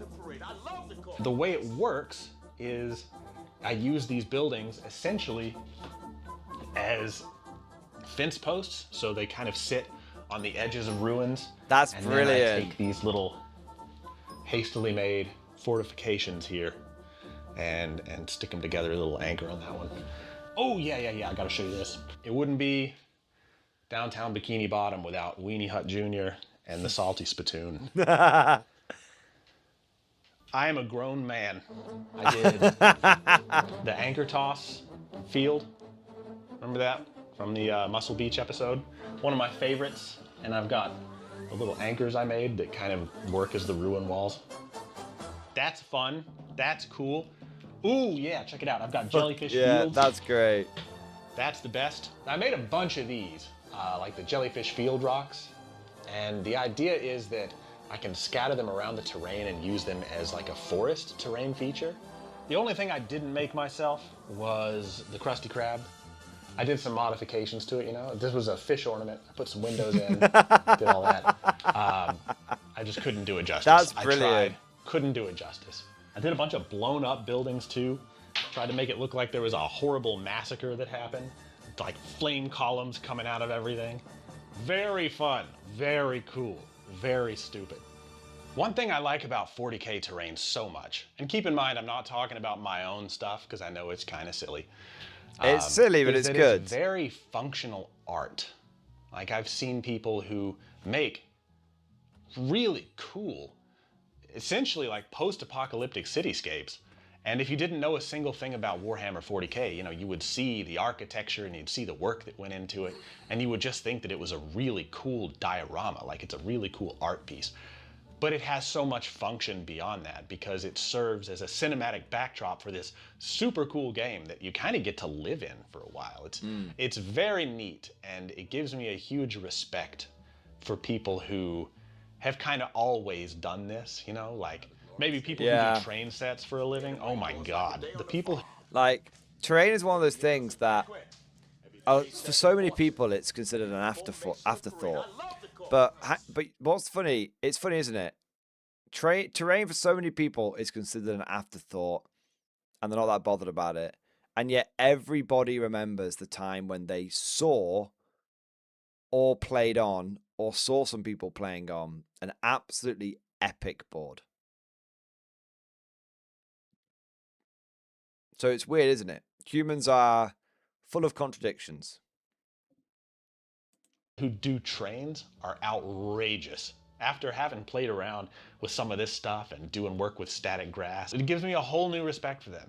Maybe I'll be a train guy one of these days, who knows? My girlfriend would love that. Just when she thinks I couldn't get any sexier, I take up an interest in building model train sets. I think you'd be surprised. Ladies, watch out. I might be hitting the market soon. My goal, and I don't quite have the space for it now, but I want to do it someday, is I really want to build Longshore from Halo 3. Do y'all remember Longshore? It was one of the later maps. I think it was like in the last map pack rotation. Yeah, man. But it was the one that was on the like old pier, and everything's rusted and dilapidated, and you had that cool whale painting up in the background, the big whale logo. Lot of fun. One of my favorite maps. And I think it would make a really cool 40K map if I could find a way to kind of make it work in that format. That's my big end goal. I'd probably go to a junkyard and get a bunch of old scrap metal. And yeah, I think Warhammer 40K terrain is really, really fun to build. And I'd say, although I don't really have many beefs with the game, My biggest issue is that the terrain right now, especially in the competitive scene, is kind of boring. Yeah. Looks cool, right? But everything's got to kind of work in that L-shaped fashion. Everything's perfectly symmetrical. And then you look over at people who are playing like Lord of the Rings Middle. Literally, like, it's crazy, isn't it? Everyone has the same complaints. Everyone.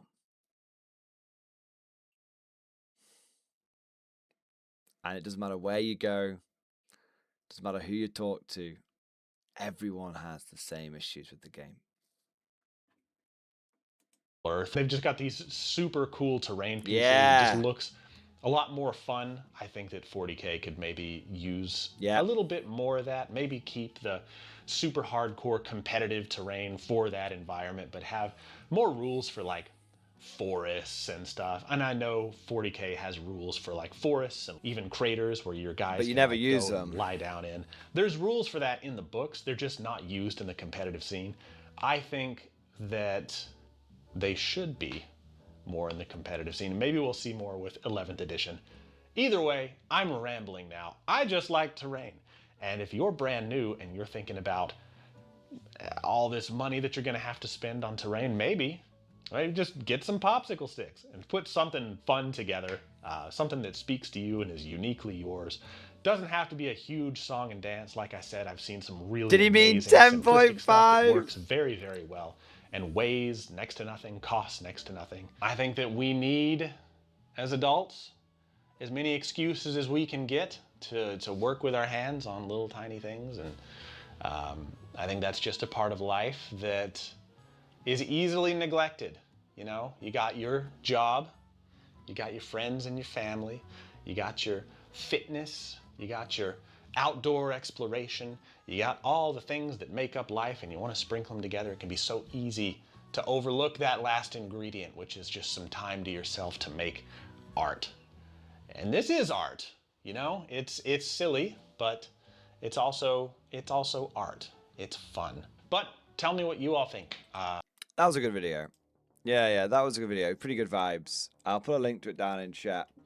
Yeah, that was kind of a cool video. I pretty much, you know, I think everyone just fucking is just sick of the terrain, man. Like, we don't need to like go on and on and on about it. Like, you know, I've complained about it a bazillion times on this channel over the last 12 months. Yeah. You know, at the end of the day, like, it's the same. Everyone everywhere is feeling like the same, like, pain points.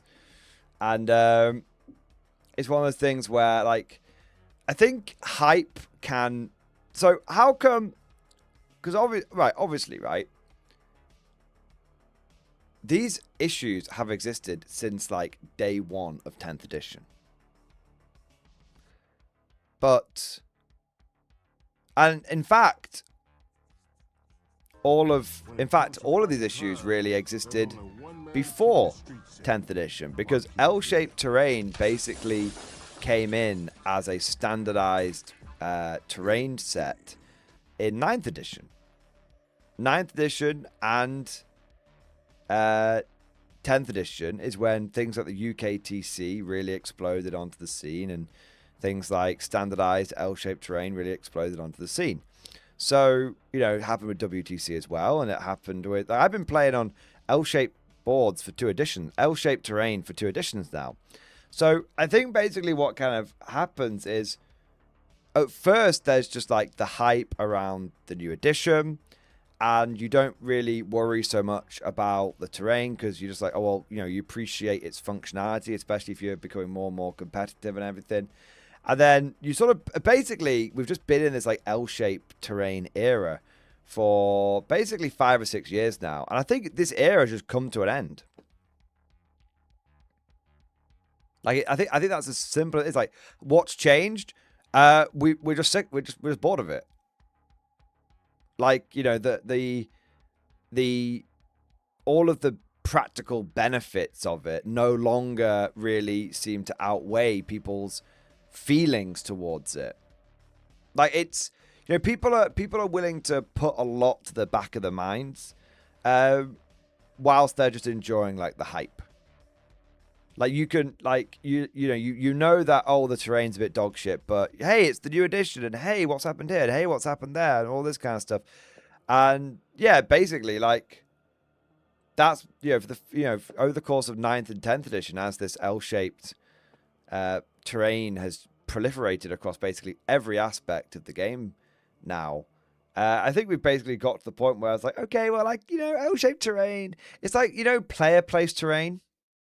Back in the day, player place terrain that like Adepticon used to do, and like it had its place, it had its time, but it's now pretty much widely regarded that player place terrain is terrible. And at the time there were all the people that like defended player place terrain. They were like, oh no, it's great, it adds all this tactical depth and all these same arguments, right? But at the moment that player place terrain went away, everyone was like, yeah, no, that was shit. So I think L-shaped ruins are basically going the same way, where I think L-shaped ruins are nowhere near as bad as player placed was, but I think L-shaped terrain is basically going the way of player placed terrain, which is that it's played out. It's played out, and it's kind of like people now don't see it as. See, this is the mental shift that's happened. People don't really see player placed terrain as like a good thing now. Not player placed terrain, sorry. People don't really see L-shaped terrain as a good thing now. They see L-shaped terrain as a necessary evil. And L-shaped terrain, in many ways, people hate on the terrain, but they're missing the woods for the trees, which is kind of ironic because we don't use trees in 40k. But they're missing the woods for trees. L-shaped terrain is not a problem. L-shaped terrain is a symptom of the problem. L-shaped terrain by itself is not inherently bad. The fact that it is so necessary is because of problems in the core rules and the army rules. In the game, the problem is of game design. L-shaped terrain is necessary because without L-shaped terrain, it would be a shooting meta, and it would be roll off, see who wins the roll off, and then Forward, you dogs, to victory! It would be over on turn one.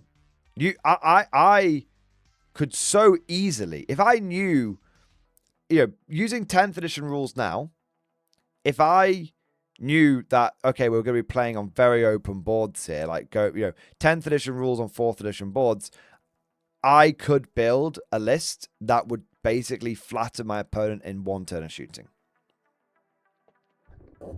It's not hard. It wouldn't be. I could do it without even trying. Rise up 12 Lehman Russ list. Do you know what I mean? Yeah. Or play Tau. Yeah, exactly. So the point is that like L-shaped ruins are not the problem. They are the symptom of the problem. And the real problem is that the core game design is just so lethal. And the reason core game design is so lethal is it basically comes down to the damage system combined with the fix to hit system. So what's basically happened with 10th edition is you can no longer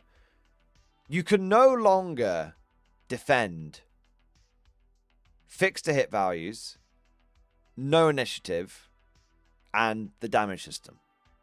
All of those things are terrible. All of those things in the long run have been terrible for 40k. But it wasn't immediately evident that they were terrible. And when they were first introduced, they were not terrible. It's as time has gone on, they have become worse and worse and worse. And the reason... So let's go through each one of these one at a time. Let's go through each one of them one at a time. Okay, why is fix to hit so bad?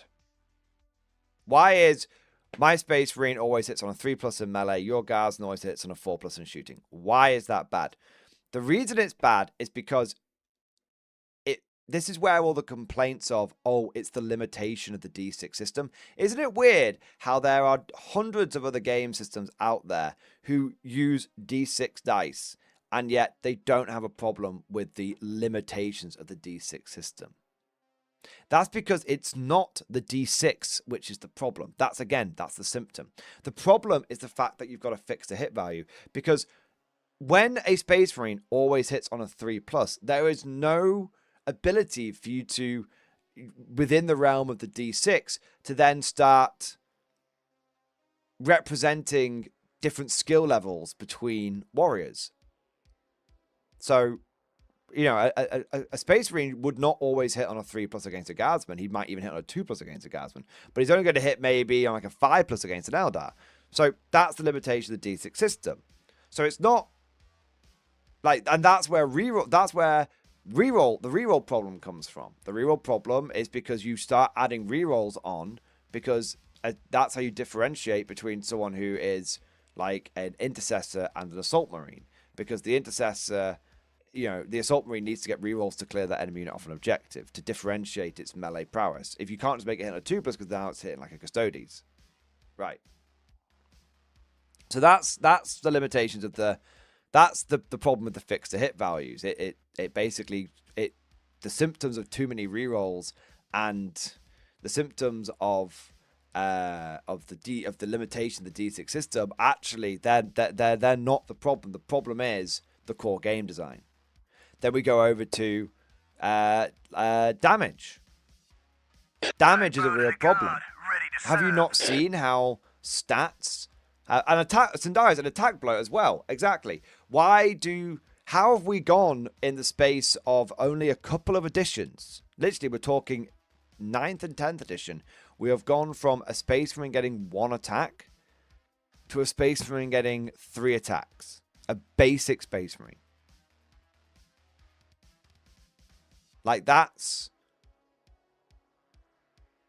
the issue. Russell W.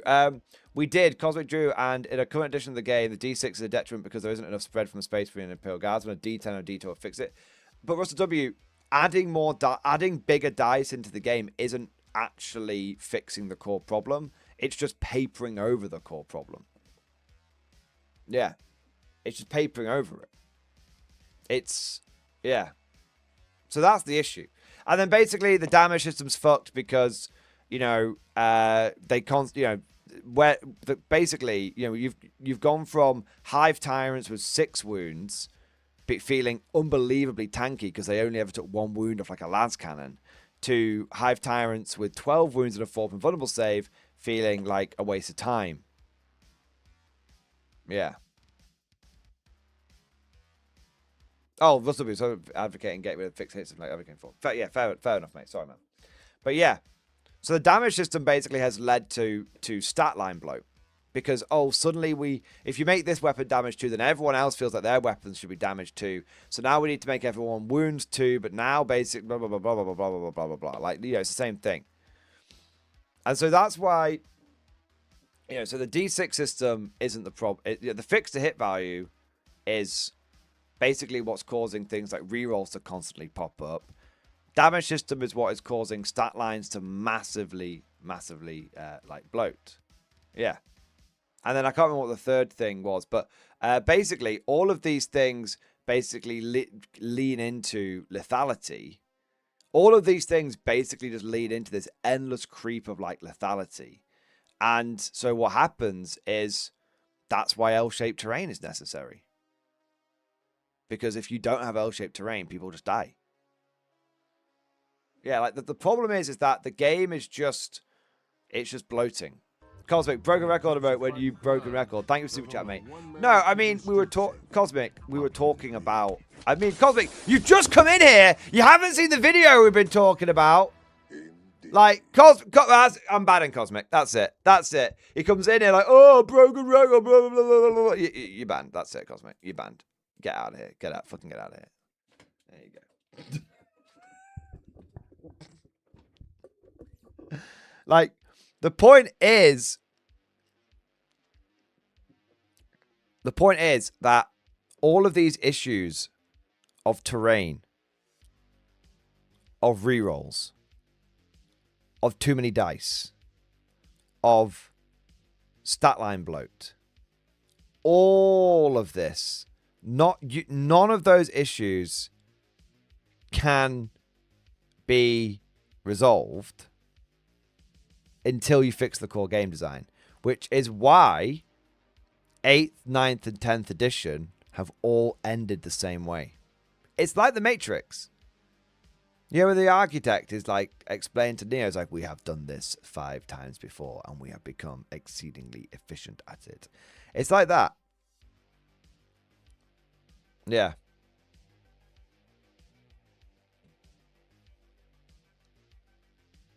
It's that simple. It's you know, we need to, this experiment has run for like 10 years and it's become increasingly obvious that these fundamentals of game design just don't work. Now the big question is,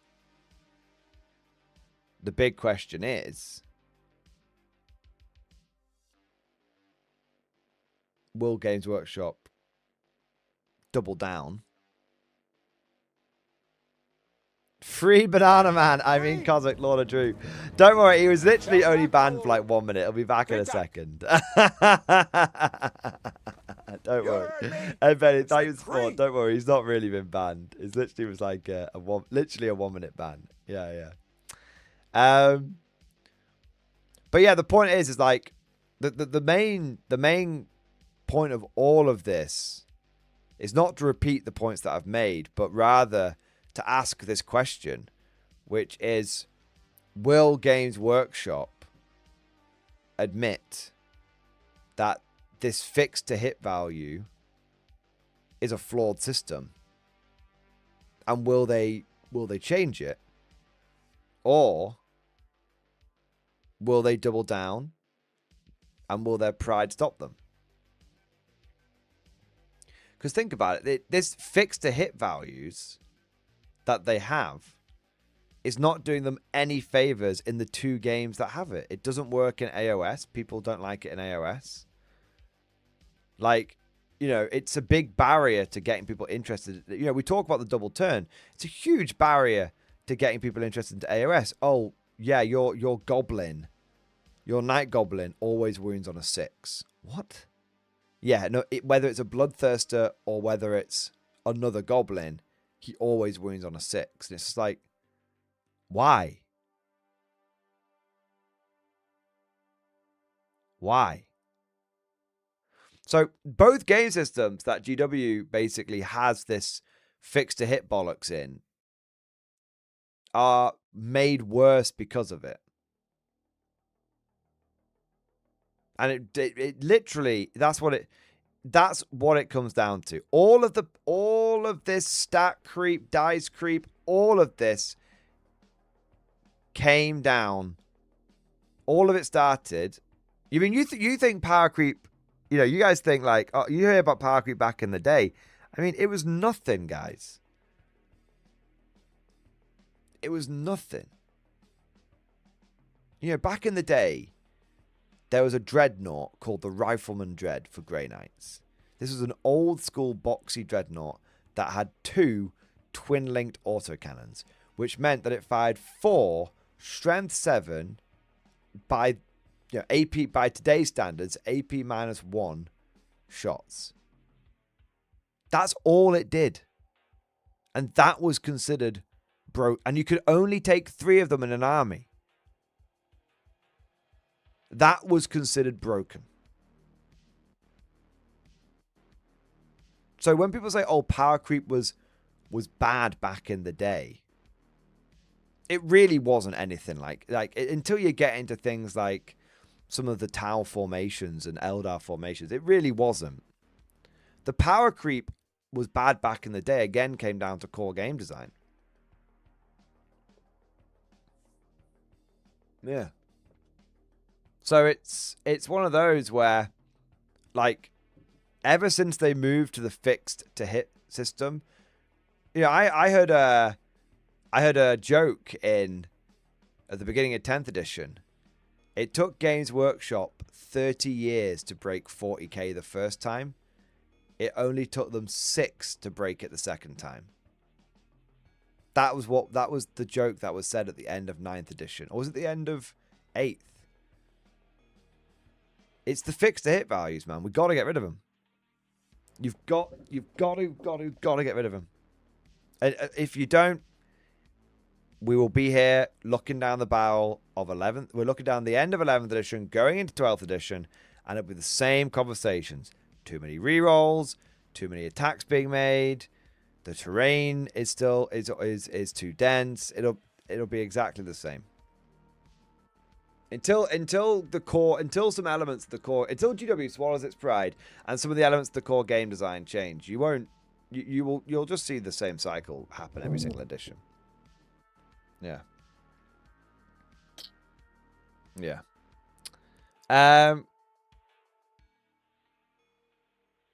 Let's have a look here. What do we got next? Got some super chats and stuff. We've got Ed Bailey. Thank you for super chat, man. Rattle Tin Cup Timmy or Rattle Tin Cup or Timmy won't jerk your chicken. And God is love, God is life, and Tiki of Halsa is our Lord Savior. Ed Bailey, you are a degenerate bastard, and I love you. Thank you for the support, man. And thank you for reminding me to rattle the tin cup. I'm terrible at this kind of thing, guys, but if you are thinking of getting yourself some new models, whatever game system it might be, then please consider using one of the affiliate links I've got down in the description below. Get the models you were going to get anyway and support the channel at the same time. There we go, man. I also want to say a big thank you to Jack Hat. Thank you for super chat, man. Meadow Rogel Dawn while watching. Hand is cramping like a motherfucker from the fiddly bits. Am I doing something wrong? Also, how can I Krieg up a Dawn? Jack Hat, you're not doing anything wrong, man. Warhammer models were a bit fiddly to build. Yeah. How can you Krieg up a Dawn? Do a head swap on the crew. Any of the crew that's sticking at the top, do a head swap for a gas mask. And, look into some weathering techniques, like adding mud to the tracks and stuff like that. And the color scheme, if you don't do that, just like look at some Krieg color schemes. Yeah. There's a few different, if you literally Google like Deathcore Krieg Rogel Dawn, it will come up with some amazing examples. But yeah, you can't really go wrong with head swap, paint scheme, and making it muddy on the tracks. Yeah. That'd be my advice.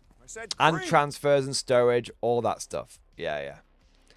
Cosmic Drew, thank you for the super chat, man. Saw this video discussion from this guy doing K47 lore. Let's have a look.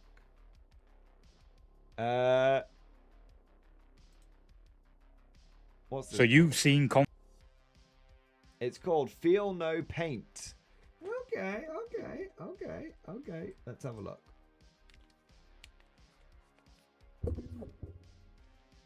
I won't watch the whole thing. So you've seen Conflict 47 on a local tabletop, and you're wondering what the lore is for those weird walkers and mechs that the setting has.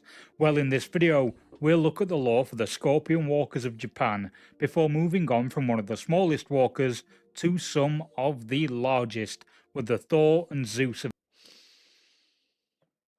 The revolution spreads, brother. The fire rises! The rift! Another hand touches the rift. Yeah, this is cool, man. Before finishing off with the devastating mammoth and mastodon of the Soviet Union. If you're just discovering Conflict 47 for the first time, it's an alternate history World War II setting produced by Warlord Games in Nottingham, England. With Dresden destroyed by atomic bombs, rifts have opened at the bomb site and the Area 51 testing facility. Now new and terrifying technologies arise from studying these rifts, and man, monster, and machine fight all-out war for the fate of the world. In part 1 of this video series, we looked at how walker technology was first created by exploring the light mechs of the Axis and the Allies. As iconic as some of those units went on to be in the world of Conflict 47, they are utterly outclassed by the behemoths we're going to talk about today, so strap in, because things are about to get super heavy. I really want to use my super heavy walker. I've got a couple of super heavy walkers. I want to get like a mastodon for the Soviets. I've got the I just need to fucking order it basically. I'm Duke, welcome to Feel No Paint, and let's dive into the lore. Before we can get to the big boys though, we have to look at how the Soviets and Japanese created their walkers. Without rifts of their own, they lacked the means to discover walker technology or the means to manufacture them. So how exactly did the Soviets and Japanese get their hands on Soviets walkers? stole it. Well, for the Soviets, that's a fairly simple answer because they just nicked it. Yeah. Without a rift of their own, the Soviets were well aware they were the third player in a war they were rapidly becoming outgunned in. After stealing US technology through their vast spy network and capturing German walkers on the front lines, the Soviets began to reverse engineer walker technology. Their first attempt at recreating walker technology resulted in the Cossack. It copied the Axis spinner walker that had caused them no end of issues in Eastern Europe, but they replaced the four-leg design that had given the German walker its name with a bipedal system more commonly seen in US and British designs. This gave the Cossack higher speed than the German spinner, but since the Soviets didn't have access to the advanced gyros we discussed in part 1, they couldn't fit the Cossack with heavy weaponry. If they had, I can imagine it backflipped like a Comic-Con Spider-Man every time it fired, but landed with the grace and finesse of British people when there's about a millimetre of snow. But despite the weapon constraints and the possible comedic pratfalls caused by rudimentary gyros, the Cossack actually turned out to be a half-decent walker, decent enough at least to give the Soviets the confidence that they were on the right tracks with the technology. Over in Japan, German rift tech was more readily available, so no five-finger discounts were needed. The Green Vault, who now controlled the Axis, allowed the sharing of their early rift tech with their Japanese allies. This had to be transported to Japan in complete secrecy, carried under the waves by U-boats to help stop Axis secrets being discovered by US forces in the Pacific. Up until this point, the Japanese had been supporting their infantry with a variety of tankettes. When they got these spinner designs, Japanese scientists combined their advancements in miniaturized batteries and servo motors with the rift tech to create the Sasori. Look at that. It's a beautiful mech. The Hargo of mech technology. Translating as the Scorpion, because apparently they wanted it to sound like a Bond villain, the Sasori is a squat, highly mobile light walker armed with either a light anti-tank gun or compression cannon. The chassis of the Sasori, known as the Type 6, was able to create a walker that could keep up with infantry over virtually any terrain. This meant that when it was deployed into the Pacific against Allied forces, it quickly became a deadly anti-tank vehicle capable of ambushing enemy armor where they least expected it. As the war continued though, the Allies had begun to redefine what walker technology was capable of with their M8 series built on the well-known Grizzly. Anti-armor was becoming more mobile, and light and medium walkers could cause some serious damage when they were deployed correctly. Logically, with medium walkers becoming so ubiquitous in the war, armor needed to become stronger and more capable of shrugging off the attacks of light ambush walkers and the heavy armaments that Riftech brought to the war.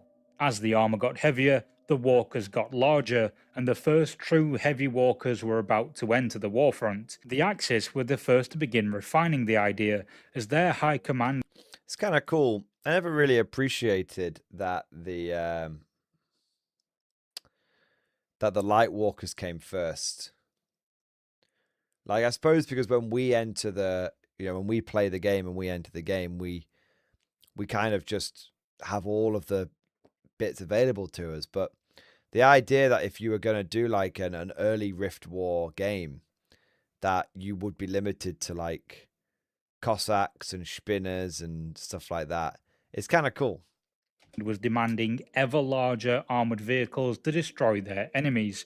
Initially, there were two Schwer Panzermechs, or heavy armoured walkers created, the Thor and the Zeus. Yes. These behemoths were first sent into the fighting in 1946 to defend against an Allied offensive known as Operation Grenade. That's such a cool picture, that, isn't it? Like the troops coming down the side with their assault rifles, the Panzer mech striding through the ruins. Yeah, it's so cool. The Thor carried 2 howitzers on its massive chassis and was used in urban operations to decimate entrenched enemy forces, while the Zeus carried a 12.8 centimeter monster of an anti-tank cannon to obliterate enemy armor.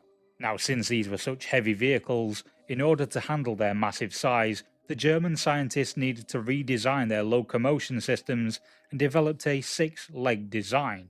When they first appeared, the rumors of invincible mechs spread through the ranks of the Soviets and Allied forces like wildfire, and the defense of the Rhine by a Zeus 212 only proved to cement the fearsome reputation of these invincible mechs. Kind of cool how you've got like the old Tiger fear, but now it's like Panzer mech fear. Mech fear, yeah. Although the other thing that the Battle of the Rhine did was expose the weakness of these slow and heavy walkers, that being artillery. The other of the Axis heavy walkers, the Zeus, quickly gained a reputation in Eastern Europe, with many comparing it to the earlier Mark I Tiger tank. The Zeus could annihilate Soviet armored vehicles at incredible ranges, while the Thor bombarded the Russian infantry and cemented itself in the nightmares of more than a few soldiers. The mere presence of a Thor could make even the stoic Soviet infantry consider surrender, and led to more than one strong point raising a white flag rather than suffer its bombardment. The terror that these heavy walkers could induce in their enemies was about to reach new heights though, because as the Germans made advancements in railgun technology, a new Zeus strode into the battlefront. Unsurprisingly, the Zeus chassis is enormous, so it provided all the space and more for the Axis scientists to fit a massive railgun on its weapon mounts, even having the extra room needed for the battery of power generators. It's such a beast, this, man. Like, it sounds crazy, but veteran Wotan with rail cannon is the way. And still leaving room for the crew. If the Zeus was a problem before, it was about to enter a whole new realm of nightmare fuel when it brought a railgun to the front lines. The Soviets, suffering the brunt of the Zeus and Thor's considerable power, were desperate to find a counter to these giants. Eventually, the opportunity did present itself, and in mid-May of 1946, the Soviets managed to capture a fully intact Thor. That's kind of cool. Soviet scientists worked quickly to strip the vehicle down and reverse engineer the technology. It took a single month from that Thor's capture for them to shake the very streets of Budapest with a giant of their very own. The Mammoth is a 4-legged, multi-turreted monster of a vehicle. If the Thor and Zeus were intended to be a battle tank on legs, the Mammoth was more akin to a walking bunker, a mobile fortress that could stride into the hardest combat situations and emerge the victor. And if you think the Thor and the Zeus were heavily armed, the pair of howitzers and trio of autocannons that a Mammoth carries can throw a barrage of death in all directions. City fights are where this monstrous vehicle shines, and I'm not entirely convinced that doesn't mean it literally fights cities. But when the Soviets really need to bring the hammer down, the Mastodon is their thunder-made manifest. The Mastodon carries a 122mm anti-tank cannon, the bane of enemy heavy armor. With this powerful anti-tank cannon, it is able to match any of the enemy's heaviest vehicles and even destroy emplacements and fortifications. While it may not have as many weapons as its contemporaries, it is more than a match for the Thor or Zeus, and has left many of them behind as flaming piles of scrap. Of all the walkers and mechs of Conflict 47, the Thor, Zeus, Mammoth and Mastodon are some of the most terrifying for an enemy to see on the warfront. These walking tanks have some of the heaviest armor and strongest weapons, and while they may be slow, they are able to pass terrain that traditional tanks would be impeded by. But sadly, that is all we have time for today. That was a good video. Course, there aren't just light and heavy. That was a good video. I'll link that down in the chat. That was a good video. I enjoyed it. I said I wasn't going to watch the whole thing, and then I watched the whole thing. I do think that it's based on like the old lore of conflict, but that's all right. All the lore is good. Yeah. All the lore is good. Like, some new lore's coming out soon. Maybe tomorrow, even, you know. Get some new lore tomorrow, maybe. Definitely. Oh, man. Yeah, there we go. All right. That was a good video, Cosmic. I don't know if Cosmic's seen his ass and he's not come back in since I banned him. It was only for 1 minute. What have we got? Oh, there we go. He's back again. I thought he might have been sulking. Thanks for watching my video. Hope you're all doing great. Dude, I happily showed it, man. It was cool. The DIY terrain one. I liked the the moment you got out the fucking clay, I was like, my guy. Nice. We've got a few super chats here.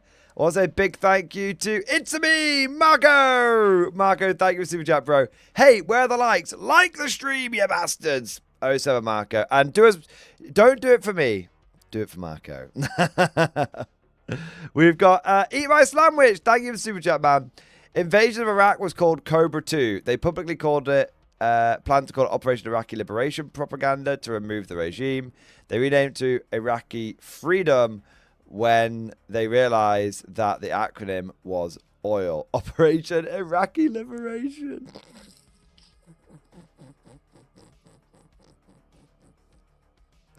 Oh, no.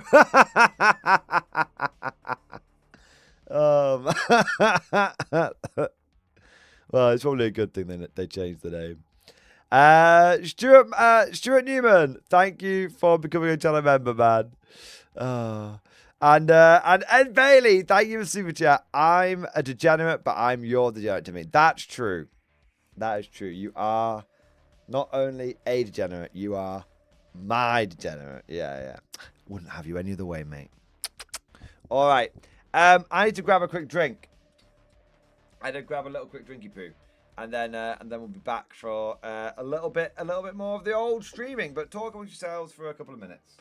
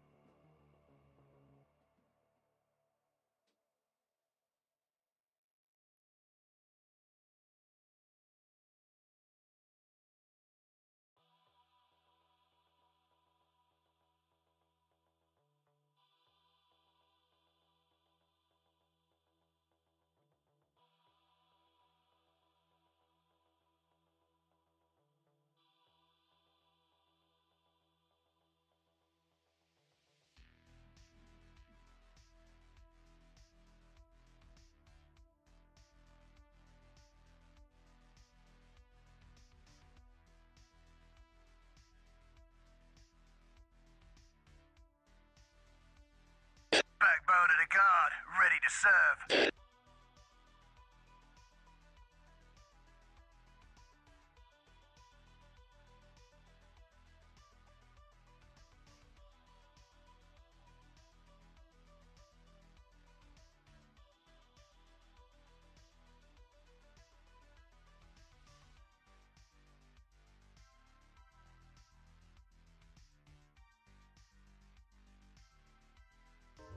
When it comes to fighting crime, there's only one man keeping the streets safe, while keeping it real.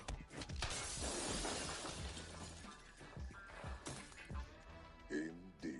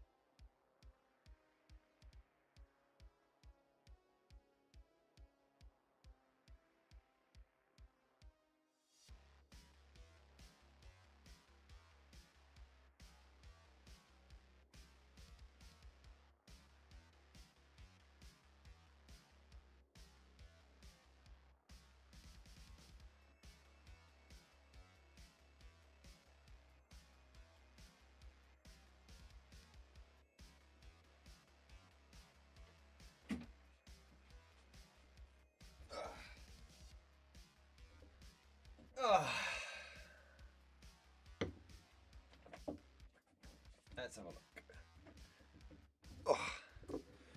Let's have a look.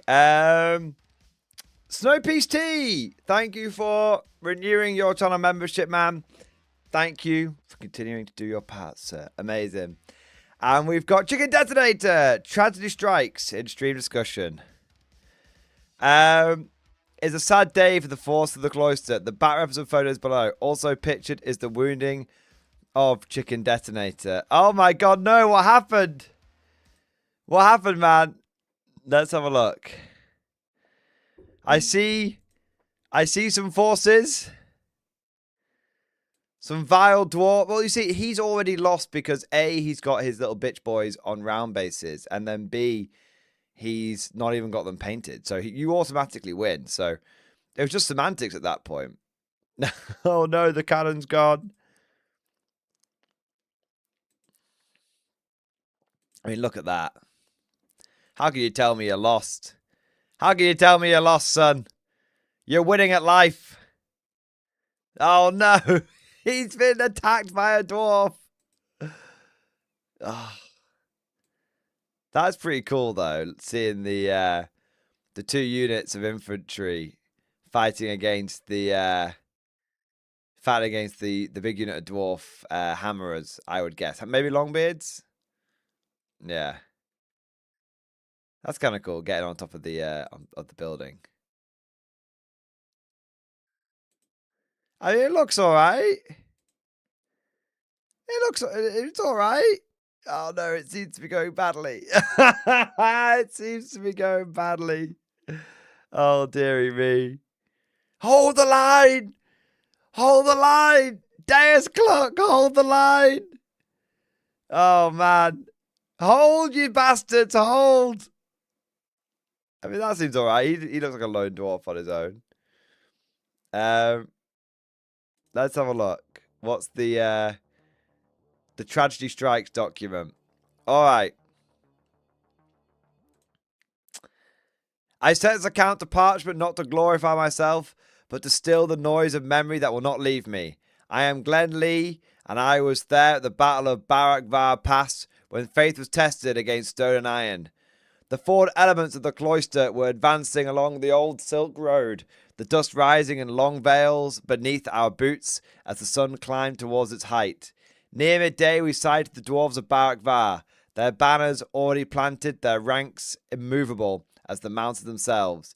We sent heralds ahead, bearing the seals of the cloister and the words of measured respect, asking leave to pass the pass without contest. The road was ancient, after all, older than their grudges, and perhaps even older than their holds. They denied us. There was no insult spoken, no threats made, only the cold refusal of stone-given voice. With that we knew how the day would be written. We arrayed ourselves for battle with care. On a hill to the right we emplaced our bombard, the molten voice, its iron throat angled down towards the pass. In the centre, upon a rise overlooking the road, I formed my regiment of handgunners, the penitent ashbeaks, steadying my men and speaking the rights I myself half believed would soon be tested. On the road itself stood Commander HHL with the 1st Crimson Roost Phalanx, their red standards bright against the pale stone, joined by Damn Legion the Wizard, already muttering words best not repeated. To the right of the road formed Cosmic Drew's warriors of the 8th Hammered Beak Cult, fierce and eager, with Chicken Detonator himself beside them. A detachment of crossbows covered our left flank, while skirmishing outriders screened the right. At the outset, we prayed to let faith travel ahead of us in shot and shell, to break the dwarves before steel met steel. The prayers went unanswered. Our powder was spiked by whose hand I do not know, and may never. The molten voice fired once, or tried to. Its first roar became a scream of tearing iron, and in an instant the bombard was destroyed in a thunderous ruin of shattered metal and smoke.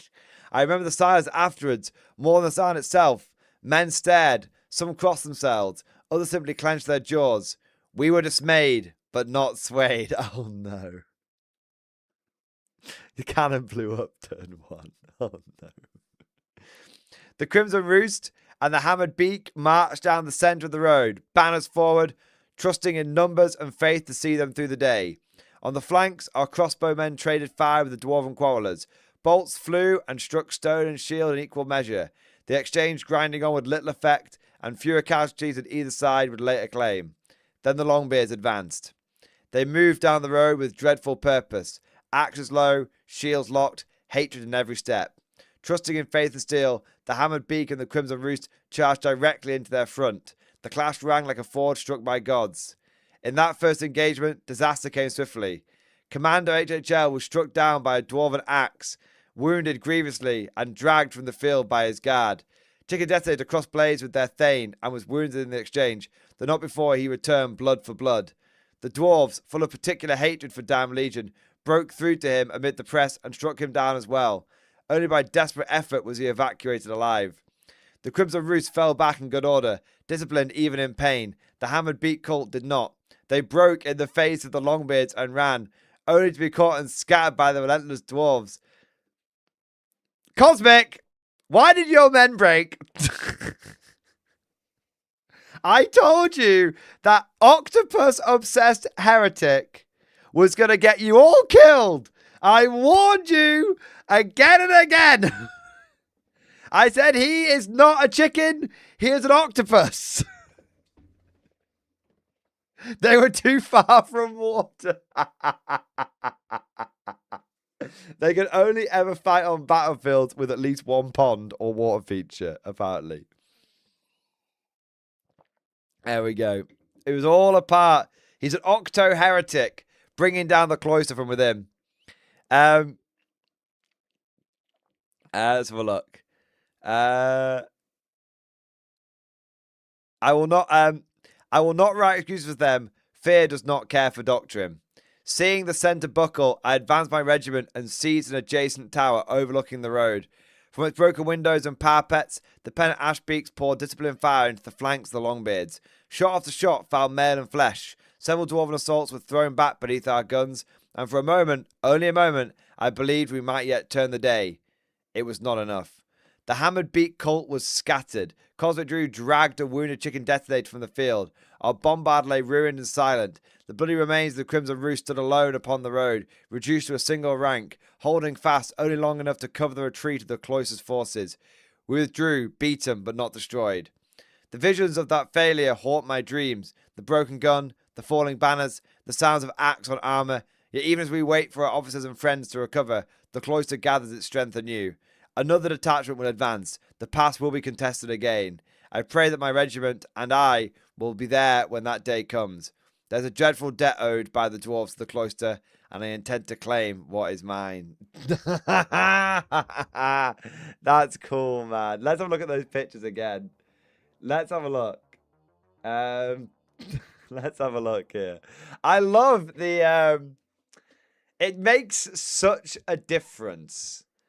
The, like, regiments being, like, named and, like... You know, the regiment's being named and you being able to, like, tell a story around it. Ah, this is wargaming right here. This is peak wargaming. Look at that. I mean, it looked like it. So the gun misfired turn 1. Oh, that's why you need an Empire engineer. I mean, you can't get them in Renegade Crowns, but yeah. Yeah. There we go. Commander HHL being torn down. So this was the fight. This was the fight. Heavy armor, shield, and sword. And then I'm guessing full plate and spears. Versus Dwarven Longbeards. I mean, they had an organ gun, didn't they? Or was that a grudge thrower? You see, if your cannon hadn't blown up, you could have... if the cannon hadn't blown up, you could have taken out that war machine. And then once that war machine was gone, you could have basically forced the dwarves to come to you. And you could have basically taken the charge rather than had to charge. And the reason why, you know, and so, but your hand was forced basically because once you lost your war machine, it meant that you were basically, if you just stayed still, you were going to get outshot. Yeah. Crossbows versus quarrelers is an interesting one. Yeah. So it seems like, I mean, there's this picture here of like a lone dwarf. So that implies to me that maybe you managed to do some damage.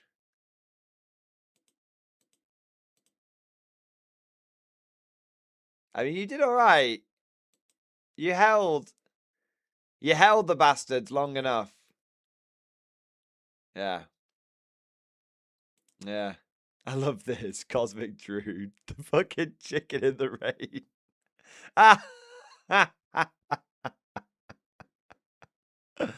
Oh, man. Well, Chicken Detonator, this is just an omen. You know, Saint Chicken. It wasn't meant to be this day. But the faith, sometimes faith must be tested in order to see how strong it is. You know, faith is easy when times are good. Faith is important when times are hard. And this is a time, perhaps there were numbers amongst the mercenaries and forces of the cloister who thought maybe it would be an easy gig. Take the cloister's coin, march around a little bit, talk about a chicken. Maybe those that remain are now those truly who believe, who are truly zealous and truly dedicated to the cause of the chicken.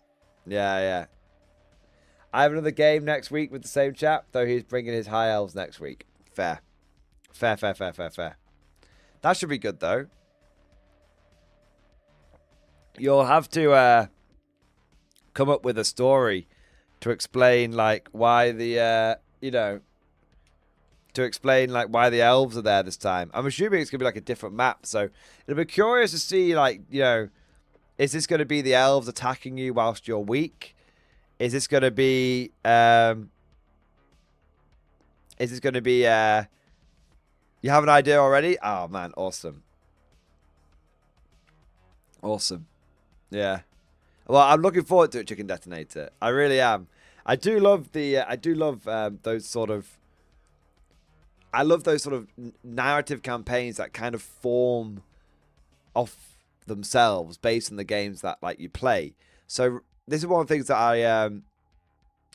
I really enjoyed when I played 40k 8th edition with Commando James, because we had this like series of like battle reports. Like we played like once every couple of months, and it was always his scions, pure scions versus my Gene Stealer cult. It was a really, really cool series that we did.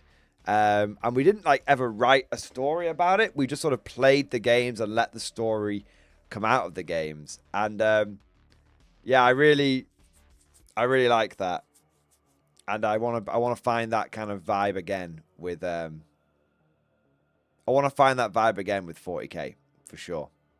Like maybe, or well, with any war game, maybe, we need to do because at the moment what me and Johnny and I have been doing, and Simon and I have been doing, is we've been like doing these games where, like, okay, we need to make sure we haven't got the same faction playing like twice in a week or something. But actually, maybe we do a series of perhaps it would be better to actually have a couple of mini series running.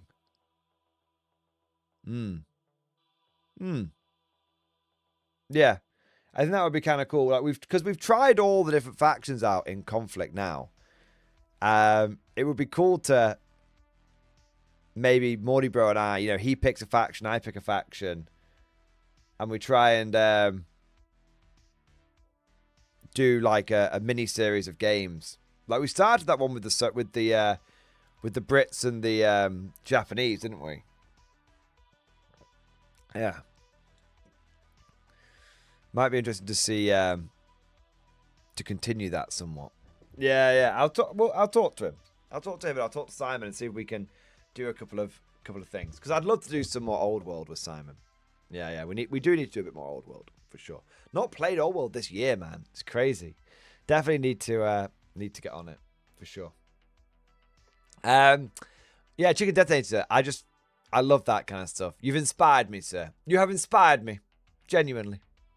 Snowpiece T, thank you for super chat, man. If two vegans engage in a quarrel, is it still called a beef? Yes, but it is beyond beef. It's not. I can't believe it's not beef. Beef. There we are. Alrighty ho ho. Right, you scurvy bastards. Once again, we've caught up on the various super chats and stuff. It's chaotic beef then. Something like that, maybe. Yeah, something like that. We've actually, you know what, guys? It's actually been a pretty beefless stream tonight.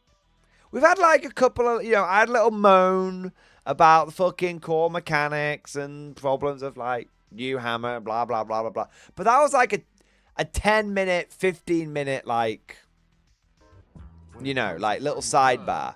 Basically, doesn't even count. If the beef doesn't last 30 minutes, it doesn't count, right?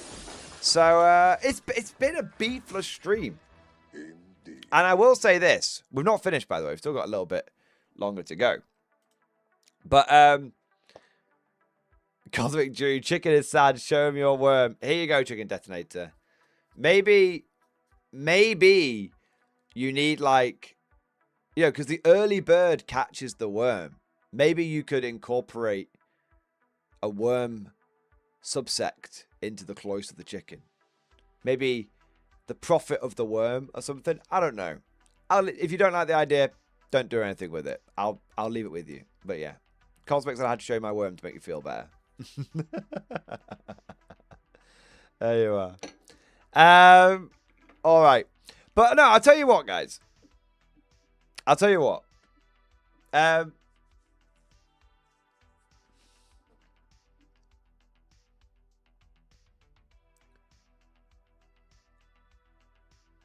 I think sometimes when you are in the wargaming vortex for every day, that sometimes like the visions of beef and salt come to you, and actually not. Yesterday, I basically completely stepped back from, just for a day, I didn't look at anything wargaming related or beef related. The only thing that I did is just paint I watched Stargate, and I painted me conflict. Look, I've got got some of the new Ghost Warriors painted up. The bases aren't sealed yet, so I'm going to be a bit careful with them. But you can see, this is my Ghost Warrior NCO. And I painted up him, and painted up some. Painted up the power armored guy, and I painted up some Shibito as well from the plastic totem core. Yeah. So the point is, like, sometimes it can feel like the beef is everywhere, but actually the beef only has as much power over you as you choose to let it have. And I think, Cosmic, I think, is right in many ways. Officer of the Watch, mark the time. I just said Cosmic was right. He is Little Al-Qazib. Shy Drelude. Because I think at this point, let's we're just talking, we're just thinking out loud. I think when you actually think about it, not much is going to change between now and 11th edition.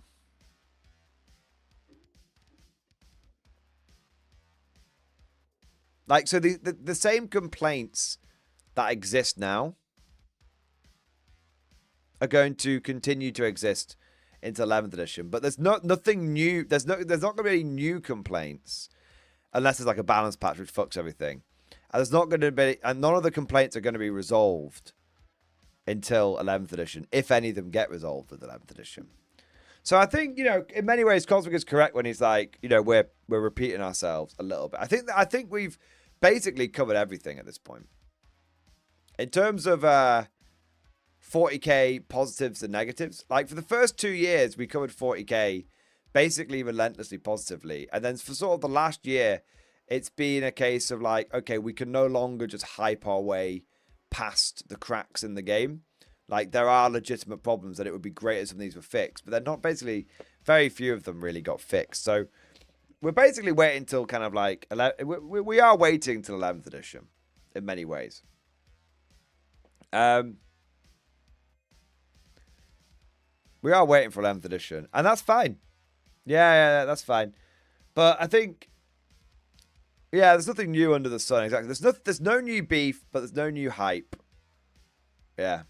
Like, you know, at this point, like, it's at this point, it's genuinely better to just, like, ignore all the shit and just, like I've been telling people, I need to tell myself this. I need to remind myself this. But, like I've been saying to other people, now I need to practice what I preach. You know, we need to basically, this is the time to be focusing on other game systems, and this is the time to be focusing on hobbies and piles of shame and all that kind of stuff. Yeah. Quattro, out of 10, how difficult would you say it is for new people like me to get into 40k? Is it the most difficult it's ever been, or nah? So Mike P, not Mike P, Mike FW says it's really easy right now for new people, easier than 8th. It depends on what angle you're talking about. So, from a rules point of view,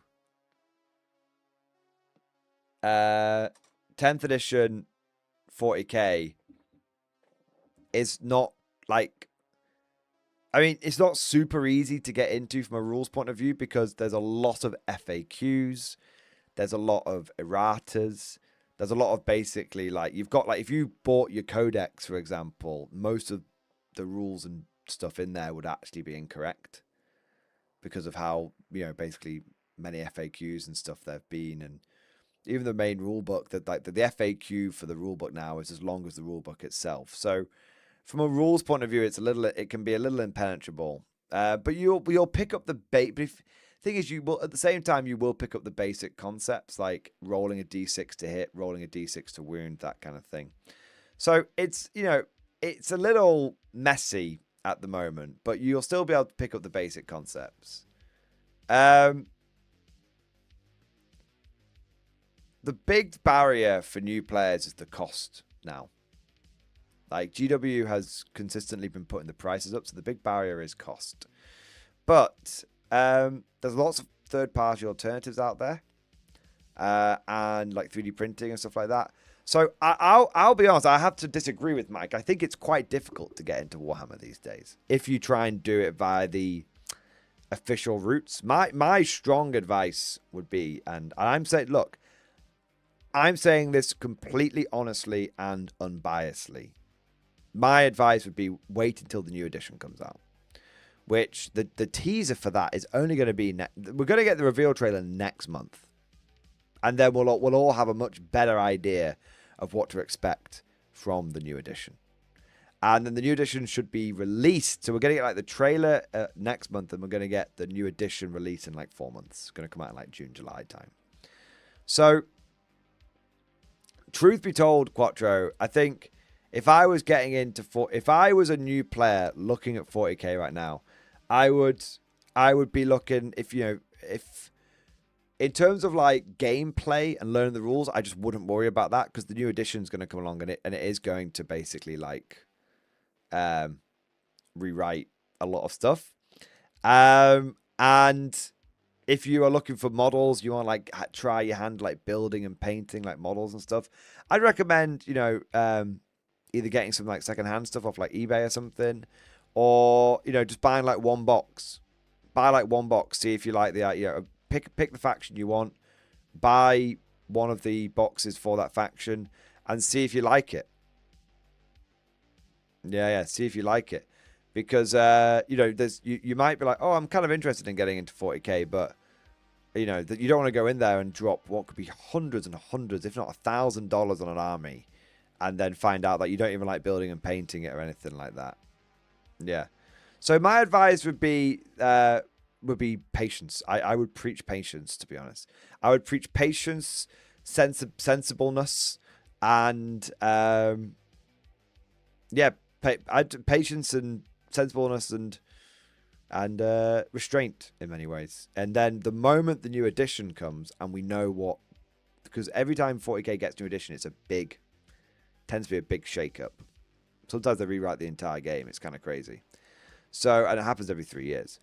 So, my advice would be anything you like. At the end of, to give you an example, at the end of last edition, I bought an entire Tyrannid army, and then the new thinking, oh, none of this will change, surely. And then the new edition dropped, and like half of the models I bought were basically like not great, not usable. That's how big these changes can be. So yeah, it's one of those where like the problem is not 10th edition, it's the proximity of 11th. Exactly. So it sounds, I know what it sounds like. I know it sounds like being really negative and a Debbie Downer and all that kind of stuff. And that's not my goal at all. My goal is basically to just give you the best honest advice. And my honest advice is wait until 11th. It's only a month to 4 months. And then you'd be able to basically hit the ground running and get into it the right way. That would be my advice. In the meantime, if you're so desperately excited, buy a little bit. But if you can get it secondhand, that would be my recommendation. Yeah. There you go. That's like literally all the people that are playing 40k right now basically are doing that. Yeah.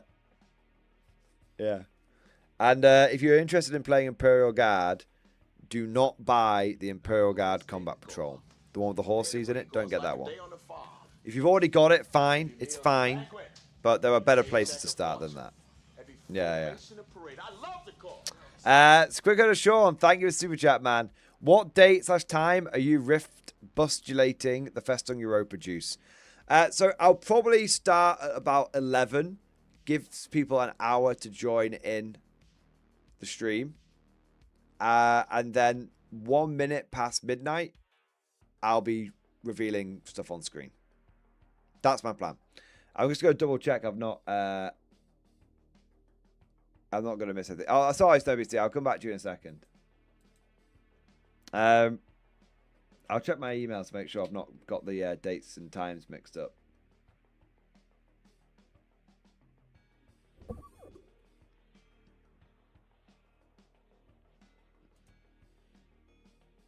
No, it just says the embargo date on this book is the 1st of March. So, yeah, when that's... yeah,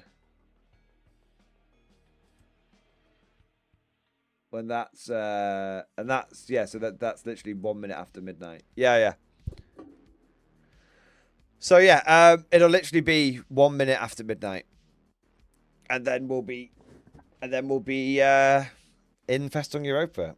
And it's gonna be pretty good. It's all lore, remember, guys. So I won't have any rules drops. I'll have lore, and more lore. But I think the lore alone would be enough to get you guys excited. Oh my god, I'm just thinking about it now, man. All right. What do we got here? Need a countdown clock for it? Yeah, if I can remember. Yeah. All right. Snowbeast T, thank you, Super Chat, man. One of my proudest paintings in stream discussion. My group wants to join AOS really, really badly. I tried Sylvaneth and I realized I fucking hate painting trees. Now I'm joining the Iron Jaws and I'm super proud of this test scheme mega boss. Bonus points to the one who identifies the symbol on his back. Hey, he looks really good, man. You've done a good job there. What does it mean? I have no idea. It looks like a B and an R. It better not be anything super dodgy.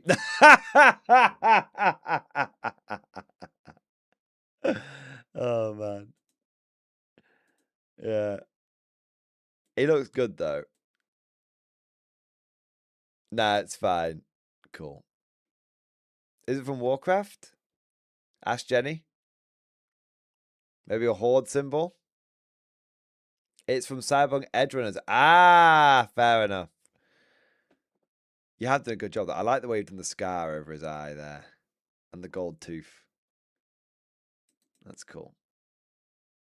Fair, fair, fair. Hey, you have to let us know how AOS goes. Some people like it, some people don't. But yeah. There we are. That's cool, man. That's very, very cool. Yeah, you should be super proud of it. It was a good model, man. Yeah, yeah. Yeah. I'm kind of curious to see what they do with AOS in the future. Are we on 3rd edition or 4th edition AOS? I think we're on 4th edition, aren't we? Yeah, it's crazy. 10th edition going to 11th edition 40k. 4th edition AOS. Like, to me, AOS is still like this new kid on the block, but it's been around for like a decade now. It's crazy. It's crazy, yeah. You don't realize it, but time flies. Time really does fly past. It does. Yeah. All right. I'm kind of having a looking around here. I kind of want to. We're the old men now. We are the old men now. Yeah. I kind of want to. I wonder if I. Do you think Warlord would get upset if I dropped a Festung Europa hint right now?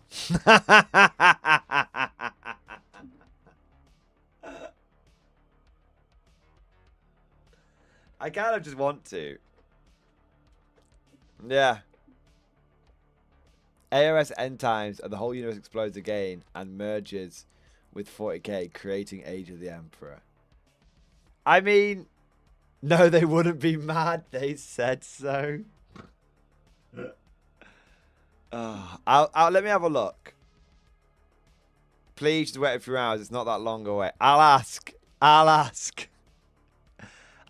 me have a look. See if I can give you guys a little something. Just gonna move that camera down so you guys can't see like anything reflected where you shouldn't be reflecting.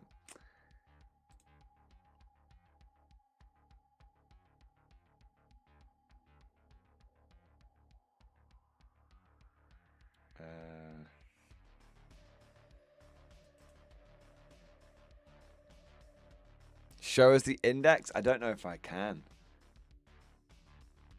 Backbone of the guard, ready to serve. Oh no, I show you the contents, but that would give way too much away.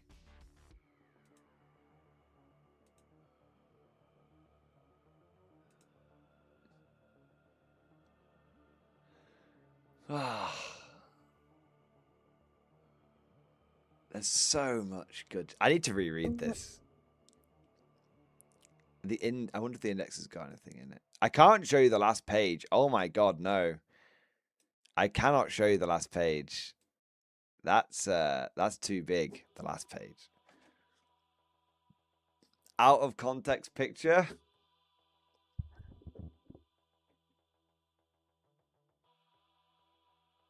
Trajan, I had this crazy dream, bro. I was a god fighting gods and there was rats everywhere. That's brilliant. Yeah, imagine if AOS just ended up being like someone's dream. That's why none of it makes sense. All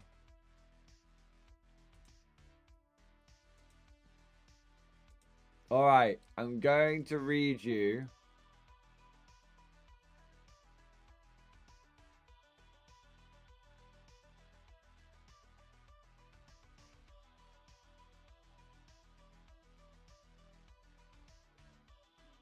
I'm going to have a quick look.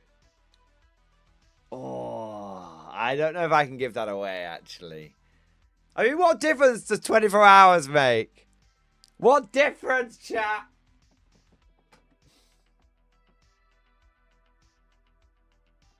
What difference?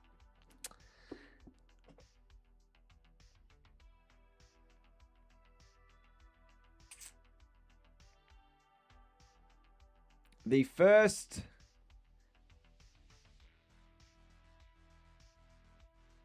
There's so many... No, I can't. I just have to wait.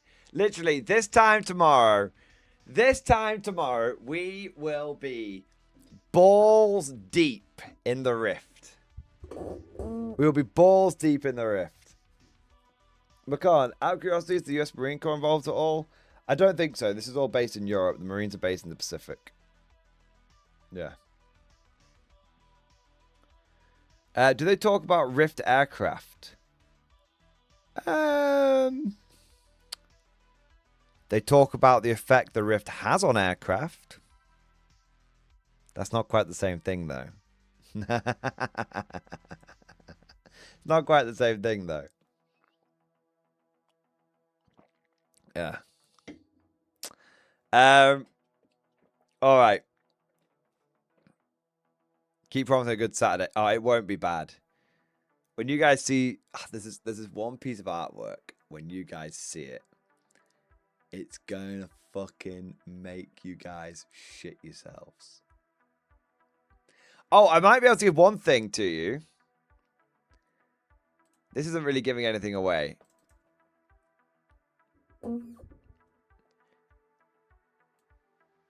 Right, 1 minute.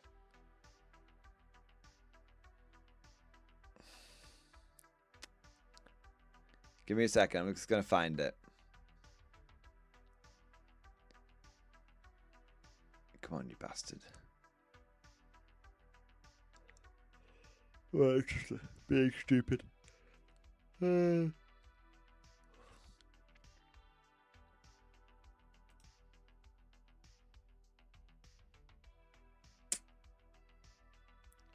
is it?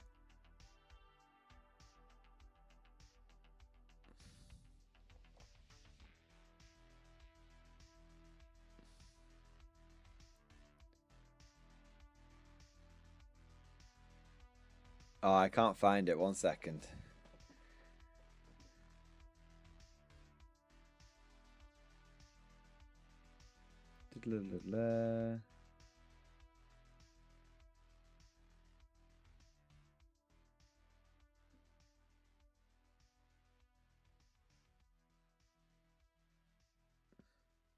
Ah, here you go. 1 minute. Oh, I can't bloody select it. That's annoying.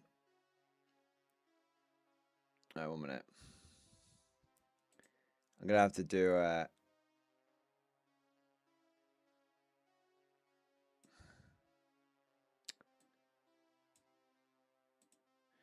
should do a quick thing.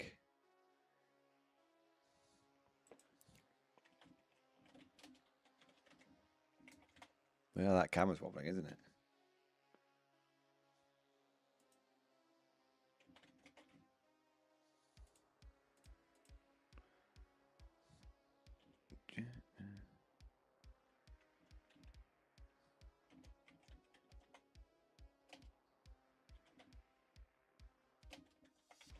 Oh, that's cool.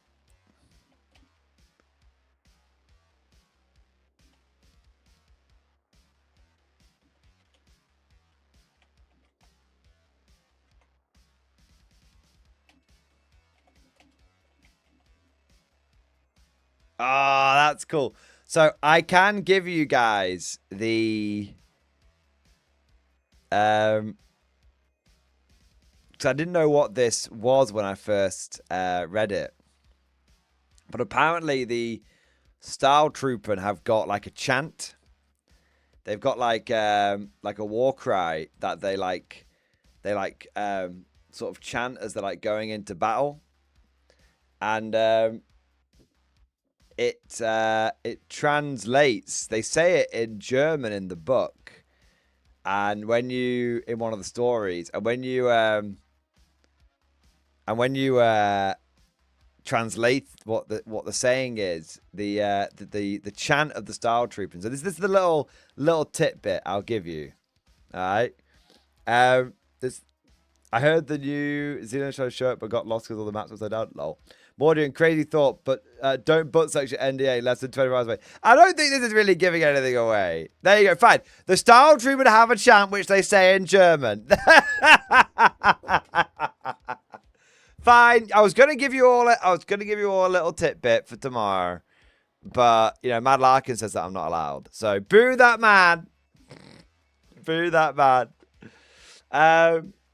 All right. You tried your best, but just leak it all like 10th edition. Oh, man, if I get a chance to leak anything for 11th, I absolutely will do. Yeah. Whispering Monk, thank you for the 36 months, man. Triple X Force, baby! Archon Studios to go live about StarCraft, the miniatures game. Really? When? Link? Link? Link, you bastard, Link!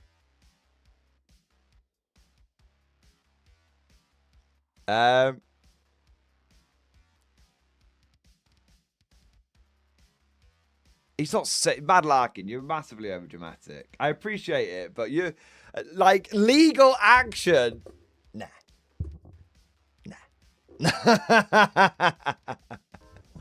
MG, I was wrong. Right, so I've got Mad Larkin chatting shit on one side, Whispering Monk just being wrong on the other. God, guys, get your shit together. Get your shit together. What's going on here? Goddamn amateur hour. There's only one amateur allowed in the stream, and that's me. I'm the only amateur that's allowed here. All right, what have we got next? Clownish Cat, thank you for Super Chat, man. 07, you magnificent lads and ladies. Progress in stream discussion. Let's have a look. Ooh. Deus Cluck. Yesterday and today's progress includes a little bit of building, priming, and painting. A bit of everything between systems and factions. Question, I have 2 figures of double pistols for Old World. Which one appeals to you more? It will be Timmy Double Tap. Now, I'm thinking about rummaging through the mystery boxes from the end of year. I got the US twice. Somehow I expected that. Both seem nice. Ooh! So we've got Panther X and Locust Mech. Inigo, sorry. So Inigo and Panther X. Lots of Old World stuff here. Very nice. Ooh, Timmy Double Tap. I mean, I have to say the Master and Commander model. I have to, man. Like, it's too good not to take advantage of that, you know. Wow, look at all this, man. That's a lot of stuff. What's this fucking mental, like, pulsating bastard? So did you get the monster platoon? Yeah, makes sense. Cool. Wow. Wowzers trousers. That's a lot of German armor. 8 rad. I'm not sure what that one is. 6 rad. Half track. Well, that's the Hanomag. That's 251. They're the 250s. Looks like a Panzer 1, maybe a Panzer 2. A couple of the Panzer 3s. Or Panzer 3, Panzer 4? Yeah, Panzer 3, Panzer 4, I think. Yeah, slightly different hatch placement. Yeah. It's cool, man. You got even more! Oh my god. Wow. So you got D-Day Starter Army, and a Sherman, and a Stuart, and a Wolverine, and the Rangers, and the US Jeep Armor Platoon. Nice. That's crazy, man. That's a really good army. That's a really, really, really, really good mixture of units. Yeah. That's cool, bro. Clownish Cat, I'm kind of jealous. It's a good hobby haul. It's a damn good hobby haul, sir. And you've been a busy boy. You've been a busy boy. Nice. Nice. Thank you, bro. And yeah, good luck with getting it all built and painted, man. It's going to look awesome when it's all done. Yeah. Yeah. Mad Larkin, Morning, do as you want. No. No. Mad Larkin, you're in command here. Are you not in command, sir? I'm just a viewer in my own stream.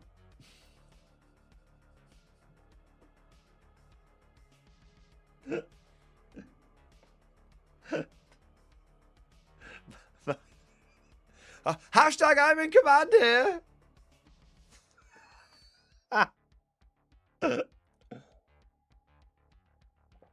Mad Larkin must be getting very annoyed with me.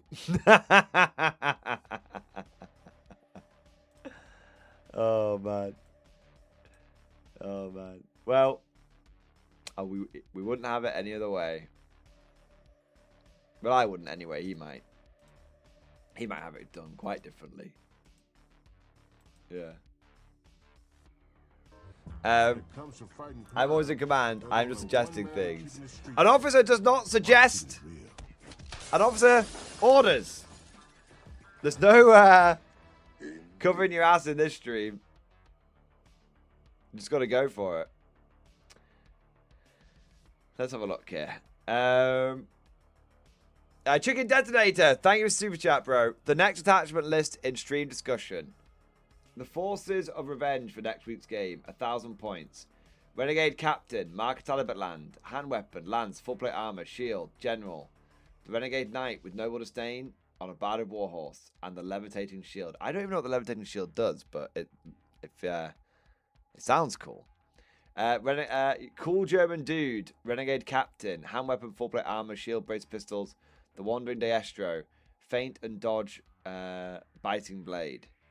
I mean, I feel like you need a BSB. If last time you got mullered because you didn't have a BSB, it feels like this time you should have a BSB.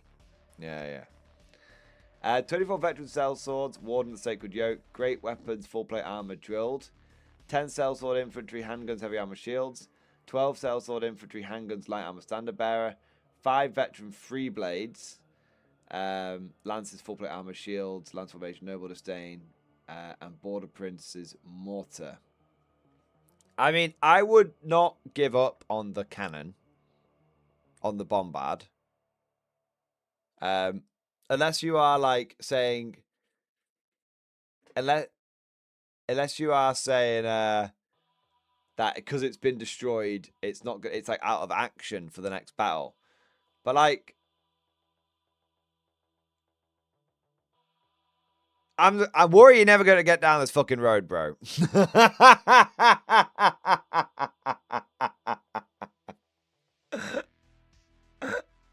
Like, I'm worried we're going to be Battle 3 and this fucking road's still going to be...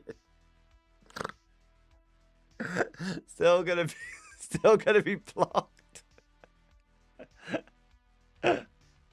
Oh, man.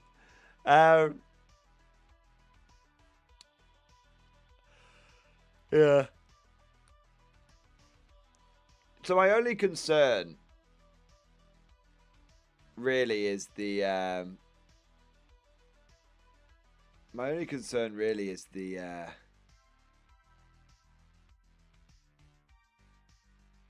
mean,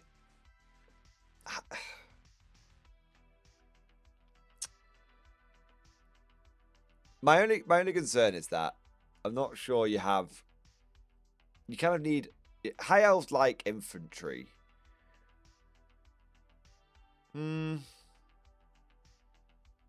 My concern is like, what if like a dragon or something similar turns up? Maybe not a dragon at 1,000 points, but like a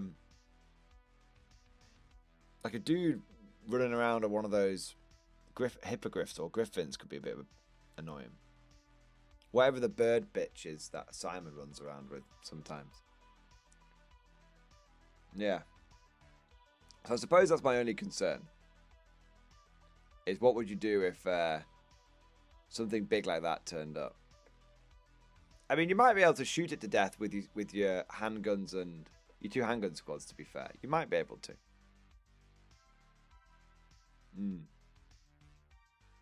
That's my only concern. Like, with not bringing a bombard. The bombard gives you a weapon that can basically be like one shot, bang, done, dealt with. But it doesn't really matter. Truth be told, it doesn't really matter because it's not the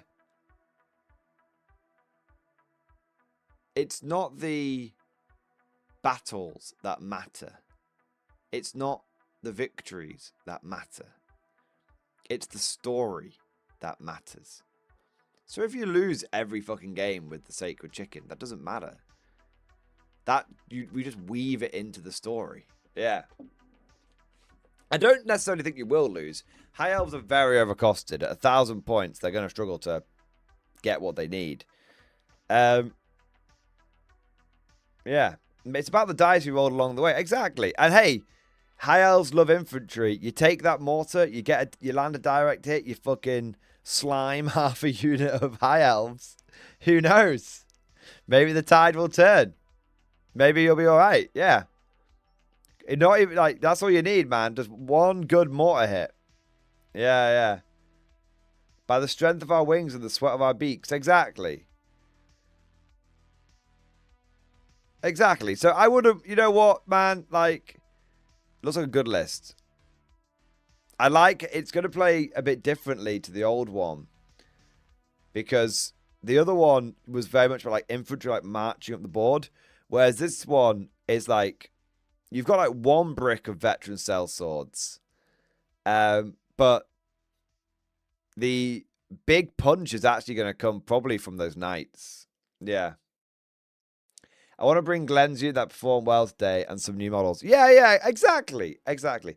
Chicken Detonator, just ignore my stupid competitive bullshit brain.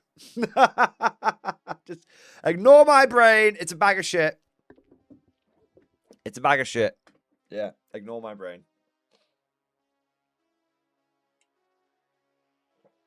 I'm going to be here sucking all the fucking fun out of your games. Yeah.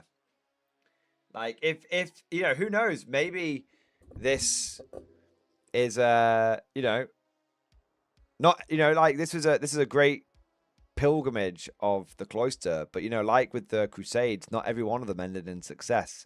In fact, very few of them did. After the first one, they were all a bit shit, to be honest. First one was shit. Second one failed. Third one, minor victory. Yeah. Like, and then after that, they all went back. They all went bollocks. So yeah, like, you know, sometimes, again, it's not about the winning and the losing. It's about the stories, the tales, the myths and the legends, which are created along the way. That's what's important. Yeah. So yeah, I love it, Chicken Detonator. I've no idea if it's going to be good or bad, but I love it. Yeah. I'll tell you what I fancy, apart from Mad Larkin's mother, and Cosmic Sister. Okay, I'll stop being crude now. Is the cloister reenacting the George Crusade? I kind of fancy busting out one of these 50 cal teams. What do we think, chat? Is it? Am I allowed to build a 50 cal team to wrap the stream up? I feel like I'm allowed to. I'm allowed to treat myself, aren't I? If I'm not allowed to, like, give any Conflict 47 leaks, least I can do is, like, have a little look at this 50 cal team that I want to, I want to build.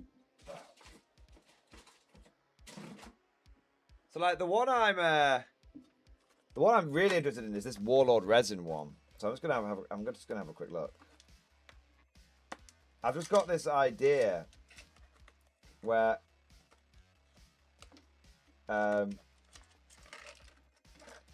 I want to have like loads of 50 cal teams. I'm just gonna have a quick look at the bits, to be honest. Not sure I'll even actually build it. I just want to have a look at the bits.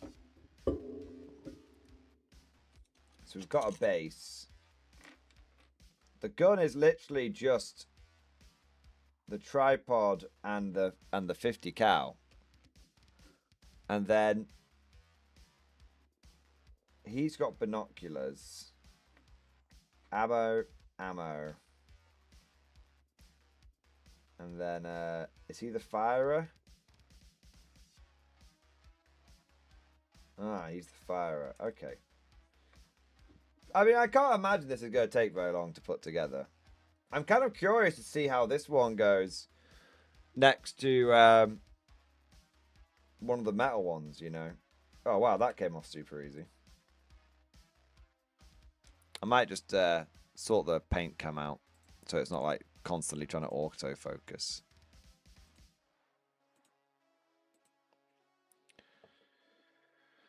Let's have a quick look.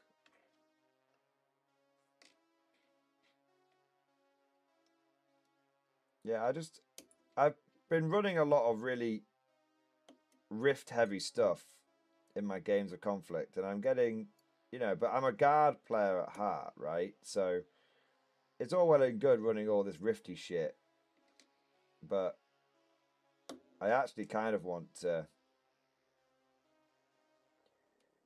get the good old 50 cal out. I mean, this is one of the things that I think is massively underrated about conflict versus something like 40k. And you know, I love 40k. In fact, I've been re-listening to some audiobooks of 40k recently, and I've been absolutely loving it. But like, you know, a 50 cal is a 50 cal, and it just goes that little bit harder when someone, you know, gets on the 50 to bring down the enemy monster. That's why like heavy stubbers are often like really cool, right? But you know, in conflict, it's not a heavy stubber, it's not a heavy bolter, it's a goddamn 50. You know, it's a goddamn 50. That's what it is. No fucking about, no ifs, ands, or buts, no sci-fi bollocks. It's just, it's a goddamn 50. The thing that's killing the monsters isn't a stubber. It's a goddamn 50. So yeah, like, I think that's just like massively something that I think that's sort of not really mentioned a lot about new conflict at the moment, which is, you know, a lot of the weapons in it are really grounded. It is, you know, one of the things that I think make, you know, makes the guard, but also one of the things that makes 40k the 40k is like it is, you know, or has been in the past quite grounded and relatable. And I think that's one of the things that makes conflict just such a good game. Like it is super grounded and like super relatable, and you can, you know, you can. It feels like almost the ultimate Your Dudes game when you think about it.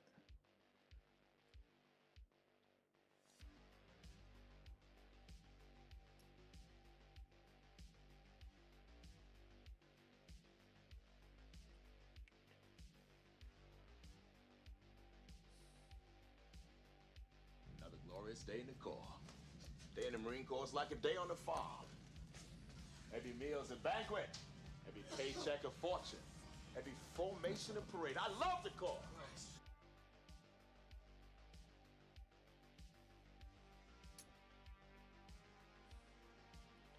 I think that's pretty much done now.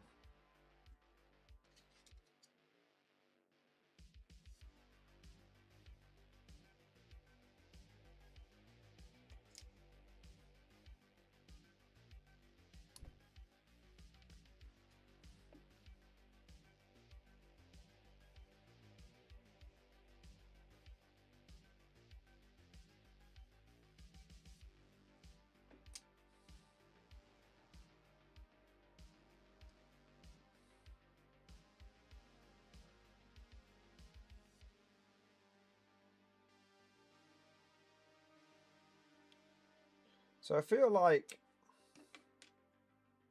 1 minute.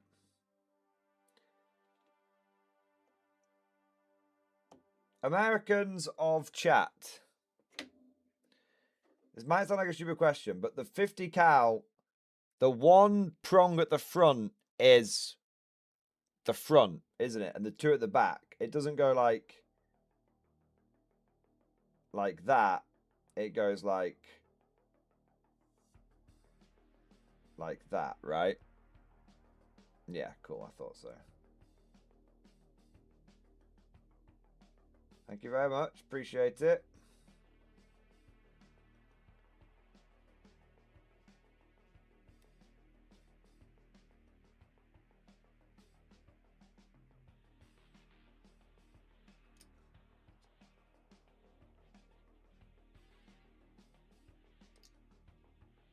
Okay, well that's basically gone together now.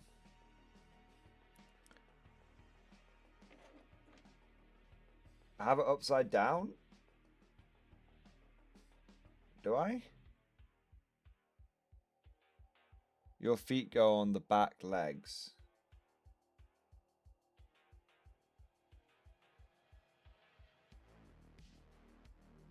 I feel like Cosmic is just saying words to me. I'll fucking ban you again, you octopus fucking degenerate. Don't you fucking test me, bro.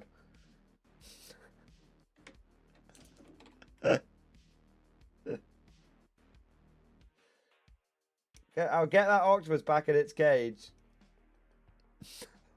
God.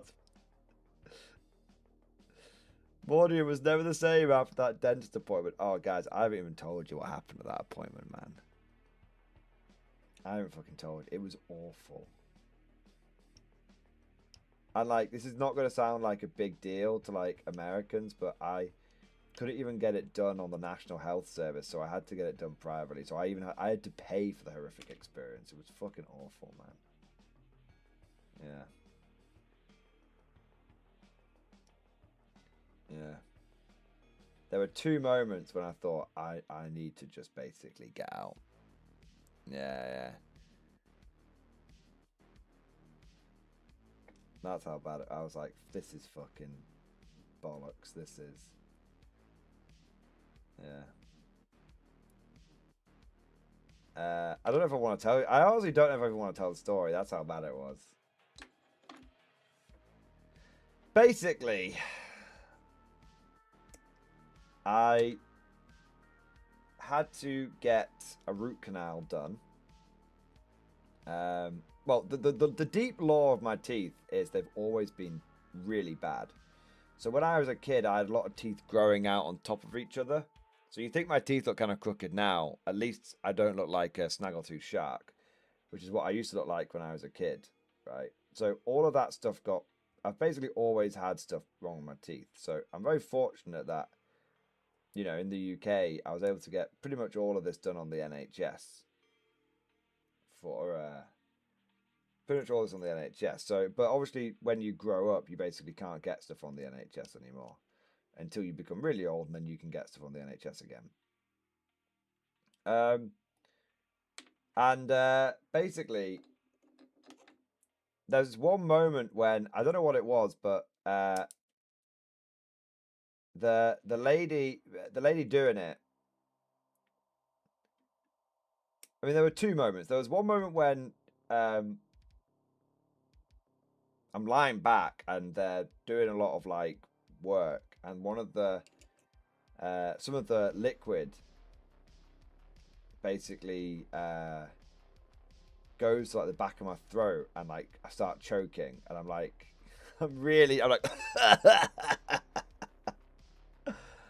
and she's like, I can't, you have to just, she was basically like, you have to just take it because your nerve is exposed, and if we take this like this thing off, it might get infected. So I was like, okay, I'll just, you know, sit here basically choking to death. That's fine. So that wasn't ideal. They did end up sorting it out, like, and everything. But the worst bit was, or 2 worst bits. So firstly, she clearly hadn't used enough anesthetic because it's not meant to hurt. And yet what they do with a root canal, and this is the horror story for those that haven't had one done, is they drill a hole in your tooth And then basically using a wire brush, a small wire brush, they which on a little like electric thing which goes in and out like that, they stick it in to your tooth and they try and basically pull all of the they try and clear out all of your nerve ending basically. No, they weren't. So you were gagging, but they said you had to suck it up. Basically, I was choking, and they were like, "We can't take the thing." So basically, you've got like a screen on your face that's like isolate the tooth to stop other stuff from happening to it. And like, we can't take that off. So all they could really do is like try and like wash the liquid out, but like it's like they've got to like wash it and suction it. It's all fucked up. Anyway, that wasn't the main bit. That wasn't the main bit. That bit was like that bit was a minor fuck up. But they clearly hadn't given me enough anesthetic. Because I could feel this wire brush basically this wire brush like just basically ripping the inside of my tooth to shreds, which is what it's meant to do, because they pack it back in again. And I was like, it's quite painful. And she was like, oh, you meant to feel a little. So I went, it's quite fucking painful. And then she's like, okay. And then she was cleaning it out.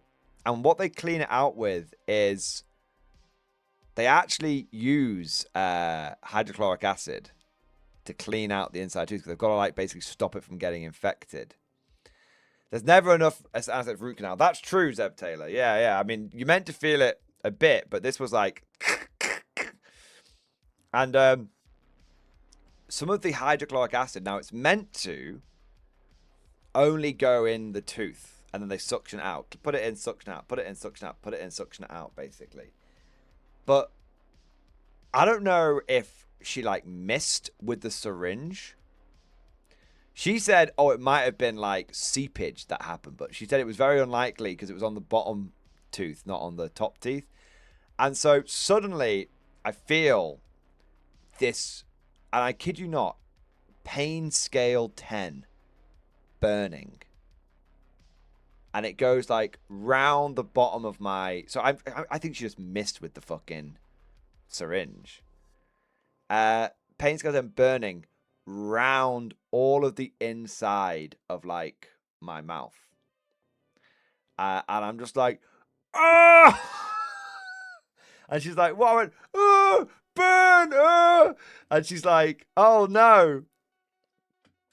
So basically I had a mouthful of hydrochloric acid for not a mouthful obviously, but like it must have been like it must have just been a drip, must have just been a little bit, and it just went all the way around, and it was pure agony, and they had to like clean it all out and everything, and I'm just like, I'm in so much pain, and so she had to give me like another big shot of like the general anesthetic just to take it away. And she said to me afterwards, like, really, she's very apologetic, she's very professional, very apologetic and everything, but she was like, you might have bruising all on the inside of your mouth where the acid was. But she showed me the before and after pictures, and she was very considerate during all of it. So I don't really have any, as crazy as it sounds, I don't really have any complaints because, it was only, it's like a 2-hour-long procedure, and it was like, it was just like one small bit that happened, Like the choking thing wasn't, was like, was almost like, it wasn't really, it was just basically like a bit of, I think some of like the saline basically went to like the back of my throat, basically. There you go, because I use a bit of that to like clean it out and stuff as well. But yeah, basically, like she said, your face is probably going to like swell up and be bruised on the inside from this. And yeah, she wasn't lying. She wasn't lying. And yeah, still now it's quite painful.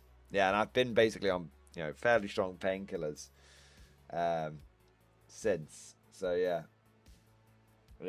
So that was it. Yeah, but I've always had like. But the thing is, like, the funny thing is that I've basically got a bit of toothache now. Yeah. I had a cancer sore cluster and super sores for years. Mouth pains, nothing after that. But I understand your pain. Feeling the flesh burning and stinging and swelling endless for no relief. Yeah, good times. Yeah, I mean, that sounds like yours is pretty bad. But yours is probably worse than mine, Cosmic. But yeah, I think it was just like, it just gives you an idea of like how horrific like acid burns and stuff are. Do you know what I mean? And you're lying there and you're helpless and everything. But yeah, it was a pretty bad ordeal. Yeah, not ideal to say the least. But it's all been resolved now, fortunately. So yeah, there we are. Yeah, a canker, not cancer. Oh, fair enough. Still doesn't sound great, Cosmic. Like I'll let you, say that.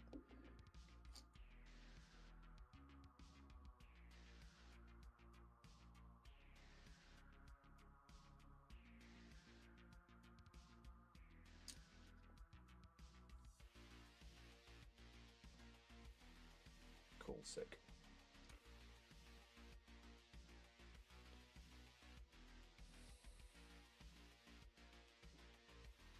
So we can build this thing.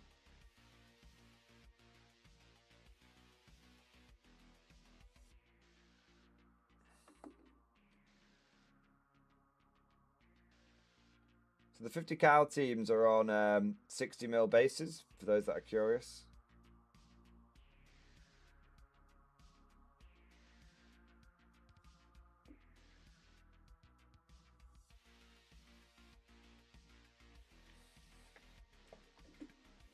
Yeah, so but what's interesting is I have always had very sensitive teeth. And over time they've obviously become more sensitive and everything. But I recently had a little bit of dentistry work done. I had a couple of fillings done. And on one side of my mouth. I had about 3 fillings done on one side of my mouth. Yeah. And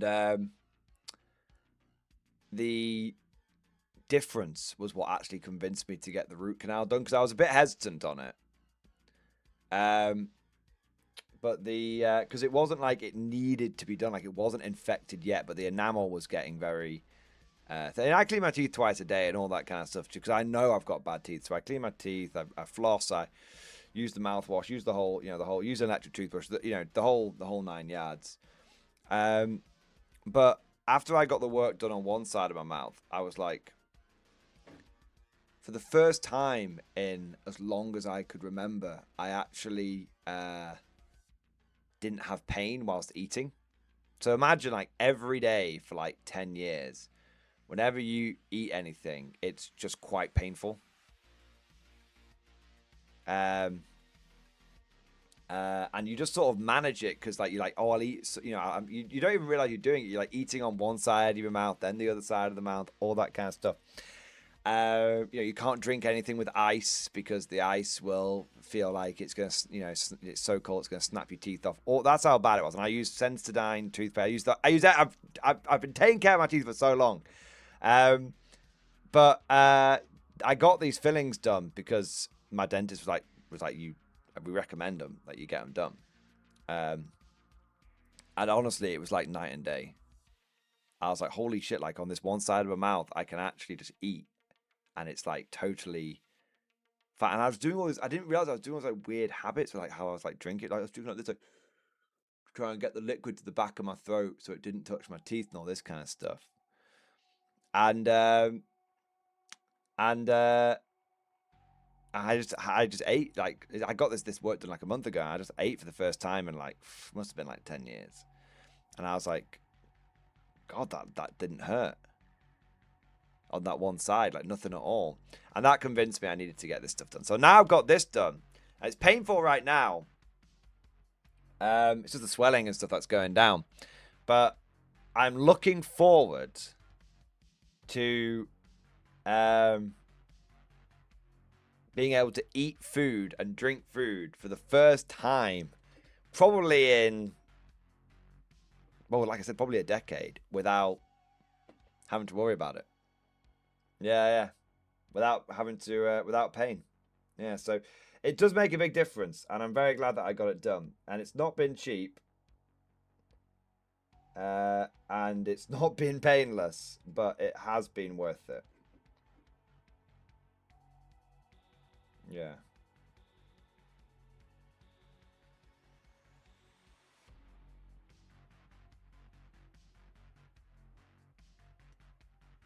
Oh, pissing Nora.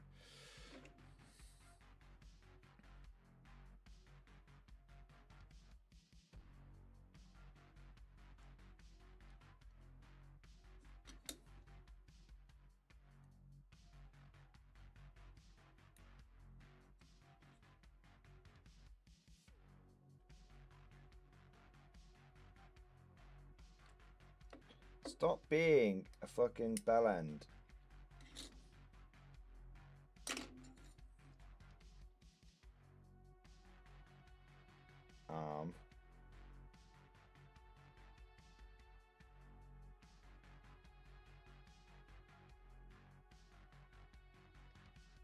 Yeah, fucking got you, didn't I? Dickhead. Right, there we right, there we go. Alright. I need to figure out how this kit actually goes together. I'm telling him to get on that 50. I'm telling him.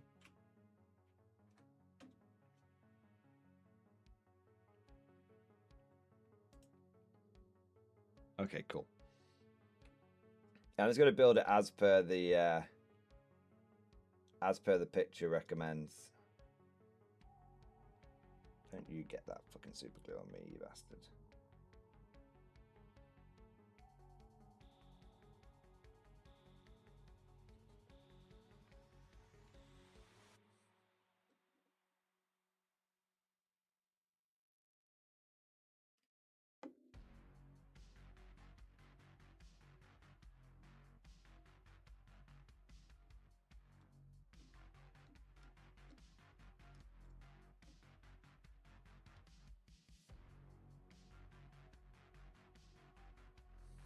It's funny because they give you the ability to build all the crew on one gun, but you can choose to have one on like a separate base, but I don't think. I'm just going to build it as per the picture.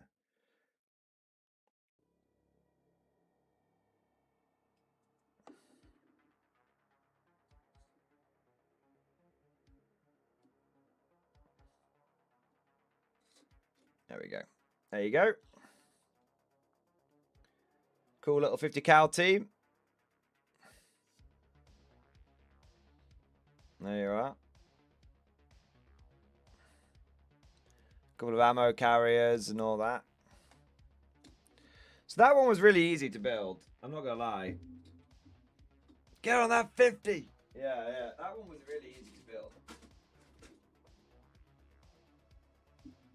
I'm curious about the next one now.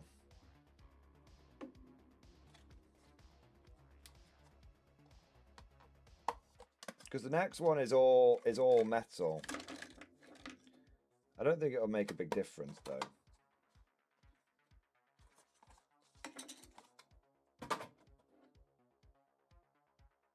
So that guy's all in one piece. Same 50 cal bit there.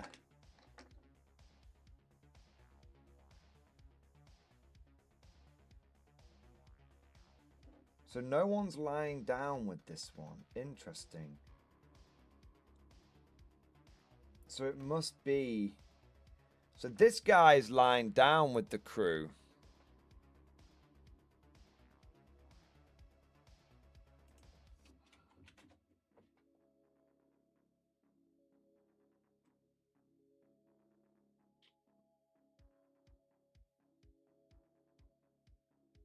Oh, there's another one. Oh, interesting. There's actually another 50 cal team you can get as well. I didn't see that. Oh, it's the Army Winter one. Ah. So you've got the US Army 50 cal HMG team. US Airborne Winter HMG team, which one we just built, and then the US Army.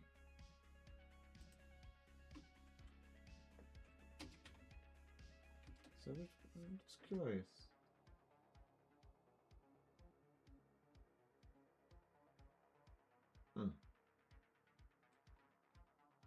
Which one's this? US Airborne.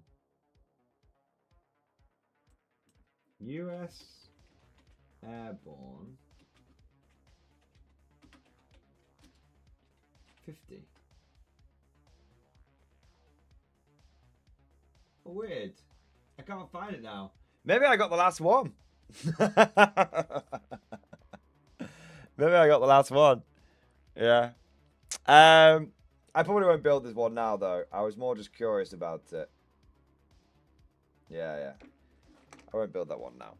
Yeah, that was more of a curiosity than anything else. And then I wonder if what the last one looks like. See, what I'm kind of curious about. I'm going to put these bits to one side. Oh, they do give you a little separate base for this one. Interesting. Okay, cool. Yeah. Oh, I'll put my lid back on me glue.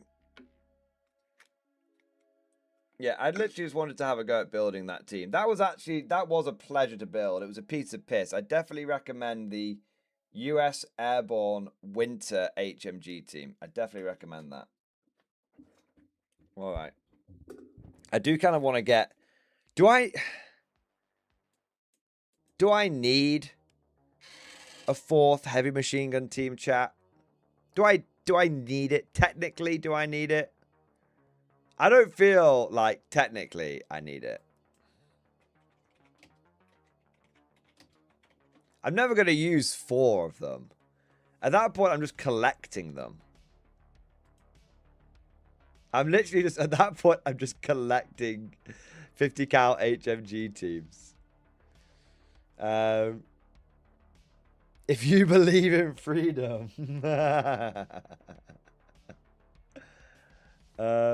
That one comes on a different size base. Yeah. Oh, wait, there's another. Oh, that's the one I've got. No, that's the one I've got. Yeah.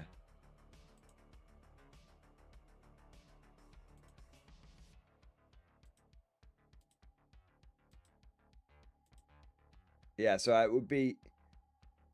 If I got one more HMG team, I'd collect them all.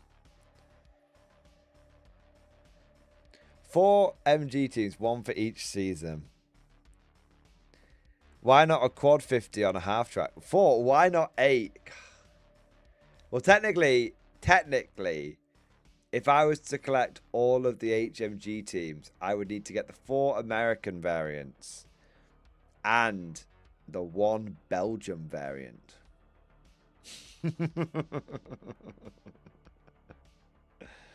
Yeah. Collect all the 50 MG teams. Yeah. I think 3 will do for now. I think 3 is a good number. I will get you a Belgian army, chat. Don't you worry. You will get your Belgian army. I'm just checking something. I'm not buying anything. I'm just looking. All right.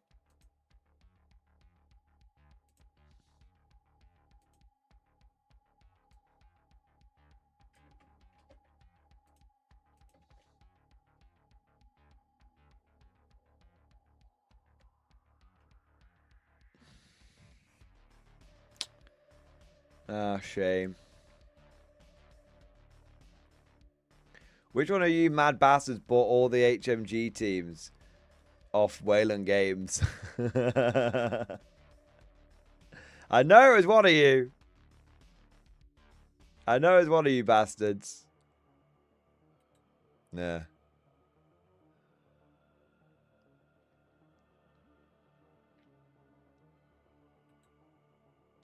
I'm just seeing if I can find... I don't think I can get them anywhere. Yeah, no, that's fine. All right. The last guy who said I have enough HMG teams in the ditch outside Vegas. I love it. There isn't a US Marine 50 team? I don't think so. Did they use them during the Pacific? I don't know if they did. Did the U.S. Marines use 50 cal in the Pacific? Extensively.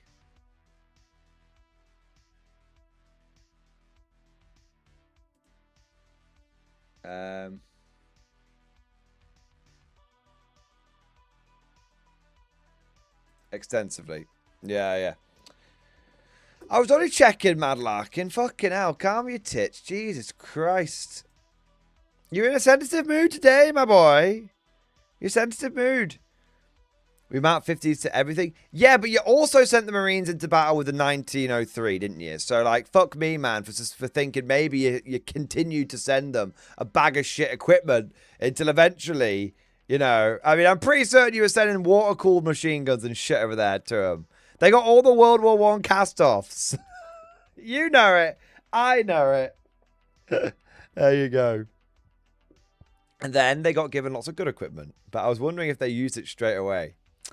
Anyway, apparently Warlord Games doesn't like you because the US Marines don't have a the US Marines don't have a 50 cal team. Maybe you should maybe all the Americans should do an email campaign. Yeah. What have we got next? Vigo the Butch, thank you for the super chat, man. Put a K-47 list of troops discussion, was hoping for a quick critique and inspection. Alright, I can give that a go.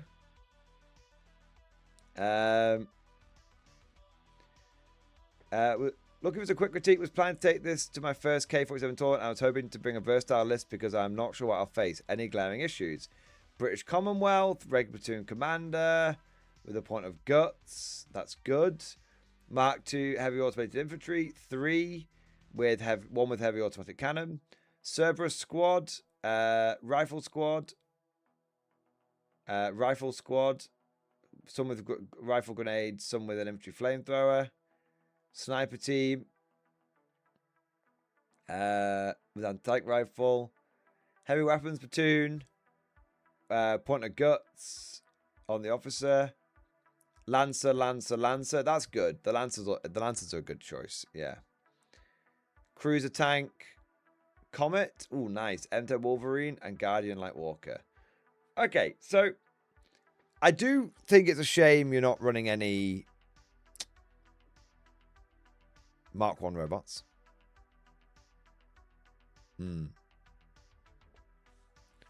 But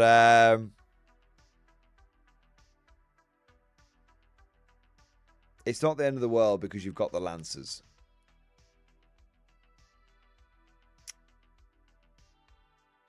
I think it is a fairly well balanced list.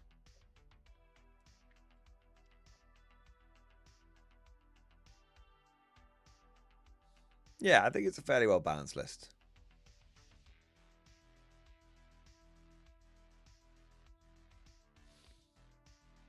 I'd like some Mark 1 robots in there. And the Hornet is a hell of a mech, but I don't know if you've got it. Hornets are pretty good. But if you don't have... I mean, I prefer... I would change your armor platoon to be a Hornet and 2 Guardians if I could. If your officers are literally going to be running around if your officers are going to be running around without any buddies or anything, you might as well make them inexperienced. Because whether they're regular or inexperienced doesn't make a big difference. You might as well just save the points. I wouldn't bother giving them pre-arms as well. I would make your officers be inexperienced with a point of guts, dirt cheap. And then I would, like I said, swap the armored platoon up for an armored walker platoon. And if you did that, I think you'll be in a good place. Yeah. I think you'll be all right. I would expect you. Yeah. That would be maybe the only things I would suggest. Yeah. All right. I hope that helps, man. Snowpiece T, thank you for super chat. We have more we have a K-47 movie, and I can prove it in stream discussion. We have a Conflict 47 movie already, and I can prove it. Captain America: The First Avenger. We watched it last week, and it felt exactly like a movie about the switch from conventional World War II to K-47 and Weird War. Proof attached. And I'm sure I can trace more correlations. So we've got Style Trooper, Rail Tank, Slammer Samuels, the first Paragon and Paragons, Volks Grenadiers and Rift Weapons, the Rift and Rift Energy, the Green Volt, Hopman, Heinrich Gross, the Hand of the Green Volt. You know what? I think you're on something. I think you might be onto something. Yeah. I mean, Weird World War II is great. You know what? I need to go back and rewatch Captain America. It's funny because I feel like Captain America was... You hear like Iron Man, like Superman, all that kind of stuff. And out of all the Marvel movies, I think, that were done, I actually think the Captain America ones were the best ones. Think about it. You had the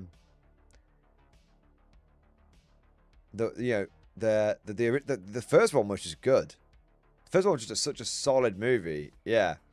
Second one, The Winter Soldier, arguably the best Marvel movie they made. And the third one, was it Civil War? Yeah. All of them awesome. All of them awesome. And then you've got like Thor, where like the first Thor movie was a bit weird and shit. The second Thor movie was a bit weird and shit. The third Thor movie was Ragnarok, which was good because it was just funny and weird. But it was still a bit like it was just a comedy movie, but that's fine. And then the fourth one, like, they fucked it, basically. And then I don't even know if they made a fifth one after that, but yeah. Iron Man, the first movie was great. The second and third one were kind of shit. Like, they were okay. The third one was definitely terrible. The third one was definitely terrible. The second one was okay. The second one was mostly good because of the guy from Hammer Tech. Like, is it Sam Rockwell? Yeah, he's the best bit in the whole movie. Yeah. And then they made a Black Widow movie, which was apparently terrible. I don't know how you make a movie with, like, Scarlett Johansson in a leather bodysuit, and apparently it's terrible. I don't know how you manage that, but they managed it. Yeah, and then they all went shit. So basically, Captain America has the best Marvel trilogy. And I don't think anyone expected that. Because it's just like, he's a normal human that's just been, like, souped up. And I think it's a great example of, once again, people just like humans. Do you know what I mean? Like, people, like, why is Captain America so good? Because he's just like a normal bloke that's been juiced up. That's all he is. It's not a god. It's not an alien. He's not a billionaire or anything like that. He's just a normal bloke, juiced up, just fighting the good fight.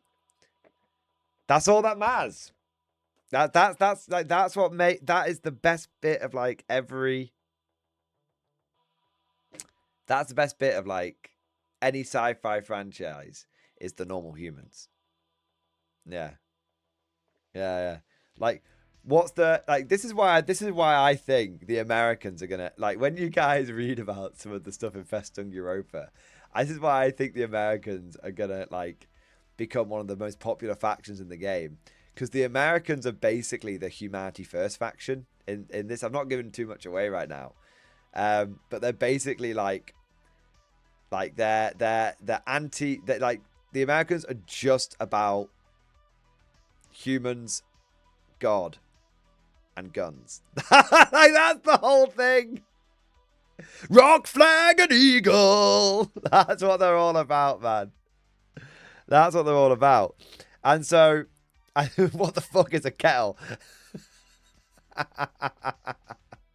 So, I honestly think that for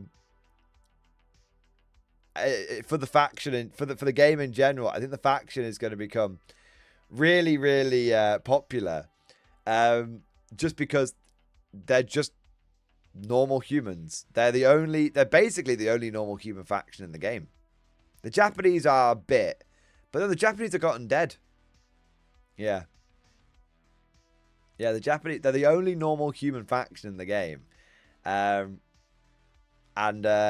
so it's like the whole thing with the Americans is they are basically the normal guys who are a bit religious, who are just holding the line. And not even holding the line, taking the fight to the enemy. Yeah. Yeah. I remember cinemas saying Captain America could never beat Batman in movie ticket sales back in the day, and yet it did. This is when Ben Affleck was Batman. Yeah. Weirdly, Robert Pattinson's Batman was really good. It had a little bit, it went on a little bit. I think the ending was slightly weak, but it was pretty good overall. Yeah. Yeah, same thing with the Guard. Yeah, that's it, man. The Americans are the Imperial Guard of the saying. And whilst the Scions, the Fireflies, are going to get all the glory, I think, the humble American infantryman, I think, is definitely going to have his time in the sun. Yeah. Like, I need a fourth. What I'm hearing here is I need a fourth HMG team. God damn it.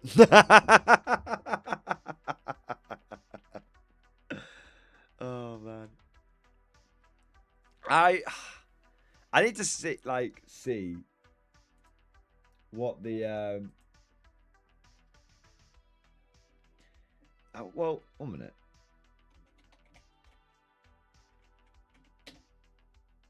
A fourth, a fifth, a sixth. Just all the HMG teams. Yeah. Army does the dying, Fireflies do the flying. Yeah, exactly. Although the Fireflies die quite a lot as well. I mean, they are by nature going into the hardest battles. Yeah.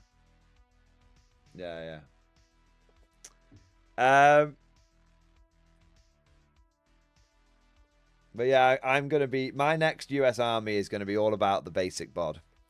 Basic bod, 50 cal. 50 cal! Rockets didn't do a thing. I need bazooka teams, man. I keep thinking, how can I make my Americans have more anti-tank? This National Guard idea that I'm going for. I need some fucking bazooka teams, man. See, I was going to... Can I build an American army which has 0 rift dice? Yes.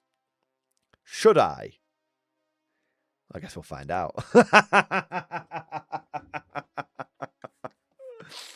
I mean, originally I was going to build it with like Tesla cannons and stuff in there. They're tough, but they ain't invincible. Yeah, you follow Slimer Samuels, he'll show you what to do. You said yourself, get some heavy infantry with super bazookas. Yes. But I kind of want to run...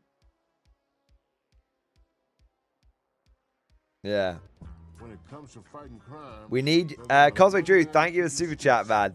We need US Power Armor Mark II using 50s as standard. indeed.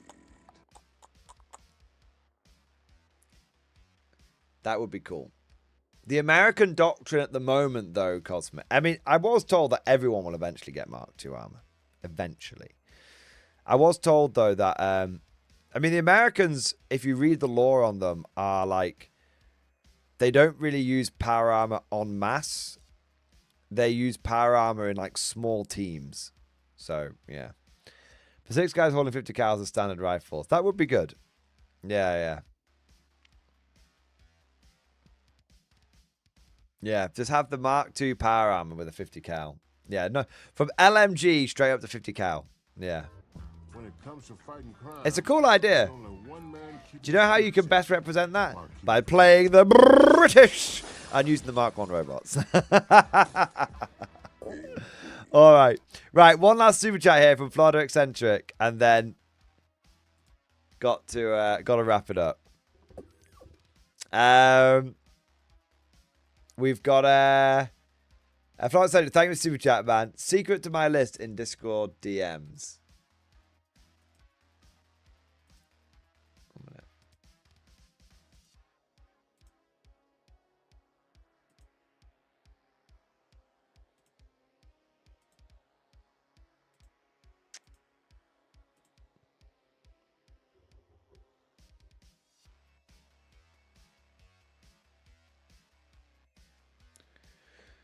Let's see what my...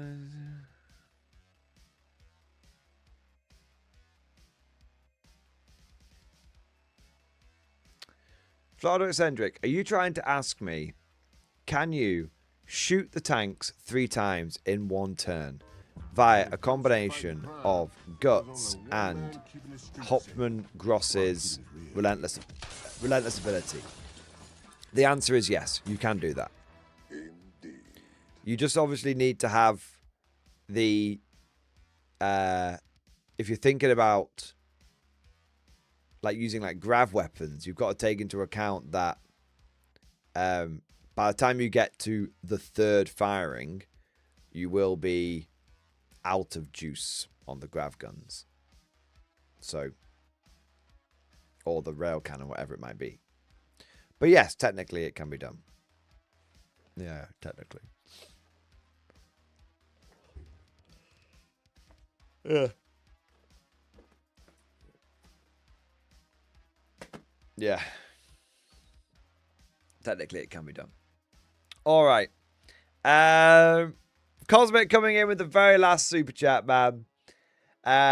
Show us the worm. I got some axes to build this weekend. Dude, thank you for your support, and it is my pleasure to show you the worm. Kissy, kissy, kiss my worm. Kiss Cosmic's worm. I don't need to get weird with it. That was a conscious decision on my part. All right. Lead al-Qazib. Lead al-Qazib. There you go. If your rail or grav gun doesn't have a rift dice when you pull its dice, don't you roll rift dice? If it's already got one, then you don't. You can only pull one from the bag if there's one in the bag for it to have, and it can't go above its normal total. Yeah. Yeah.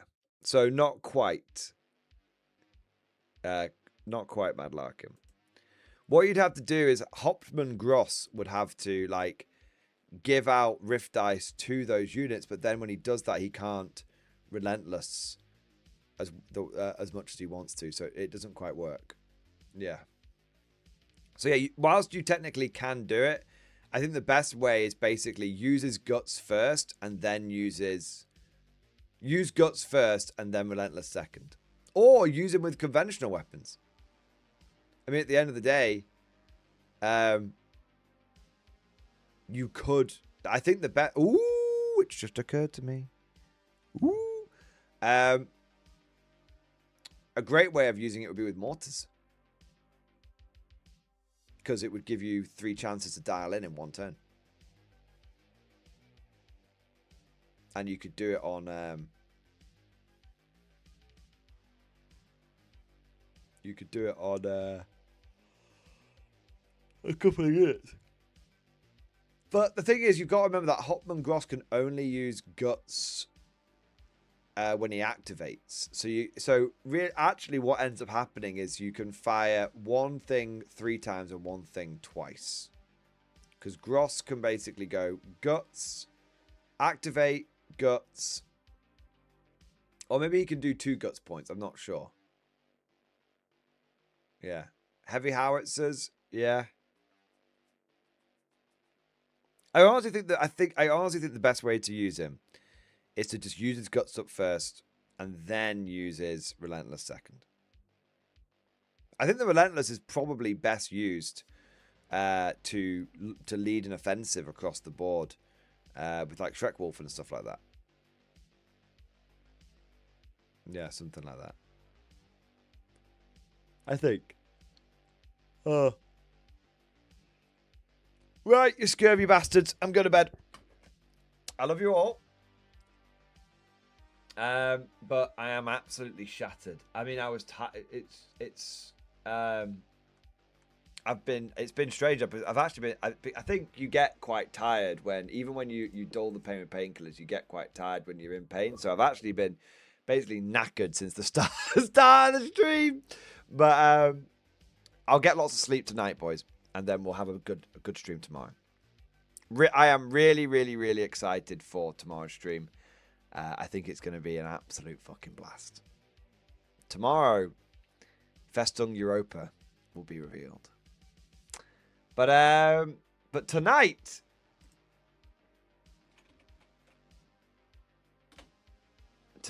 we must wrap things up. Thank you so much to all of you guys who joined today's stream. Thank you to everyone who liked and subscribed and chatted away and all that good stuff. And thank you to everyone who went above and beyond the Call of Duty. Big shout out to Russell W as well, who came in with the 50 gifted memberships at the start of the stream. That was an absolute Giga Chad maneuver. And we had lots and lots of other support coming here as well. It's a me, Marco, with 20 memberships. Ubermex with the Baneblade and many, many others. So massive, massive shout out to every single one of you crazy, beautiful, mental bastards. And thank you so much to all of you for supporting this for the week. Although it's not quite the last stream of the week, but I'll say it now. Thank you so much to all of you. You guys have made... Like, you guys, like, do you know what's crazy? You guys have made such a difference because, like, I never would have been able to get my teeth fixed without having support on the stream. And that's, like, actually given me a massive quality of life boost. So it's real world shit, boys. I know it's soppy and it's bollocks and it's all that kind of stuff, but it's, like, actual, like, real world shit. So, seriously, thank you. It's thanks to your amazing support that something that I've basically needed for pretty much my entire, like, adult life, I've actually been able to get done, which is pretty mental. So, yeah, thank you. You're all incredible. You're all amazing. You're all fucking awesome. And I am genuinely, as wanky and soppy as it sounds, I am genuinely eternally grateful to this community because not only is this best job I ever had, you know, like from Fury. Not only is it best job I ever had, but on top of that, it's also, you know, it's been just so much fun, and it's like I said, it's been a big boost to my quality of life and all that kind of stuff. So, yeah, so just thank you, bottom of my heart, boys. Thank you to every single one of you. You crazy, beautiful, degenerate bastards, and I look forward to seeing you all tomorrow for the Festung hype stream. It's going to be a big one. It's going to be a biggie. All right. Chris K, thank you so much for the gifted membership, sir. Thank you for your support. Deus Cluck, praise the octopus, praise the worm, all that good stuff. And as always, I'll see you guys next time.